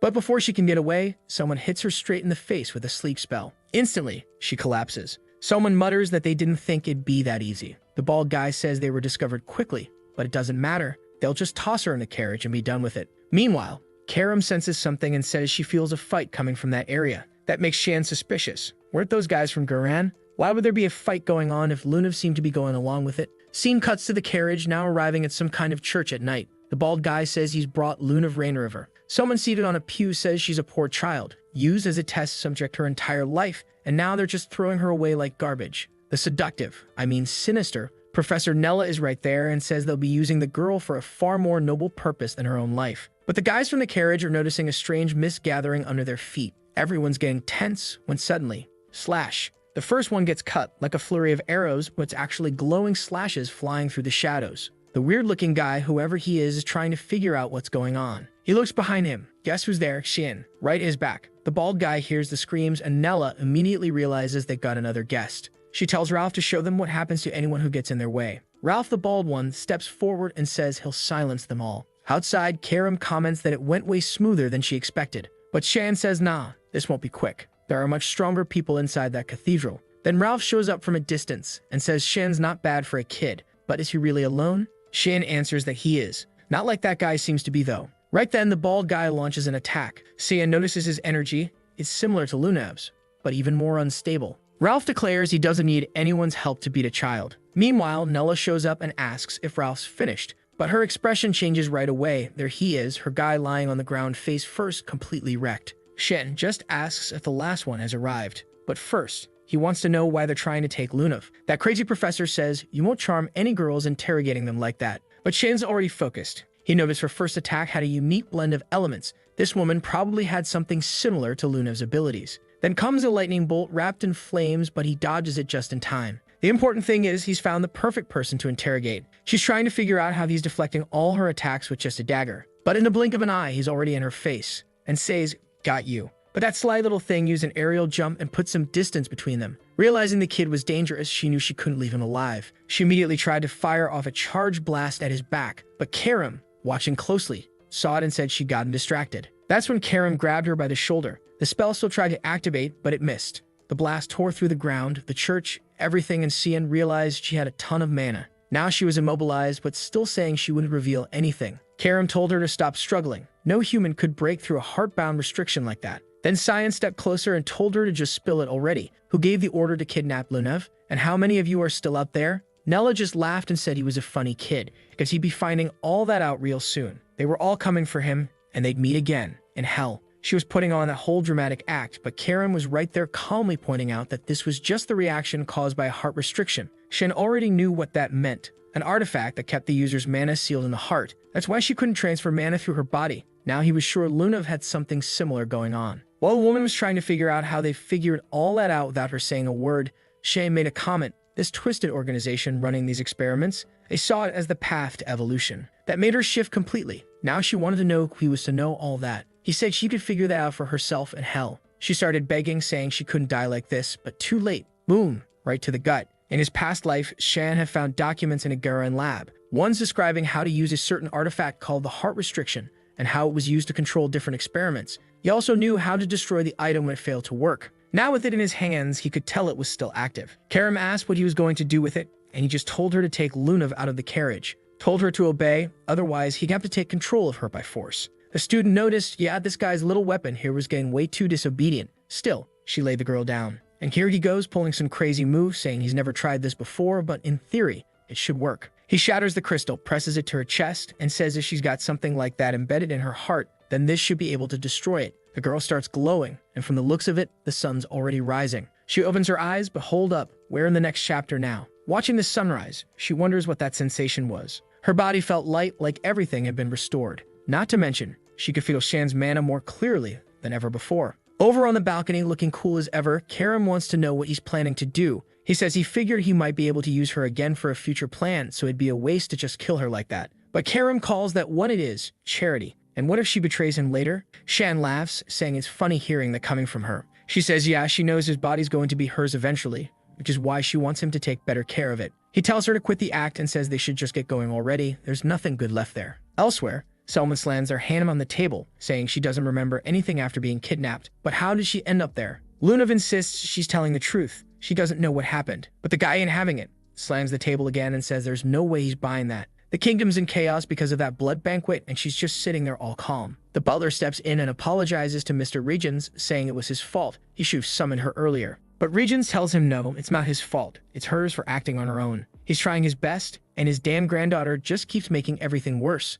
And just when he thought he was going easy on the butler, no, he lights his own arm on fire, saying he knew all along the man had betrayed them. And from the looks of it, the guy had been trying to hurt his granddaughter too. The poor butler tries to beg, saying it's all a misunderstanding, that he just wants to explain. But Regent simply responds that just hearing him talk is sickening, that it makes the guy's body in flames and blows him up. Yeah, this guy is not right in the head. Started out all calm and proper, then stood up and just blew the man to pieces. Lunev stands there, hand over her mouth in shock, while Regents coldly says that man was one of the people who ordered her kidnapping, and now he wants to know, what has she learned about Shion Vert? Lunev realizes he's asking that even though he already knows the answer. Still, she decides to stick to her line. She says she didn't learn anything special. He steps closer, asking what exactly she means by nothing special. She says she was late, ended up meeting with him, tried to talk, but yeah, just like she said, she didn't learn anything unusual. Then he puts his hand on her shoulder, cue the dread, and says that's not the answer she was supposed to give. She better tell them right now what that boy is hiding. He's a Verge. Regents is sure something's not right, or someone is helping him.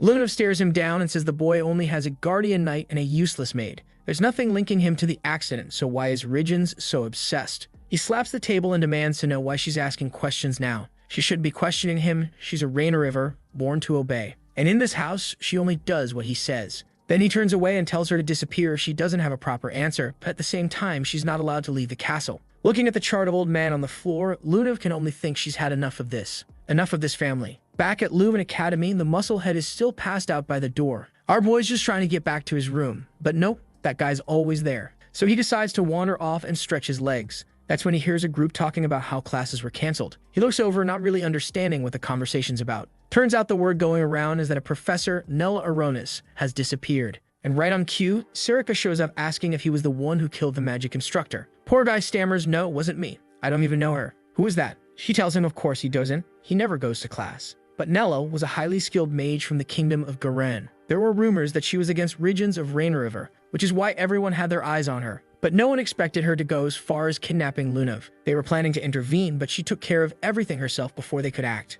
And now it hits Shion. Yep, he did kill that woman. Sirika tells him to relax. She's the only one who knows. So she's giving him an assignment outside the academy, just so he can lay low for a while. He asks who's going to replace that professor. She says for now, they'll have to take turns covering her classes. They'll need a powerful mage to fill that position. The job opening is already being posted. Scene shifts to an open field. Someone says they love that view. An older guy asks what he's doing all the way out here. The man replies that there's a job he wants, and he heard the position just became available. Wait a minute. Hold up. It's been so long I nearly forgot. But isn't this the guy who slashed our boy back in the very beginning? That's right. It's Boris. Now I remember. Meanwhile, Emily's face is on the floor, saying she's bored out of her mind. But here comes Karum, walking in all smug, telling her to get up. That spot belongs to her. Emily fires back, "No way. This dorm belongs to Master. I'm staying right here. Nothing here is yours." When Shion walks in, he finds Emily with 2 giant lumps on her head, clearly been beaten up. He just calls out to Karum to hurry up. They've got a mission. Emily wants to come too, of course, but nope. Shion tells her no, he's got something even more important for her.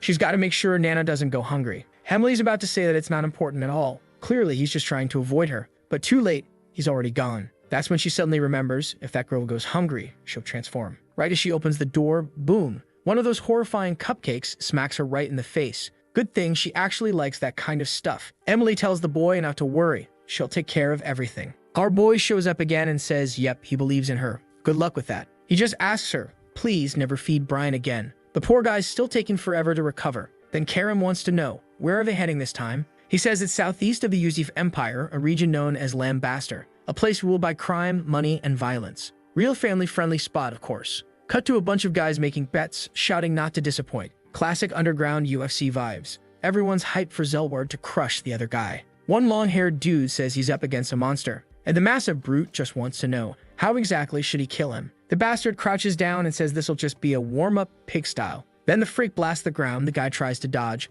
but gets caught midair and yeah, looks like he's about to be devoured. He's getting crushed completely. Someone shouts that Saber lost. And yeah, looks like the guy straight up got blown to pieces. Damn, what a brutal ring. The city's crawling with drunks and criminals. Even Karum says the place is disgusting. Shan explains that the Luan region is neutral thanks to an agreement between nations, but this place is unofficially impartial and completely lawless. Karum's about to ask what that even means when suddenly a trio of creeps shows up, telling her she should have fun with them instead of hanging around some kid. They call her Miss and she's confused, like are they talking to her? The deranged one, not remotely subtle, says she won't be able to handle it because they're too hard. He also tells the kid to get lost. And Shan, hearing this mess of nonsense, doesn't even blink, keeps it humble and just beats the crap out of all three, leaves them laid out on the ground. Honestly, I thought he'd just start killing folks. He tosses a bag of money on the table. Best room you've got. The girl at the counter wants to know how old this kid is to be dragging women around like that, but he just tells her to hand over the rune key and quit whining. She's all flustered and just welcomes them in. Up in a room, looking out the window, he notices a certain crowd starting to gather,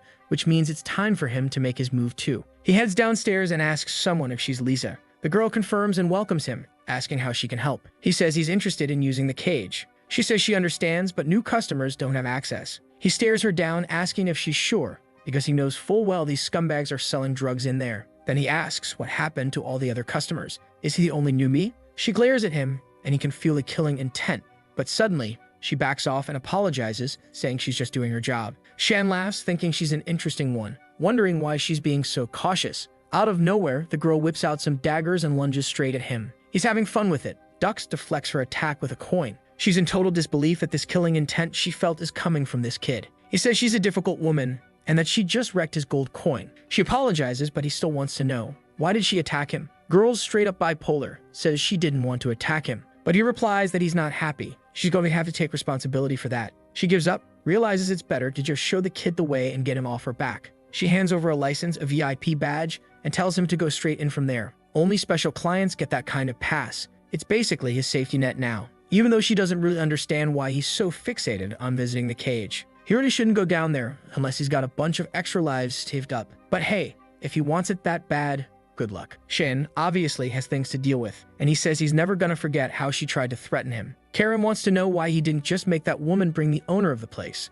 The letter's instructions were to bring a woman known as Linz Halaf. Here comes another goth villain we're totally here for. He explains that she's extremely secretive, and she's the owner of this place, but tracking down any real info on her is nearly impossible. Karum wants to know why they were given such vague instructions. Shin shrugs, says the only way to find out is to head down those stairs and see what happens. He'd been to this city a few times in his past life, at least before this place collapsed during the Civil War. She asks what exactly goes on in this place, and he just says she'll find out soon enough when she sees how things really work in the cage. Cut to a guy with a cigarette asking if he really got beat up by a kid. It's that creep who hit on Karum earlier. He says, yeah, it was some weird little kid came out of nowhere and wrecked everyone. The long-haired dude finds it strange. Why would a child be interested in the cage? The blonde says he has no clue. They did what they could to survive, and now they're just passing on whatever info they got. Then one of them stands up and asks if that boy is the son of some noble family. The bruised-up guy says he's not sure, but it felt like it, and begs Lord Gunther for help. Says he can't even show his face in public anymore because everyone's laughing at him. Gunther stands up and says this is getting interesting. Hell, look into what this kid's deal is.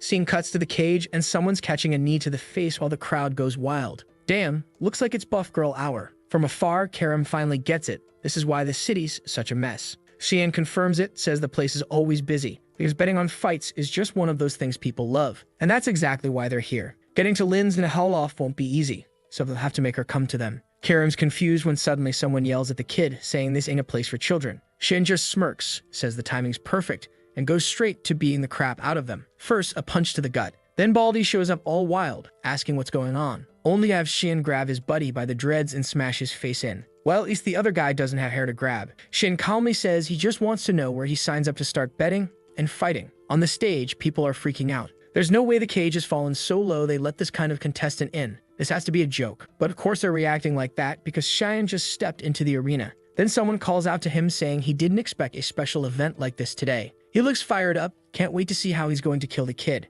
People on stage start whispering that the host must have lost his mind. This fight's way too one-sided. But the mustached guy, he says it's even better. Finally, they get to watch a kid get beat up. That's weirdly specific. The ogre charges in, saying the most fun way is to just crush him. He goes in to finish Shion off with one finger, but Shin already snaps the guy's finger and launches himself straight at his face. Hits him so hard in the nose it collapses inward, and the beast just drops to his knees. No, past his knees. Face plants into the dirt. Everyone's standing there, mouths wide open, trying to figure out what just happened. Looks like Simon of Lemia won. Yeah, he gave himself a nice little alias. Our boy explains he can't have his identity revealed in a place like this. Karum comments that it's kind of funny for someone who doesn't want to be exposed to go leaping into the middle of the stage, grabbing everyone's attention. But he tells her not to worry, he's got an active ability for exactly this kind of thing. He's got it covered. Right from the start, she knows this is probably the work of that hooded god, the one who hides his authority with a mask or whatever else. Basically, people can only see his true face if they directly greet or interact with him. Karum complains that this is getting boring and says she's going to sleep. But suddenly, someone up on the stage calls out to Simon de Lemmy. It's Gunther. He says he's accepting the challenge and tells him not to disappoint. The scene cuts back to the inn, where the girl at the front desk is trying to figure out what's going on. Then boom, one of the girls from the red light district steps in and gets straight to the point. She demands to know where that boy who stirred up the chaos is. She knows he's there, so they better hand him over now. The girl at the front desk says she has no idea what this crazy lady's talking about, but Delkia just warns her it's gonna get ugly if she makes her whole crew act. She better stay out of a problem that landed right on their turf. But the girl at the desk stands her ground, pulls out her little weapon, and says she won't tolerate any threats against her guests. That's when Delkia gives the order, everyone move in. And the front desk girl is still wondering what the heck that weird kid did to cause this much of a mess. Just then, Cyan shows up and calmly asks if they're looking for him. The girl's shocked. She didn't even notice him appear. He walks right up to the blonde and tells her to deal with him and to stop threatening the girl. But something weird happens. Delkia suddenly starts seeing him like he's some sort of prince, apologizing to her for being rude. He starts to explain that someone provoked him, but she grabs his hand and says it's fine. All she wants is his name. He tells her it's Simon, and she starts caressing his hand, saying the name's beautiful, though not as beautiful as his face. Meanwhile, the girl at the front desk is just frozen. This is a crime happening right in front of her. This boy is a minor. She immediately tells Shin to run, but he just says it's fine, he'll handle it. She tries to warn him he has no idea how dangerous that woman is. That's when Delkia pulls out a shiny little card and already halfway out the door, tells him that whenever he wants, he can come have a deep conversation with her. He looks at it, and sure enough, it says, Delkia's room of pleasures. All desires welcome. She walks off and he realizes, yep, she's even crazier than he thought. But weirdly enough, she suddenly shows back up at the door and says that if it's him, she won't even charge. They're both just standing there like, what the hell just happened? And then Sayan tears up the card. The receptionist stares at him and asks if he even heard what she warned him about earlier about not causing problems. He tries to apologize but says this city is full of lunatics. She says that's no surprise after the fights he's been in and the ones he's won. This kind of reaction was bound to happen. But you should know, he's not going to win that kind of fight in Delkia's room of pleasures.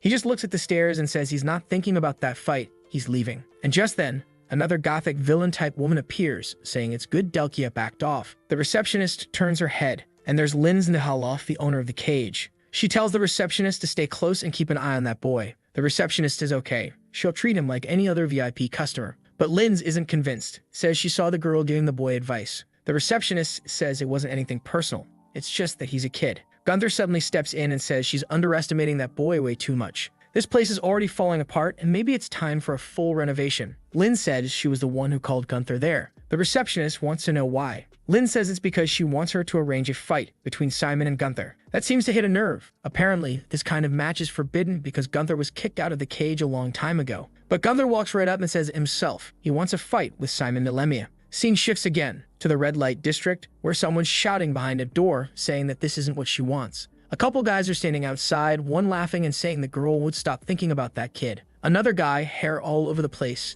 says it looks like she'll do whatever it takes to bring him over. The guy in red agrees, after all, she always gets what she wants. He just feels bad for the kid, honestly. Good thing they're a bit tougher and she doesn't seem all that interested, at least not right now. I thought there was something crazy going on in that room. It turns out she's just sitting there drawing. Looks like she's trying to remember his face, but can't. And then, yep, she loses it. Starts screaming, desperate, crying, demanding to know where that beautiful face went. It's like her mind is all fogged up, everything blurry. But somehow, that just makes her want him even more. Everyone loves the crazy girls, until the real crazy one shows up. And this one, she's way past the line. In this place, it's all alcohol, women, and gambling. That's how things run in the red light district of Lambaster. You can indulge in every kind of pleasure and ecstasy here. But our boy, he'd rather not get too close. He didn't expect to run into that woman, the one with some seriously questionable rumors floating around. While he's thinking about checking out the other parts of the city, someone bumps into him, knocking a bunch of books to the ground. He looks down and asks if she's okay. The little girl, looking all cute and nervous,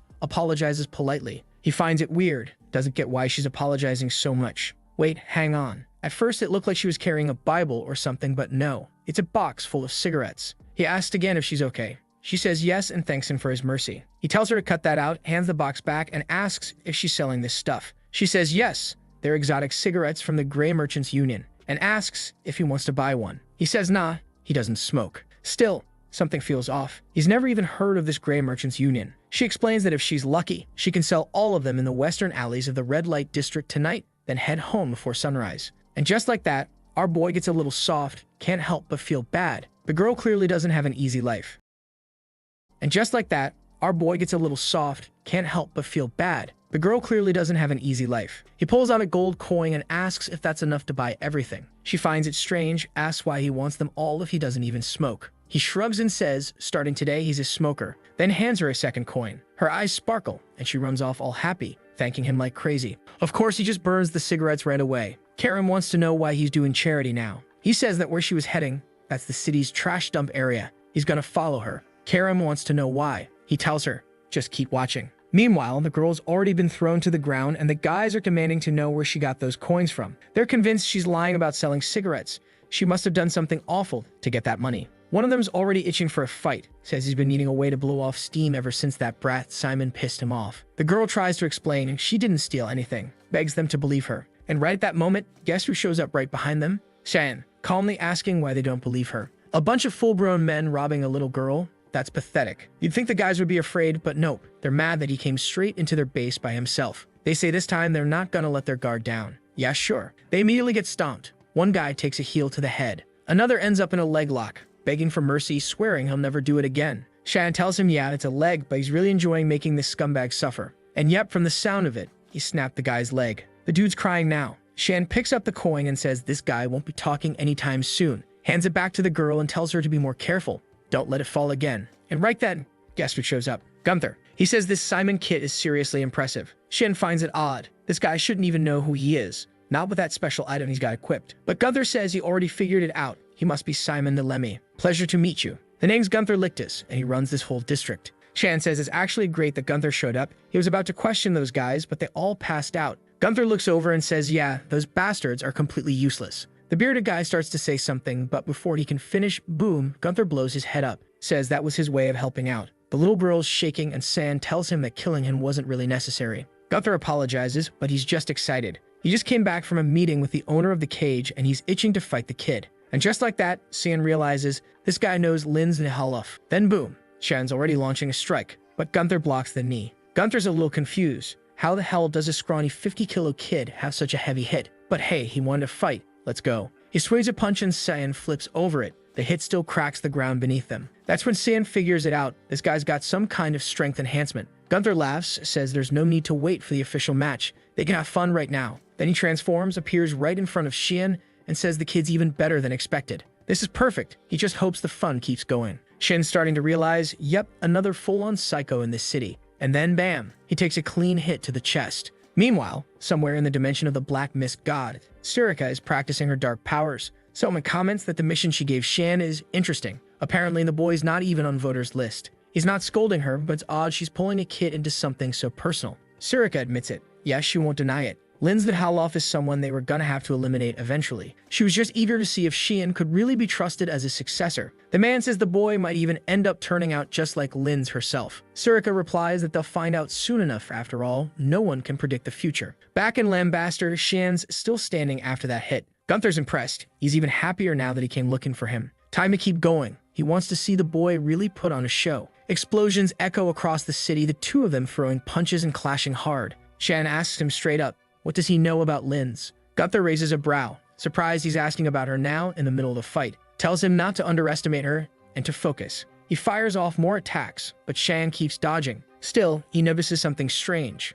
None of his strikes are doing any damage to the guy's arm. Gunther tells him, try blocking this, and sends a punch that leaves a massive crater in the middle of the city. Then he grins and says the kid's even better than expected. But he better bring it because they're just getting started. Karum calls out to Shion, asking if he wants her to step in. He says not yet, someone else is watching, and he wants to see that person show themselves. Suddenly, a set of throwing knives hit the ground right at Gunther's feet. Yep, we all know who that is. It's the front desk girl, and she's brought soldiers, saying Gunther can't just start a fight like this with one of her valued clients. Gunther yells that the brat attacked first, but nobody believes him. Shan notices something strange though. Those two already seem to know each other somehow. Gunther just says whatever, he's done for now. But his real fight is gonna be with that kid. As soon as Shion hops down, the front desk girl rushes over, asking if he's okay. Only problem? He's pissed. That guy had exactly the information he needed. It was the perfect opportunity, and she ruined it. She tries to explain he's a VIP. It's her job to protect him. He cuts her off and tells her to just say what she came here for. He knows she wouldn't come all the way out here without a reason. He already heard from Gunther that the guy requested a match with him, and he's willing to accept on one condition. They've got to give that little girl a job. Shion figured the condition would be something like, I want a meeting with Linz, but hey, feels like that's basically guaranteed at this point anyway. Meanwhile, in the city, rumors are already flying. Gunther Lictus is coming back to Cage. And apparently his fight will be against the Dilemma Ape, the one who wrecked that giant dude. The whole city's buzzing with gossip. And during the week leading up to the fight, Shan occasionally dropped by the cage just to beat up some poor guys. The place didn't have many rules. First, no weapons. Second, you stop if your opponent loses the will to fight. Third, don't kill your opponent. But today, the blonde guy steps up and announces that none of those rules apply. The owner of the cage gave both fighters permission to go all out. Shan's thrown off, and the announcer just confirms, yep, that's exactly what he heard. Only Shan hadn't been told anything about this. Gunther's already slipping on brass knuckles, saying he's been waiting for this fight all week. Shatton starts to argue that this isn't fair, but the ref has already vanished. Poof, gone. The fight's about to start. Off in the distance, Linz is watching with that cold, unreadable black lipstick look, saying she's curious to see what the powers of Simon Nelemia are really like. Gunther asks if no one told him it was a no-rules fight, says whatever, just grab a weapon or something. But Shen just sighs, says he'll have to fight without one. He didn't bring any. And then boom, he starts summoning the red mist, saying he's got a plan in mind. Gunther grins, tells him to use as much magic as he wants. He was actually worried about accidentally killing the kid too fast. Shen's still a little off, saying, wait, this isn't a fight to the death, is it? But the lunatic just licks his lips and says Shen has no idea who he's dealing with. The moment he found out how good it felt to kill a human, he couldn't stop. Shen's face shifts. He gets it now. He knows exactly what kind of person Gunther is. Gunther says the first thing he's taking are those pretty eyes, and he lunges with a punch. Instantly, all the bets flip. Now that people know what kind of psycho he is, the odds shift. And right then, Shion draws Karum, cuts Gunther's arm clean off. Gunther passes right by, but his arm doesn't come with him. It goes flying. He screams in pain, and everyone on the stage is left stunned. What just happened? The guy hits the ground, panicking, trying to figure out where his arm went, shouting that he'll never forgive Shion. But Shion just tells him to sit still. If he moves again, he will die right here. And Gunther says nothing. Everyone on the stage can tell, yeah, the guy just crapped himself. One chubby guy with a mustache seems to recognize the red mist and that strange mana. He's convinced this is a demonic sword. Shion's confused now. Why didn't anyone tell him this fight was rule-free? Why was he the only one kept in the dark? Maybe Lin's had something to do with it. The scene shifts again. Now the sweet little girl comes up with a drink for him, saying he was amazing. She's all smiles. Shion thinks it's great she already got a job. She says the receptionist made her an assistant, at least for now. He notices her name is Lewis, pats her on the head and tells her to keep working hard. Right then, the receptionist shows up finally. She apologizes, but Shion cuts to the point. Just tell me why you hid the rules for today's fight. She says she didn't hide anything. The truth is, only the owner and Gunther knew. Shion says fine, then take him to meet the owner. Of course she says no, that's not possible. The owner prefers to stay anonymous. So no, it wasn't going to be that easy. Shion accepts it, says fine. Just focus on taking care of the little girl. Right then, the same chubby guy from earlier approaches and calls out to Shion. He introduces himself as Morris from the Grey Merchants Union. He says he's here to talk to Shion because he recognized a certain demonic sword, and he's very interested in buying it. Shion's face changes instantly. He says he has no idea what this guy is talking about. But Morris just smiles and tells him to drop the act. He knows exactly what that sword is, and he knows that Shion is the only one who's actually recognized it. He used to work for the Albus Merchant Union until the boss of that place was assassinated 2 years ago. Ever since, he's been with the Grey Merchants Union, operating right here in Lambaster. Their specialty?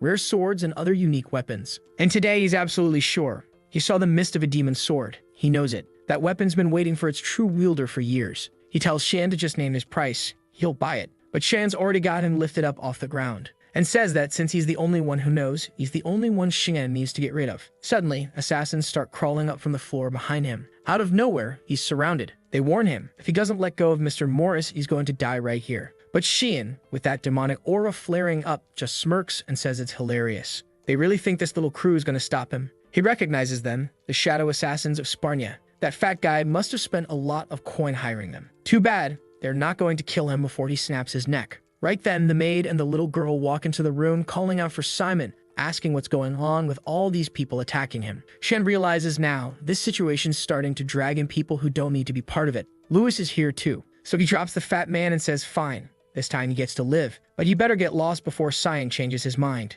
The assassins ask if they should proceed, but Shion just tells them all to lower their weapons. Morris, even after that, bows and apologizes to Simon, says he's backing off for now, but his offer still stands and Shion should think about it. Then the bastard walks off. That merchant union, yeah, it's looking a whole lot more like a criminal assassin network. Lewis comes over worried, asks if he's okay. Shion pats her head, tells her not to worry about it, then turns to Lisa and says he's got a little favor to ask. It's about time she figured out a way to get him a meeting with the owner of the cage. Yeah, let's see you dodge this one now. Meanwhile, elsewhere in the city, explosions are going off. Gunther's going berserk, slamming his fist into the ground while everyone begs him to calm down. They say he's reopening the wound, but he's lost it, missing an arm, screaming Simon's name, saying he has to kill that kid somehow. The moment he looked into Shion's eyes, he was so terrified of dying. It made him feel completely powerless. Now he's desperate to find a way to erase that boy. And then he remembers, Shion was protecting Lewis. Perfect. He's got a way to destroy Simon now. Back at the hotel, Lewis is working, happily running around helping guests, when one of the doors opens. She smiles and welcomes them to Lambaster. But then, yep, it's Gunther, standing there, greeting the little girl, asking if she remembers him. She says she does. He grins and says, good. She's going to be useful for something he needs. Scene shifts to another room. Shion's there trying to understand why he can't meet the owner. Liza explains, Lin's not someone you can just meet casually. That's not how she works. Shion's curious, asks why Liza defends Linz so much. Liza finds it strange that he even knows her name and says she's sure he's no ordinary kid. And just so he knows, Linz is watching him too. She's the one who allowed him to fight Gunther in the first place. That's why Liza says he should leave Lambaster now. Otherwise, he's going to end up dead. Shion's confused. She's giving him warnings and defending him, but also seems scared. Of what? Then suddenly, they hear a scream from the front desk. They rush out. The place is trashed. And Shion immediately knows. He sees the name tag, Lewis, lying on the ground, covered in blood. He tells Lisa to stay right there. He's going to deal with this. She tries to say something, but he cuts her off, says he's not going to repeat himself. She's staying put. Meanwhile, in the room of that crazy girl, yeah, she's still there trying to draw Sien's face, or at least remember what it looked like. Someone comments that a beautiful lady's room shouldn't be so messy, and she immediately wants to know how the bastard got in without permission. And yeah, of course, it's that weirdo Morris. He says he's there for the obvious reason, to make her an offer. She tells the pig to get lost, but he just calmly says he has something to tell her about the boy she's in love with. She snaps back that her feelings for him aren't any of his business. But Morris cuts straight to the point. He's holding the strongest paralyzing potion in the entire kingdom of Garan. With this, she could have the boy all to herself. He hands it over and Delka demands to know what he's getting out of this. The chubby guy smiles and says he just wants one little item from the boy. She can keep the body. Delka narrows her eyes and asks if he's sure that's all he wants. He nods, says yes, and that he's looking forward to their cooperation. Morris is clearly deep in this little scheme, thinking it's all going to work out, but little does he know the guy's not even remotely interested in that woman. So how's that gonna happen? Scene change. Gunther's sitting on top of a crate, saying he's been waiting for Simon. Our protagonist shows up and demands to know where the girl is. Gunther tosses something at him, calling it a gift. Dude, it's a freaking ear. Then tells him the rest of her is under the box. If he wants her, he better dig. Shion calmly says that if Gunther wanted to die, he just had to say so. But then, Gunther's missing arm starts regenerating. He grins and says that's exactly what he wants. Now come at him, Simon. Scene cuts to Linz asking Lisa if she really thinks that kid's going to kill Gunther. Lisa says yes. Linz asks if she's worried. Lisa says it's been a long time since she had any ties to that guy. That's not the issue. She just wants to know, why does Linz seem so obsessed with that boy? Linz smiles and says she'll explain, then tells Lisa to try remembering Simon's face. Lisa suddenly gasps, starts digging through her memories, but weirdly, she can't picture him. It's completely blank. And that's when Linz explains it's an ability tied to an authority of Eru, one that causes others to forget the user's face. Lisa stares at her. You're talking about the god of darkness, aren't you? Linz nods, says yes. Looks like her past just caught up to her. Lisa starts to panic, asks if Linz is in danger. But Linz says no. She's excited. It's been a long time since she's had such an important guest. So Lisa Lictus better treat him very well. Back in the fight, Gunther charges at Sian, taunting him, demanding to know where that courage from earlier went. The blast from his attack sends Shion flying. Gunther growls, "Where's that ability you used back in the arena, huh? He better start putting in more effort, or he really will die here." Every time Shion hits the ground, he lands near more bones. Gunther says those skeletons are proof of how worthless those people were. Lambaster was full of trash, and he took it upon himself to purify it.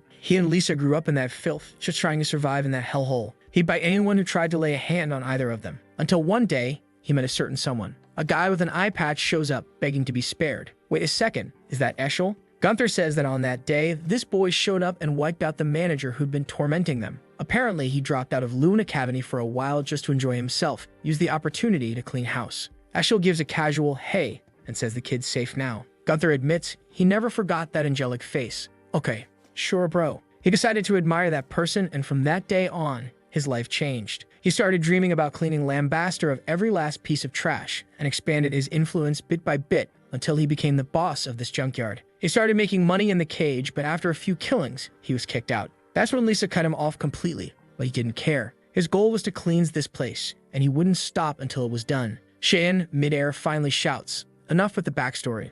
I'm still standing." If Gunther really wanted to take him down, he was gonna have to try a little harder. Gunther says that's fine. He'll go all out. He activates some kind of ability, and suddenly his arm starts morphing, covered in chains and scrap metal junk. He grins and says now things are about to get interesting. Shion notices immediately. This guy's using some kind of artifact. But how the hell did he even get his hands on something like that? Gunther holds up a glowing cube and says it's called the gravity chamber. It creates a mana field in a designated area and multiplies the gravitational force by more than 20 times. He compliments the kid for holding up so well under the pressure, but says it's time to end this. The attack slams into the cube and Karum calls out to see if he needs help. But the boy, already beat up and glowing with anger, says no. He doesn't need her help to take out this worm. Then in a blink, he disappears from inside the cube and reappears right next to Gunther. Hits him with a vicious uppercut straight to the gut, and Gunther has no idea what just happened. Should have been physically impossible for Sian to even move in that gravity zone. Next thing you know, he's flying Teen Rocket style straight up into the sky, and Shan's already behind him midair, calmly warning him to brace himself. He's about to be crushed so thoroughly, the only thing left will be his ear. Delivers a spinning kick, Rock Lee style, bam, drives it right into his ribs. Airborne beatdown, followed by a body slammed straight into the ground, cratered. Gunther's broken, embedded in the dirt, completely wrecked, but he's still smiling. Says he always knew he was destined to die like this. But it doesn't matter. He doesn't have any regrets. A child born in Lambaster was always doomed to become garbage, just like him and Lisa. That's the rule in this city laid down by its mistress. He just asks Shan, please don't let that happen to Lisa. He's sure he can do it. And just like that, it's over. But Shan's left completely confused by everything the guy just said. He walks over to the box where Louis was supposed to be locked away. But just as he's about to check, someone calls out from behind him. It's Lisa. She takes one look at Gunther, collapsed and destroyed, and just sighs. She kind of figured this would happen. She quietly tells one of the soldiers to check on the boy, make sure he's alright. Then she sees Shion standing there. She asks what's going on, and he turns, the light behind him casting a glow, and tells her Louis is okay. She's not hurt, just asleep it seems. He straightens up, says he's heading out. Lisa asks where to, and he just says, I'm going to clean out all of Lambaster. That city was split into 4 districts. Right in the center was the cage. To the left, the junkyard. To the right, the merchant zone. And below it all, the entertainment district. There's absolutely no real law enforcement there. At best, there's this fragile little power balance between the heads of each region, each run by a different manager. Shan asks how he even knows all that. In the past, Eshel had answered, because that city is rotten to the core. I've seen how it really works. And when he said it, Shan had felt a bit annoyed. But now he realizes the guy was right. Shan wondered, how do you take over a place this broken? If it were a normal country, he could declare war, set up negotiations, but none of that applies here. Maybe the only option was to take out each of the regional managers one by one. But Eshel told him no, that wasn't necessary. That place was already on the verge of collapsing on its own. All they had to do was wait for the right moment to step in and take control. Cut to Sian holding a teacup, looking unimpressed. Says the smell gives it away instantly. She didn't even try to hide the fact that the tea was drugged. Delkia is clinging to his arm, all flushed and giggly. This city really is rotten from top to bottom, and today he's going to rip it up by the roots. Delkia, grinning ear to ear, says she's glad he accepted the invite, and tonight's gonna be fun. He agrees. Oh, it's gonna be fun all right, he says, especially with a special tea like this. She freezes for a second, he noticed, but he just smiles and says, yeah, tonight's gonna be a long one. Then he downs the cup, drops it, and either collapses or pretends to. Delkia is thrilled. Smiling wickedly, she declares, now this little boy is all mine. The scene shifts to the merchant district, where the butler informs Morris that a message just came in from the entertainment district. The big guy's fuming. He gave Gunther that gravity chamber artifact, and the idiots still went unlost. But it's fine. Soon enough, the demon sword would be his. One of the shadow operatives nearby says they should be cautious. Everything's going way too smoothly. Morris tells him to get lost with that bad omen nonsense. But the spy insists his instincts have never been wrong. First, they should head out and do some recon. Morris agrees but warns them not to do anything unnecessary. In his head, though, he's thinking these damn fools from Sparnia are just getting in his way. Maybe they're even planning to steal the demon sword for themselves.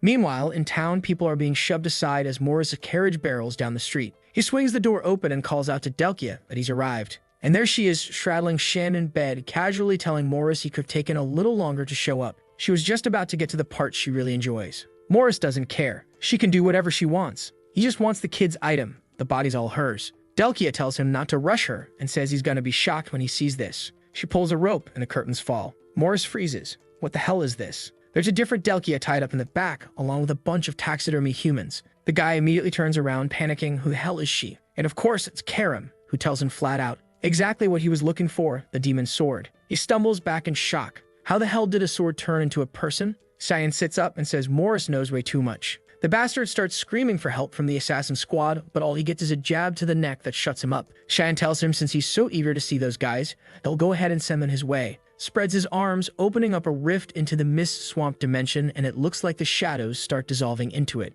Then he tells Morris that yeah, he knows he's the one who gave Gunther that artifact and slipped Delkia the paralysis potion. Morris starts begging for forgiveness, swearing he'll never do it again. Shane calmly tells him he's sure he won't, because he won't be doing anything ever again. The guy's still crying for help, but gets dropped straight into the mist. And down there waiting for him, all the assassins he'd hired. Shion says that just leaves Delkia. But Karum steps forward and tells him she'll handle it herself. He can go. He just asks her not to go overboard. She flat out says she will go overboard. And oh boy, she is livid with jealousy. Starts shouting, demanding to know who the hell gave Delkia permission to touch what's hers. She knows damn well Delkia is not really out cold, so no point faking it. Tells her to brace herself, she's gonna get broken into 1,000 pieces. The blonde tries to plead, says she never should have tried anything, but gets clocked right in the face. Meanwhile, Shan just closes the door, knowing full well tonight's gonna be rough for Delkia. But right then, he feels something. A mana signature. Familiar. He looks around and finds himself inside the domain of the mist. Someone speaks up. That expression of yours, priceless. And just like that, Linz Nihaloff steps forward, introducing herself as one of the regional managers of Lambaster. She starts to materialize from within the mist, and Sand realizes she is part of it. She casually mentions that apparently Surika didn't tell him anything about her, which explains why he's been running around killing off the other managers. Shan immediately powers up, thanking her for finally showing her face. Now he doesn't have to go searching anymore. Says he can call her Linz, or senior colleague, the backstabbing traitor. But Linz says he's got it all wrong. She's not here to fight. Right then, he senses something from the side, barely manages to dodge an incoming attack. Linz tells him to say hello, because the two of them already know each other quite well. And sure enough, it's Lisa, the one who always seems so kind, so trustworthy, now standing beside that monster. And she coldly declares Simon Delemia is going to be eliminated. She charges at him again, but he blocks it, telling Lisa to stop, that this has nothing to do with her. His problem is with Linz. Lisa doesn't need to die. But she's not listening, not one bit. Only option? Knock her out cold. He activates the Bloodlust Wave technique, bam, launches her across the room. But of course, she's already back on her feet. That's when he realizes, damn it, she's been training. Most enemies wouldn't have been able to withstand that. Linz just watches, saying she knew the boy could have finished it, so why did he hesitate? All Sand wants to know is how long she plans to keep hiding in the mist. Linz tells him she just wanted to see the skills of the child Surika had trained, especially since Lisa was her student. Now that throws him off. Linz knows Surika. So what exactly is the connection between the two? But Linz vanishes, telling him he should be paying attention to someone else. Suddenly, Lisa begins summoning a rain of needles and hurls them at him. Shin flips backward, dodging, but she's already following up with another strike, forcing him to catch her arm midair. She says she might have cut ties with Gunther, but he's still going to pay for killing the last member of her family. As he defends himself, he notices it, her eyes. That personality of the shadow, it's been activated. Most likely, Linz implanted some kind of memory fragment to stir up that resentment. But she made one mistake, getting too close. He slams her down and raises his hand. Not a punch though, just enough to knock her out clean. With her down, he says, all right, that just leaves two of us. Come on out, Linz. But she tells him to stop playing games. You should know by now that she is this entire Mist realm. Shin admits he's surprised. Not just that she belongs to the Mist, but that she's a traitor and a thief. She asks what the hell he's talking about. He tells her he knows exactly what that ring on her hand is, the Ring of Anbari. An artifact that lets you absorb anything. Mana, authority, whatever. And she's using it to pretend she's part of the Mist. He doesn't know how she got her hands on it, but he's sure of one thing. She's a fake. That sets Linz off. She shows the ring, shouting at him to kneel before its absolute power. Shan, meanwhile, is grinning. Everything's going according to plan. But just as he thinks he's got her, her mist expands violently. In seconds, she's right there in front of him, whispering that it's time to wake up and face the truth. This is how the real mist works. It's a shame, she says, but it's time to say goodbye. She's about to stab him when suddenly, a voice interrupts. This little kingdom of yours is lame as hell. Cracks start to form behind Linz. Boom. Karum appears, furious. What's this? Another woman going after my master? Linz stares in shock. How? How is this place broken so easily? This mist was a copy of the realm of the god of mist. It should have been impenetrable. There was only one other being who could have done something like this. Yeah, she didn't even need an introduction. Karum. The demon sword. Karum cracks her knuckles and snaps her fingers. First order of business. Let's destroy this dump. The entire domain starts fracturing, shattering into countless shards. Linz can't believe it, that it was broken this easily. Meanwhile, Shan complains. What took you so long, damn it? Karum scowls. Excuse me? I just saved your ass, and that's what you say. Linz watches this couple bickering scene and loses it. She yells at Shion to shut the hell up. No way someone like you is the successor. That person disappeared over 300 years ago. There's no way it's some brat like you. While she's throwing her fit, Karum just raises an eyebrow. What's with her? Shion shrugs. Said a few things earlier. Guess I got her riled up. Now Linz is totally unhinged, screams and charges at him with full speed. But Karum dissolves into a blade. Shion grabs her and smirks. She'd make a terrible assassin. Together, the two unleash their technique, Mist Storm Surge, and charge in for the final clash. Of course, Linz, fake as ever, goes flying across the ground like a ragdoll. Meanwhile, Shan's just standing there cool as hell, dripping with swag, saying it's about time he showed her the true power of divine authority. As soon as Linz manages to get back on her feet, he activates the Mist of Adamant, and bam, a giant orb appears behind him. He's in full demon mode now, face darkened, voice chilling, daring her. Go on, try to block this with that little ring of yours. And then he swings. The cut flies toward her and she knows. She knows. She doesn't stand a chance. Cut to a long time ago. Back inside the Temple of Black Mist. Surika asks where Linz thinks she's going. Linz says she's tired of sitting around, waiting for some supposed successor to show up. She fires back, you planning to kill me now or what? But Surika calmly answers, there's already too many awful people out there to deal with. Why would I bother with you? Though if Linz ever turned corrupted, then yeah, she'd be hunted down and purified. And when that day came, Surika would take back the item Linz stole. So she tells her, think real hard before walking away. That's how Linz left. She walked out of a group that had real power, but stayed hidden in the shadows, to go build her own group that had no power, but at least it existed out in the open. She was sick of waiting, sick of hiding. She really thought she'd made it. But back in the present, Shan's attack tears through her, rips into her side and arm. She was beautiful. She was strong. But what a shame, she went up against him. Now he just walks up and asks for her last words. I hate when these stories end all sad. She says, tell Sarika she was wrong after all. And then she begs him to finish it. It hurts too much. Shin just sets her ablaze. No hesitation. Because he knows nobody ever sees the moment they'll be defeated. And that includes him too. As soon as the domain starts to unravel, he sees he's already right in front of the hotel, which saves him time. Lissa shows up and says she tried to kill him and knows about the mist. So there's really no reason you should be letting her live. He asks if she's going to tell anyone. She says no, and he goes, all right then, it's fine. But she herself doesn't really know what she's going to do. Right then, Lewis comes running out of the hotel calling for the manager, asking if she's okay, saying she was worried because she suddenly disappeared. Lisa, looking a little shaken, asks if Lewis is all right, tells her to stop worrying about her, and says she's not going to let her leave this place anymore. She was the kindest person she ever met, and there's no way she was going to just let her go like that. Lisa says she understands now, and that's when our guide chimes in, saying it looks like she's already found her purpose.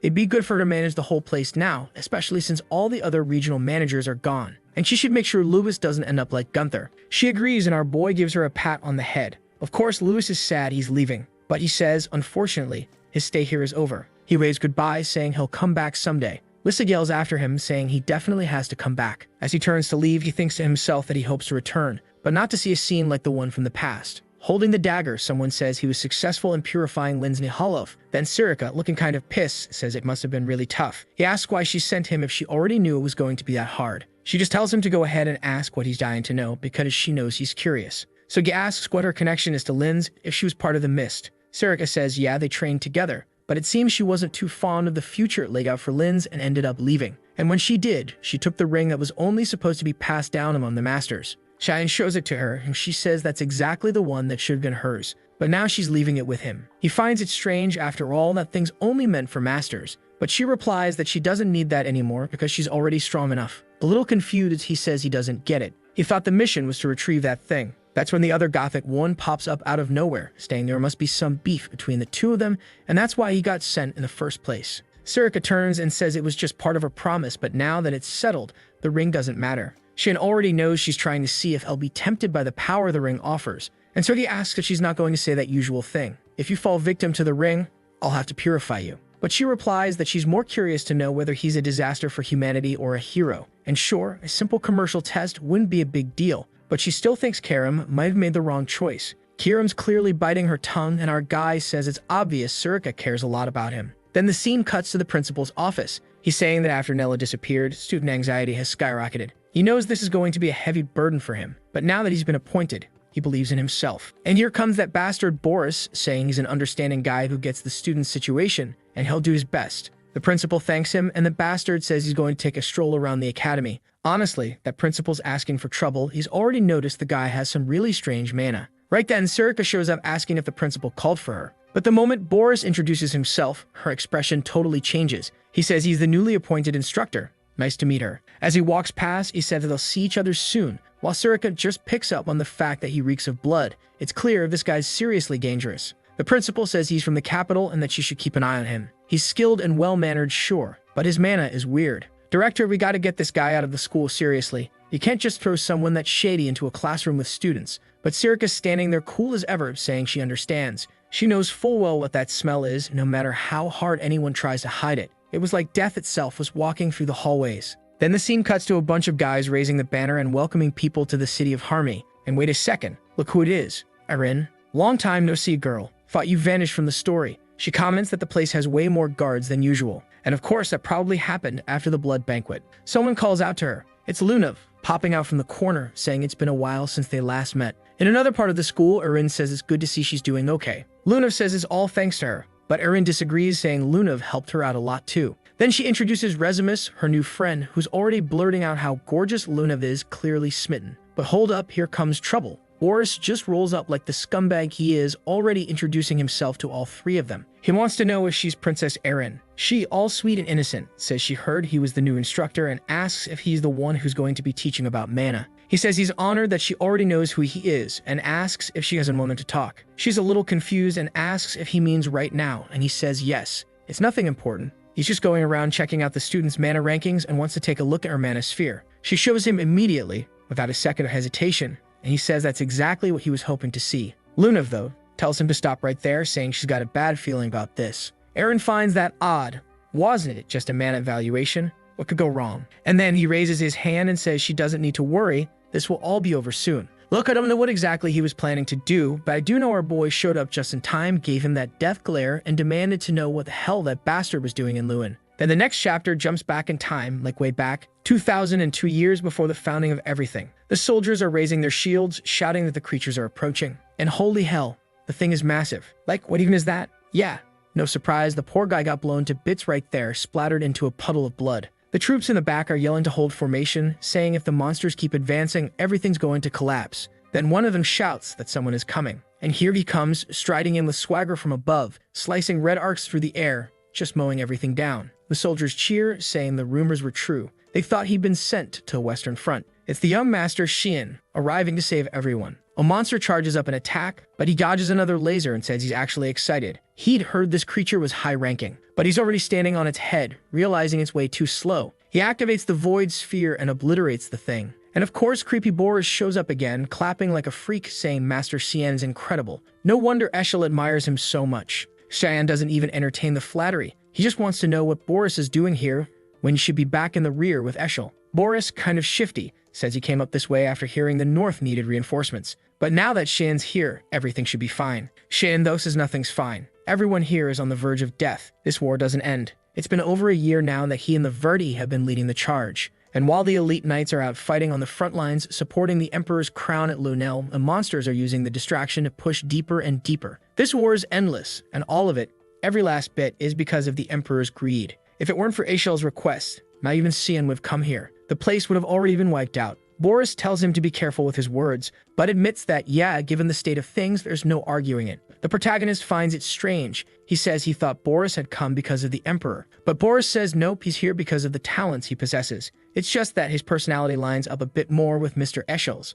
Our guy tells him to go ahead and show what kind of talent he's talking about. Right then, Boris pulls in a misty kind of mana into his hand. He says that all he can really do is gather traces of the mana someone's used and compress them into a sphere like this to store it. Then, locking eyes with him, he comments that Shion's mana is extremely unique. He can sense that the kid has great potential and might just be the person he's been looking for. At that moment, Shion realizes maybe this was when the hunt for him actually began. Back in the present, Eren asks what's going on. But there's no way our protagonist is making the same mistake twice. He knows the worst idea right now would be to hand over different types of mana to this guy. And wow, Boris doesn't even know who Shion is yet. This is literally the first time he's seen the Vert boy. Regresses asks why Shion's acting like that and why he's pulling on Eren's arm. Boris, all flustered, says it must be a misunderstanding. He was just assessing the student's abilities, as an instructor. But Shion immediately shoots back that he's never heard of any kind of evaluation requiring something like this. And right away he realizes this bastard's been appointed as an instructor. Boris, still trying to play it cool, says Shion doesn't need to feel pressured. It was nothing serious.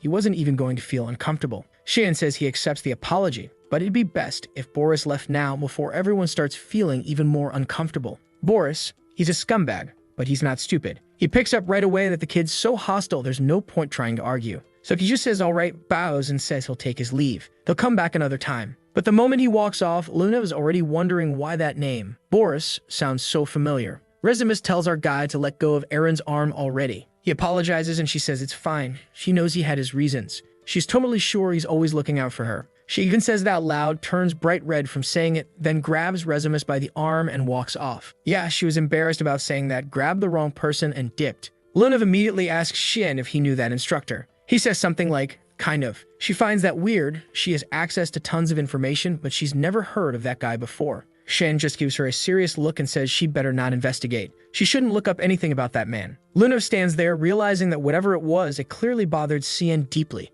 Maybe she missed something, and that just makes her even more curious. Shion taps the ring and boom. Now it's raining candy in his room. All of it a reward because his daughter behaved and everyone's still alive. Brian says of course everything turned out fine and it's good to know Shan's doing okay too. Meanwhile, Emily complains that life's been tough. Brian won't let her cook even once. Shan asks why that bothers her. Last he checked, she liked it when people cooked for her. She says, yeah, that's true. but now it feels like someone took her job away. So San says, all right, time for him and Brian to go train. Brian tries to get out of it, but our guy tells him to hurry up and follow. The scene shifts to the Academy's training grounds. Turns out someone's already there practicing. Looks like it's regresses, though not totally sure. Might be someone else. Ryan's impressed. Whoever it is, she's wielding a massive claymore like it's nothing. Shion says of course it looks easy. She's going to be named the best swordswoman on the continent one day. Then he grabs a sword, saying it's time to see how much she's improved. She's caught off guard, asking what this is all about. She just came out for a chill evening. But he tells her nope, not tonight, come at him.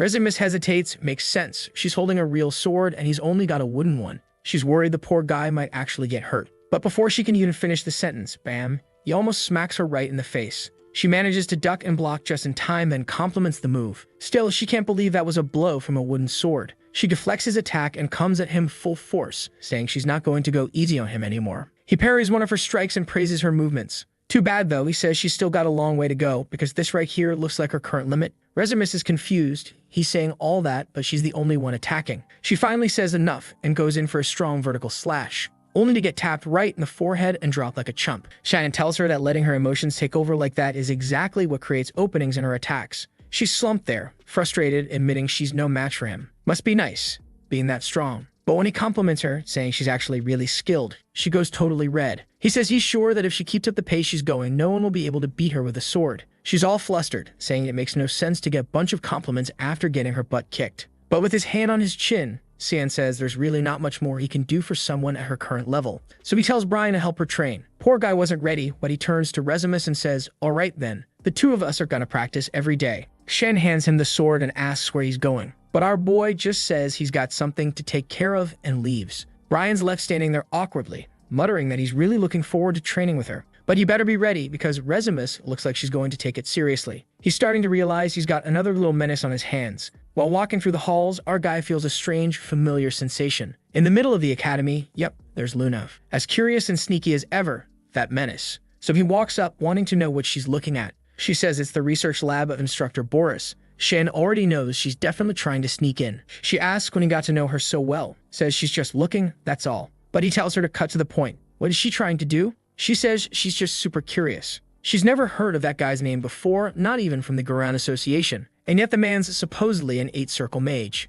How could someone be that powerful and still have zero information out there about him? Shion's clearly over it. This girl just got out of one mess and she's already trying to dive into another. She asks if he's not going to help and he says he doesn't want to get involved. She stares at him, saying he sure sounds like someone who knows this guy pretty well, almost like he already hates him. Poor Shion, once again being dragged into a problem he didn't ask for. He probably should have just walked away, huh? But no, here he is, standing in front of the lab, saying he doesn't sense anyone inside. He tells her to stay behind, he's going in first. He grabs the doorknob, activates a mist ability, and opens the door. Turns out, it's more of a library than a lab. All that's inside are scrolls and handwritten books. Looking around, Lunav comments that it's all about ancient magic. And right at that moment, Karum suddenly steps out from Shion. He asks where she's going. She says she's just checking the rooftop and tells him to keep doing what he's doing. He's a little confused. Why is she heading to the roof? But whatever. Lunav calls him over, saying she found a text that looks super old. But Shion, he realizes what it actually is. That armor, that's Boris of Armor, the one known as Hearthcree.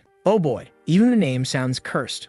Up on the rooftop, Karum mutters that this smell, it's sickening. No matter how many times she catches it, it never stops being disgusting. And he better show up soon. Oh, she's talking directly to that Hearthcree guy. Right then, too bad. Someone appears and says it's been a while since he last saw her. An angel shows up, asking how she's doing after waking up from a 300-year nap. From a high of angle, Karum says she was doing just fine until he showed up and ruined everything. Hearthcree replies, your personality hasn't changed a bit. I guess that's why you chose that master out of all the other options. Karum's already getting ready to fight, but he asks her to calm down. He's not here to fight. She demands to know what he's doing there, and he says this is just a little chat. But Karum isn't buying it and tells him to cut the act and say what he's planning. Meanwhile, back in the library, Lunav says she's never seen magic texts like these. It's almost like some weird history book. But all the texts are written in a kind of code, so it's going to take a while to decode. From what she's been able to make out, that's all she can understand for now. On a page with a strange sun, she says it looks incomplete, and she really wants to know what it means. A sun, black clouds, mist, what else? Suddenly, Sam closes the book and says they need to destroy all of it. She wants to know why. That's what caused the Blood Banquet along with a lot of the other disasters. Then boom, someone shows up and says it's a shame, but he can't let that happen. Right away, Shion recognizes Boris's voice and wonders how he didn't sense his presence. the book starts glowing gold and suddenly materializes in Boris' hand. And that's when Boris says he was actually thinking about having a talk with the boy. What an incredible coincidence that he happened to show up there. Too bad it had to happen in such an unpleasant way, getting spied on and all. He raises his hand and asks Miss Lunev to excuse them. Poor thing, he's already flung her out the window, sending her all the way to the dorms. And now the two of them meet to have a little conversation. He's very interested in the boy, specifically in the version of him he doesn't show the public. Shun's already figured out this isn't good. It'd be great if he could just kill this guy. But Hearthcree is a major problem. Not to mention, Karum suddenly vanished from his side. She's up on the rooftop, lying back all calm, wanting to know what the bastard's even talking about. Hearthcree says the person her master serves is someone chosen by the gods, and basically, they're playing a game they already lost. Karum says she doesn't care. A demonic spawn like her would never ally with Lumindal. The angel says there are other ways. For example, she could take over her master's body. Surely that wouldn't be so difficult. Karum demands to know what the hell he's trying to pull. And now, the chapter shifts again. This time, it's about good and evil, light and darkness, creation and destruction. Two opposing forces always at war. And in these epic tales, light always wins. It's been 3 centuries since the Great War ended and the demon died. The surface world seemed to be thriving, but little by little, people were forgetting about them. Looks like we're seeing things from the angels' point of view. One of them says it's getting harder to find the fear and reverence people once had for them. So they came to a conclusion. In order to be worshipped again, they needed darkness. It's the darkness that makes their light shine brighter. Karum just calls that reason completely idiotic. Now it all makes sense. They want her to take over her master's body, so that they can defeat her and be hailed as saviors. The deranged angel smiles, saying it's amazing, she figured it out perfectly. And bam, he immediately takes a slash to the face. She tells him to quit talking crap. But of course, the little immortal thing just regenerates, saying it's a shame. He'd really thought this was the perfect chance to talk with her. Karum answers bluntly. They're the ones who decided she was the bad guy. But she's already figured out that these so-called angels are way more concerned with their own problems than protecting anyone else. The angel shows up again, saying it's a shame. He really thought talking to her would be as easy as it was with Eru. It was a nice visit, but now he's heading out. And just like that, he vanishes while Karum's left wondering, what the hell did that idiot Eru do? Back with Boris, the bastard's calmly serving a fancy high-class tea from Sparnia, saying he hopes the boy enjoys it. Obviously, Shion doesn't give a damn. He tells him to get to the point and explain why he's so interested in him. Boris, fake as always, says he's just a teacher concerned with a promising student. Shion tells him to cut the crap. He doesn't even show up to class. Boris wants to know why, and Shion flat out says it. He's got nothing to learn from them. Now Boris is curious. He wonders if the headmaster knows about that. Shion just tells him, for the love of all that's holy, to stop stalling and talk. So Boris gets a little more direct and asks Shion if he knows who he is. Shion asks why he's even asking that. Boris says he felt it immediately. Shion hated him the moment they met. The way the kid looked at him, it was like he already wanted him dead. But Boris swears he's never seen Shion before in his life, so how could he have known about him already? Shion stirs the tea a little and says what's even weirder is that no one's ever heard of an 8-circle mage. Boris replies that he likes to live a quiet life, and Shion tells him to just say where he's from. Of course, the bastard claims he's from some super rural village. Nothing but cows and lumber out there. No way Shion would know it. Both of them know the other's lying. Obviously, Boris wasn't going to spill anything. Even in his past life, the guy kept everything hidden. And now he asks if Shion has any other questions. Shion says no. Boris says good. It's gotten late, and they can talk more another time. Sometime later, staring down at the book, Boris says now he understands why Ishel felt so threatened. That kid, he must be the one helping Princess Erin. He's speaking with that Dan Hearthcree, who says it's ironic that the younger brother of the so-called savior is the one wielding the demon blade. Fate's got a funny way of working. It also seemed like Karum might just be the darkness they've been searching for all this time. And if he's right, that boy might be the perfect opportunity to make Ishel shine brighter than ever. That's just like it was foretold in the black mist that hides the sun. Boris closes the book and declares, the rebirth of the savior is about to begin. Cut to Karum in the Hall of the Black Mist. Someone says it's surprising she came all the way there on her own. It's Eru. He wants to know what brings her. Karum says it's funny he's even asking. You should already know. She just met with Hearthcree and didn't realize the two of them were so close. Eru asks if Hearthcree tried anything, but Karum cuts him off. Just tell her why he didn't do anything. Apparently, he'd forgotten the reason he was kicked out. Eru says there's no lower place than where he already is, which means he's got nothing left to fear. Karum tells him he's got to be joking. These people are trying to use both her and Shion. The Lord asks if her wish is really to protect Shion. If that's the case, he can help her make that wish come true. All she needs to do is take this decree, and all the mists will support her and the boy. She takes it, but she's already figured it out. He's just handing that over so he doesn't have to do anything himself. Exactly like what happened with Lumindal. Eru tells her to quit nagging. He insists he already made the best decision for her sake. But Karum walks off, telling him to stop making pathetic excuses, and says she hopes he stays trapped in that place forever. The scene cuts to a statue of an angel.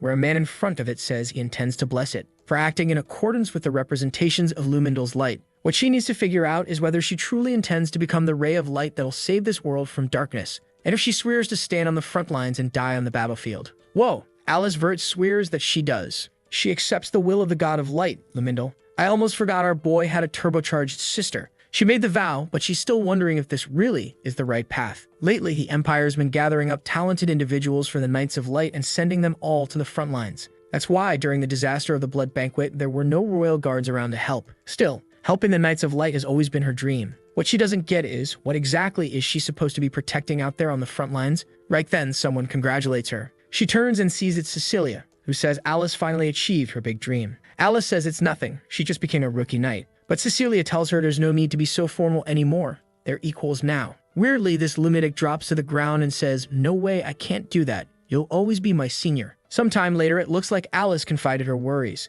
Cecilia tells her it's impossible, she picked the wrong path. She's known her for a long time. This has always been her dream. But Alice says she's still unsure. She could hear people screaming for help. So if her friend says she knows the perfect way to find out if the front lines are really where she belongs. When she gets there, they'll fight together. Apparently, this Duke Villiarth confirmed an important mission. It would be Alice Vert's first official assignment. But she finds it kind of odd, since the one who gave her the mission was her father. Boots are on, swords in hand. Brian's ready. The girls ask where he's going, and he says he doesn't even know. Shion just told him to be on standby. That's when our boy shows up, saying they won't take long this time. He tells Nana not to worry and tells Brian to move it. Brian asks where they're headed, and Shion says this time it's to the Lemia Valley. Emily points out that for someone saying, "We won't take long," that place is super far away. But Shion opens a portal right there with his ring, saying they won't take long if they go through that. And it had to be now, because today was the day Alice was supposed to die. On the battlefield, someone yells for everyone to hold formation. A man turns to the young lady and says it must have been a tough journey, but Alice tells him not to call her that. The guy praises her, says he's super proud and she's finally standing among the Knights of Light. She awkwardly tells him to stop, she still has a lot to learn. Still, he's confident she's going to do great and that the Duke will be proud. Suddenly, she steps forward and introduces herself. The eldest daughter of House Vert reporting in after receiving the summons. Her father turns and says the third and fourth princes, as well as the second princess, are all coming to visit. She better be prepared. Alice notices he didn't praise her at all. Still cold as ever. He already tells everyone to greet the guests. They should arrive by now. And there they are. Third prince, Phagian Severus. Fourth prince, Nerovian. At least their names are easy to remember. And then comes the second princess. Alright, why is she showing that much thigh? Who is she trying to seduce here? Me? Her name is Violet Severus, the bold one. Right away, everyone from our boys' family bows and greets them. But Nerovian's already done. He says they've finished the formalities, so can they leave now? Fabian's nervous. He's scared that white-haired guy's going to get attacked by monsters. But Shan's dad tells him to relax. They're in the rear guard. Monster activity is super low here. Plus, the best knights are stationed right there, so there's nothing to worry about. Well, look who's here. That damn bull-headed Eshel. Alice gives him a quick glance, and her father turns to him and says he better fulfill all his duties. He says he won't disappoint, while that Fabian guy over there says they better take out the monsters before they get any closer. His body's too valuable, unlike theirs. Okay, your highness is really asking to get slapped. Now here's a body that is actually valuable. Violet's already thanking Eshel for his hard work. He just replies that it's an honor, and she wants to know, where's Lunel? He's not the type to miss formal events like this. Eshel explains that Lunel had an important matter to attend and couldn't make it. She side-eyes that answer, saying it's good to have him as a bodyguard. Wait, what's going on here? Did something already happen between these two or what? Everyone's in formation and Alice is getting a weird feeling. Eshel always protects the first prince. That's just how it is. But now he's here with the twins and the second princess. What is this? A coincidence or something else entirely? Eshel then mentions he heard she joined the knights as the top of her class and congratulates her. But it didn't sound sincere at all. She immediately recognizes that familiar look in his eyes, and we flash back to her 9th birthday. He patted her head, congratulated her. That day, Eshel gave her a magic scroll. A 4-star spell scroll she couldn't even use yet. The idea was for her to one day get strong enough to finally use it. Years later, she did reach 4 stars, and finally it was time to activate the scroll. But the moment she started, someone grabbed her hand and told her to stop. It was Cecilia. She asked what was going on. Her friend explained that scroll would summon a mid-level monster. They could have died if it actually went through. What the hell, man? Eshel planted a live bomb when she was 9 years old. He's the king of Counter-Strike. Now here she is staring him down, wondering if he really gave her that scroll on purpose. If so, why would her brother do something like that? The group's still escorting the carriages. Inside one of them, Nerovian asks if Lunel's the one who assigned Eshel to this escort. Fabian says the whole thing's suspicious. He wants to know what they're planning. Violet agrees. Having someone as skilled as that acting as a bodyguard, That's a red flag. Everyone already knows what kind of person Lunel is. They better stay alert or they're gonna end up dead. Right then, the carriage shakes. Alice comes running, shouting it's an ambush and everyone needs to fall back. A special creature called Antararg is attacking the area. The tower soldiers are already freaking out from the monster's roar. The coward prince starts demanding answers. Why didn't anyone warn them something like this might show up? A strike from the boss monster sends everyone flying. Alice yells for them to retreat immediately, but a massive tail swipe is coming right for the group. No worries. Big Sis blocks the hit. But now she really wants to know why something that powerful is showing up in the rear guard. The princes are already running for their lives. One of the white-haired ones yells for them to turn back. If they keep running, they're gonna get killed alone. Violet's totally panicked when suddenly, Eshel comes toward her. Nothing sketchy at all, right? He tells her to come close. He'll protect her. And right then, Violet realizes, this bastard planned all of this chaos just to kill them here. And judging by Alice's face, she's picked up on something fishy too. Then, bam, a windflower spell slams into the boss monster. Cecilia shows up to help and yells at Alice to escape through the side path. Right away, she grabs her friend and also pulls Violet along, who's just confused and being dragged, but honestly, anywhere away from Eshel is the right move. Still, Alice's gut is telling her something seriously wrong. She felt an overwhelming bloodlust coming from her own brother, and when she looked back, she saw the monster about to land a clean hit straight at his neck. But then, out of nowhere, a strange barrier blocked the strike. Alice's head is spinning. What's going on here? But Cecilia just shouts at her to move. The monster is still flying, going in for another attack on Eshel. But more troops show up nearby and yell for everyone to get back in formation. She glances to the side and realizes the 3 damn girls are gone. Meanwhile, the soldiers are shouting not to let that creature, Antararg, get anywhere near the royal hairs. The monster starts charging up another purple energy blast, and Eshel looks like he's losing it, growling that this thing's really starting to piss him off. Then a golden light bursts out from his back and he orders everyone to stand down. Boom! Massive explosion. Did that deal with the monster? Maybe. Or maybe not. Everyone's still standing back, squinting to see what's going on. And there's Violet, that sneaky brat, just randomly trips like an idiot. Alice runs over, asking if she's alright. Violet says she's not, but she's not dying that easily. Then what the hell? Cecilia just smacks Alice on the back. Alice stumbles, looking shocked. What the hell is this? And now she's on the ground in pain. What the hell? The two of them are just standing there staring her down. They really got us with this plot twist. Didn't see that one coming. And that damn Violet just glares and says, "So you're Eshel's little sister, Alice Vert." She says she knew something was off when Eshel showed up and Lunel didn't. And she's sure Alice was planning to kill them all during the chaos, so everyone else would get blood on their hands. That's why this was self-defense. Damn. Even Cecilia's just standing there, completely silent. Alice tries to explain. It's all a misunderstanding. She just wanted to protect them. But Violet cuts her off and tells her to shut up. So she knows exactly how ambitious the Vers and Lunels are. She's not going to sit around like some idiot while everyone lines up to kill her. If Alice has got any excuses, now's the time to give them because she doesn't have much time left. Violet throws down a scroll and says she hopes Lumindal won't save her. And poof, looks like the two of them just teleported out of there. Alice, though, she's not thinking straight. She's sitting there wondering how impulsive Cecilia must have been to betray her like that. She has to be under some kind of mind control, or there has to be another explanation. Tears in her eyes, she mutters that it can't be real. But now some creatures appear in front of her. She struggles to stand up, saying she has to pull herself together. She can't die here. She has to survive and asks Cecilia why she did this. She begins activating a power, calling out to her dear mother, the source of all life, the monster's charge, and she begs the goddess to act through her hands. She triggers a skill from Udine of the Spear, sending blasts flying in every direction. Meanwhile, over at the Varda hideout, yep, it's the two traitors, Violet and Cecilia, just lounging. Violet throws herself onto the bed, saying that was disgusting. Cecilia agrees, sitting quietly thinking about little Alice from her childhood. She closes her eyes, maybe a little conflicted. Then Violet asks, "Why'd you let Alice live? You could have killed her right then and there." "Girl, close those toothpick legs, you're acting weird." Cecilia, a bit hesitant, says, "She'll die soon anyway. The monsters there will finish her off for sure." Meanwhile, Alice is still out there, flinging spears left and right, but she's exhausted. And honestly, this is the perfect moment for our boy to show up like a total Chad. She's drained. She mumbles that she has to get back. Problem is, what is she even going to tell the knights? That Princess Violet tried to assassinate her? That Cecilia tried to kill her? Who's going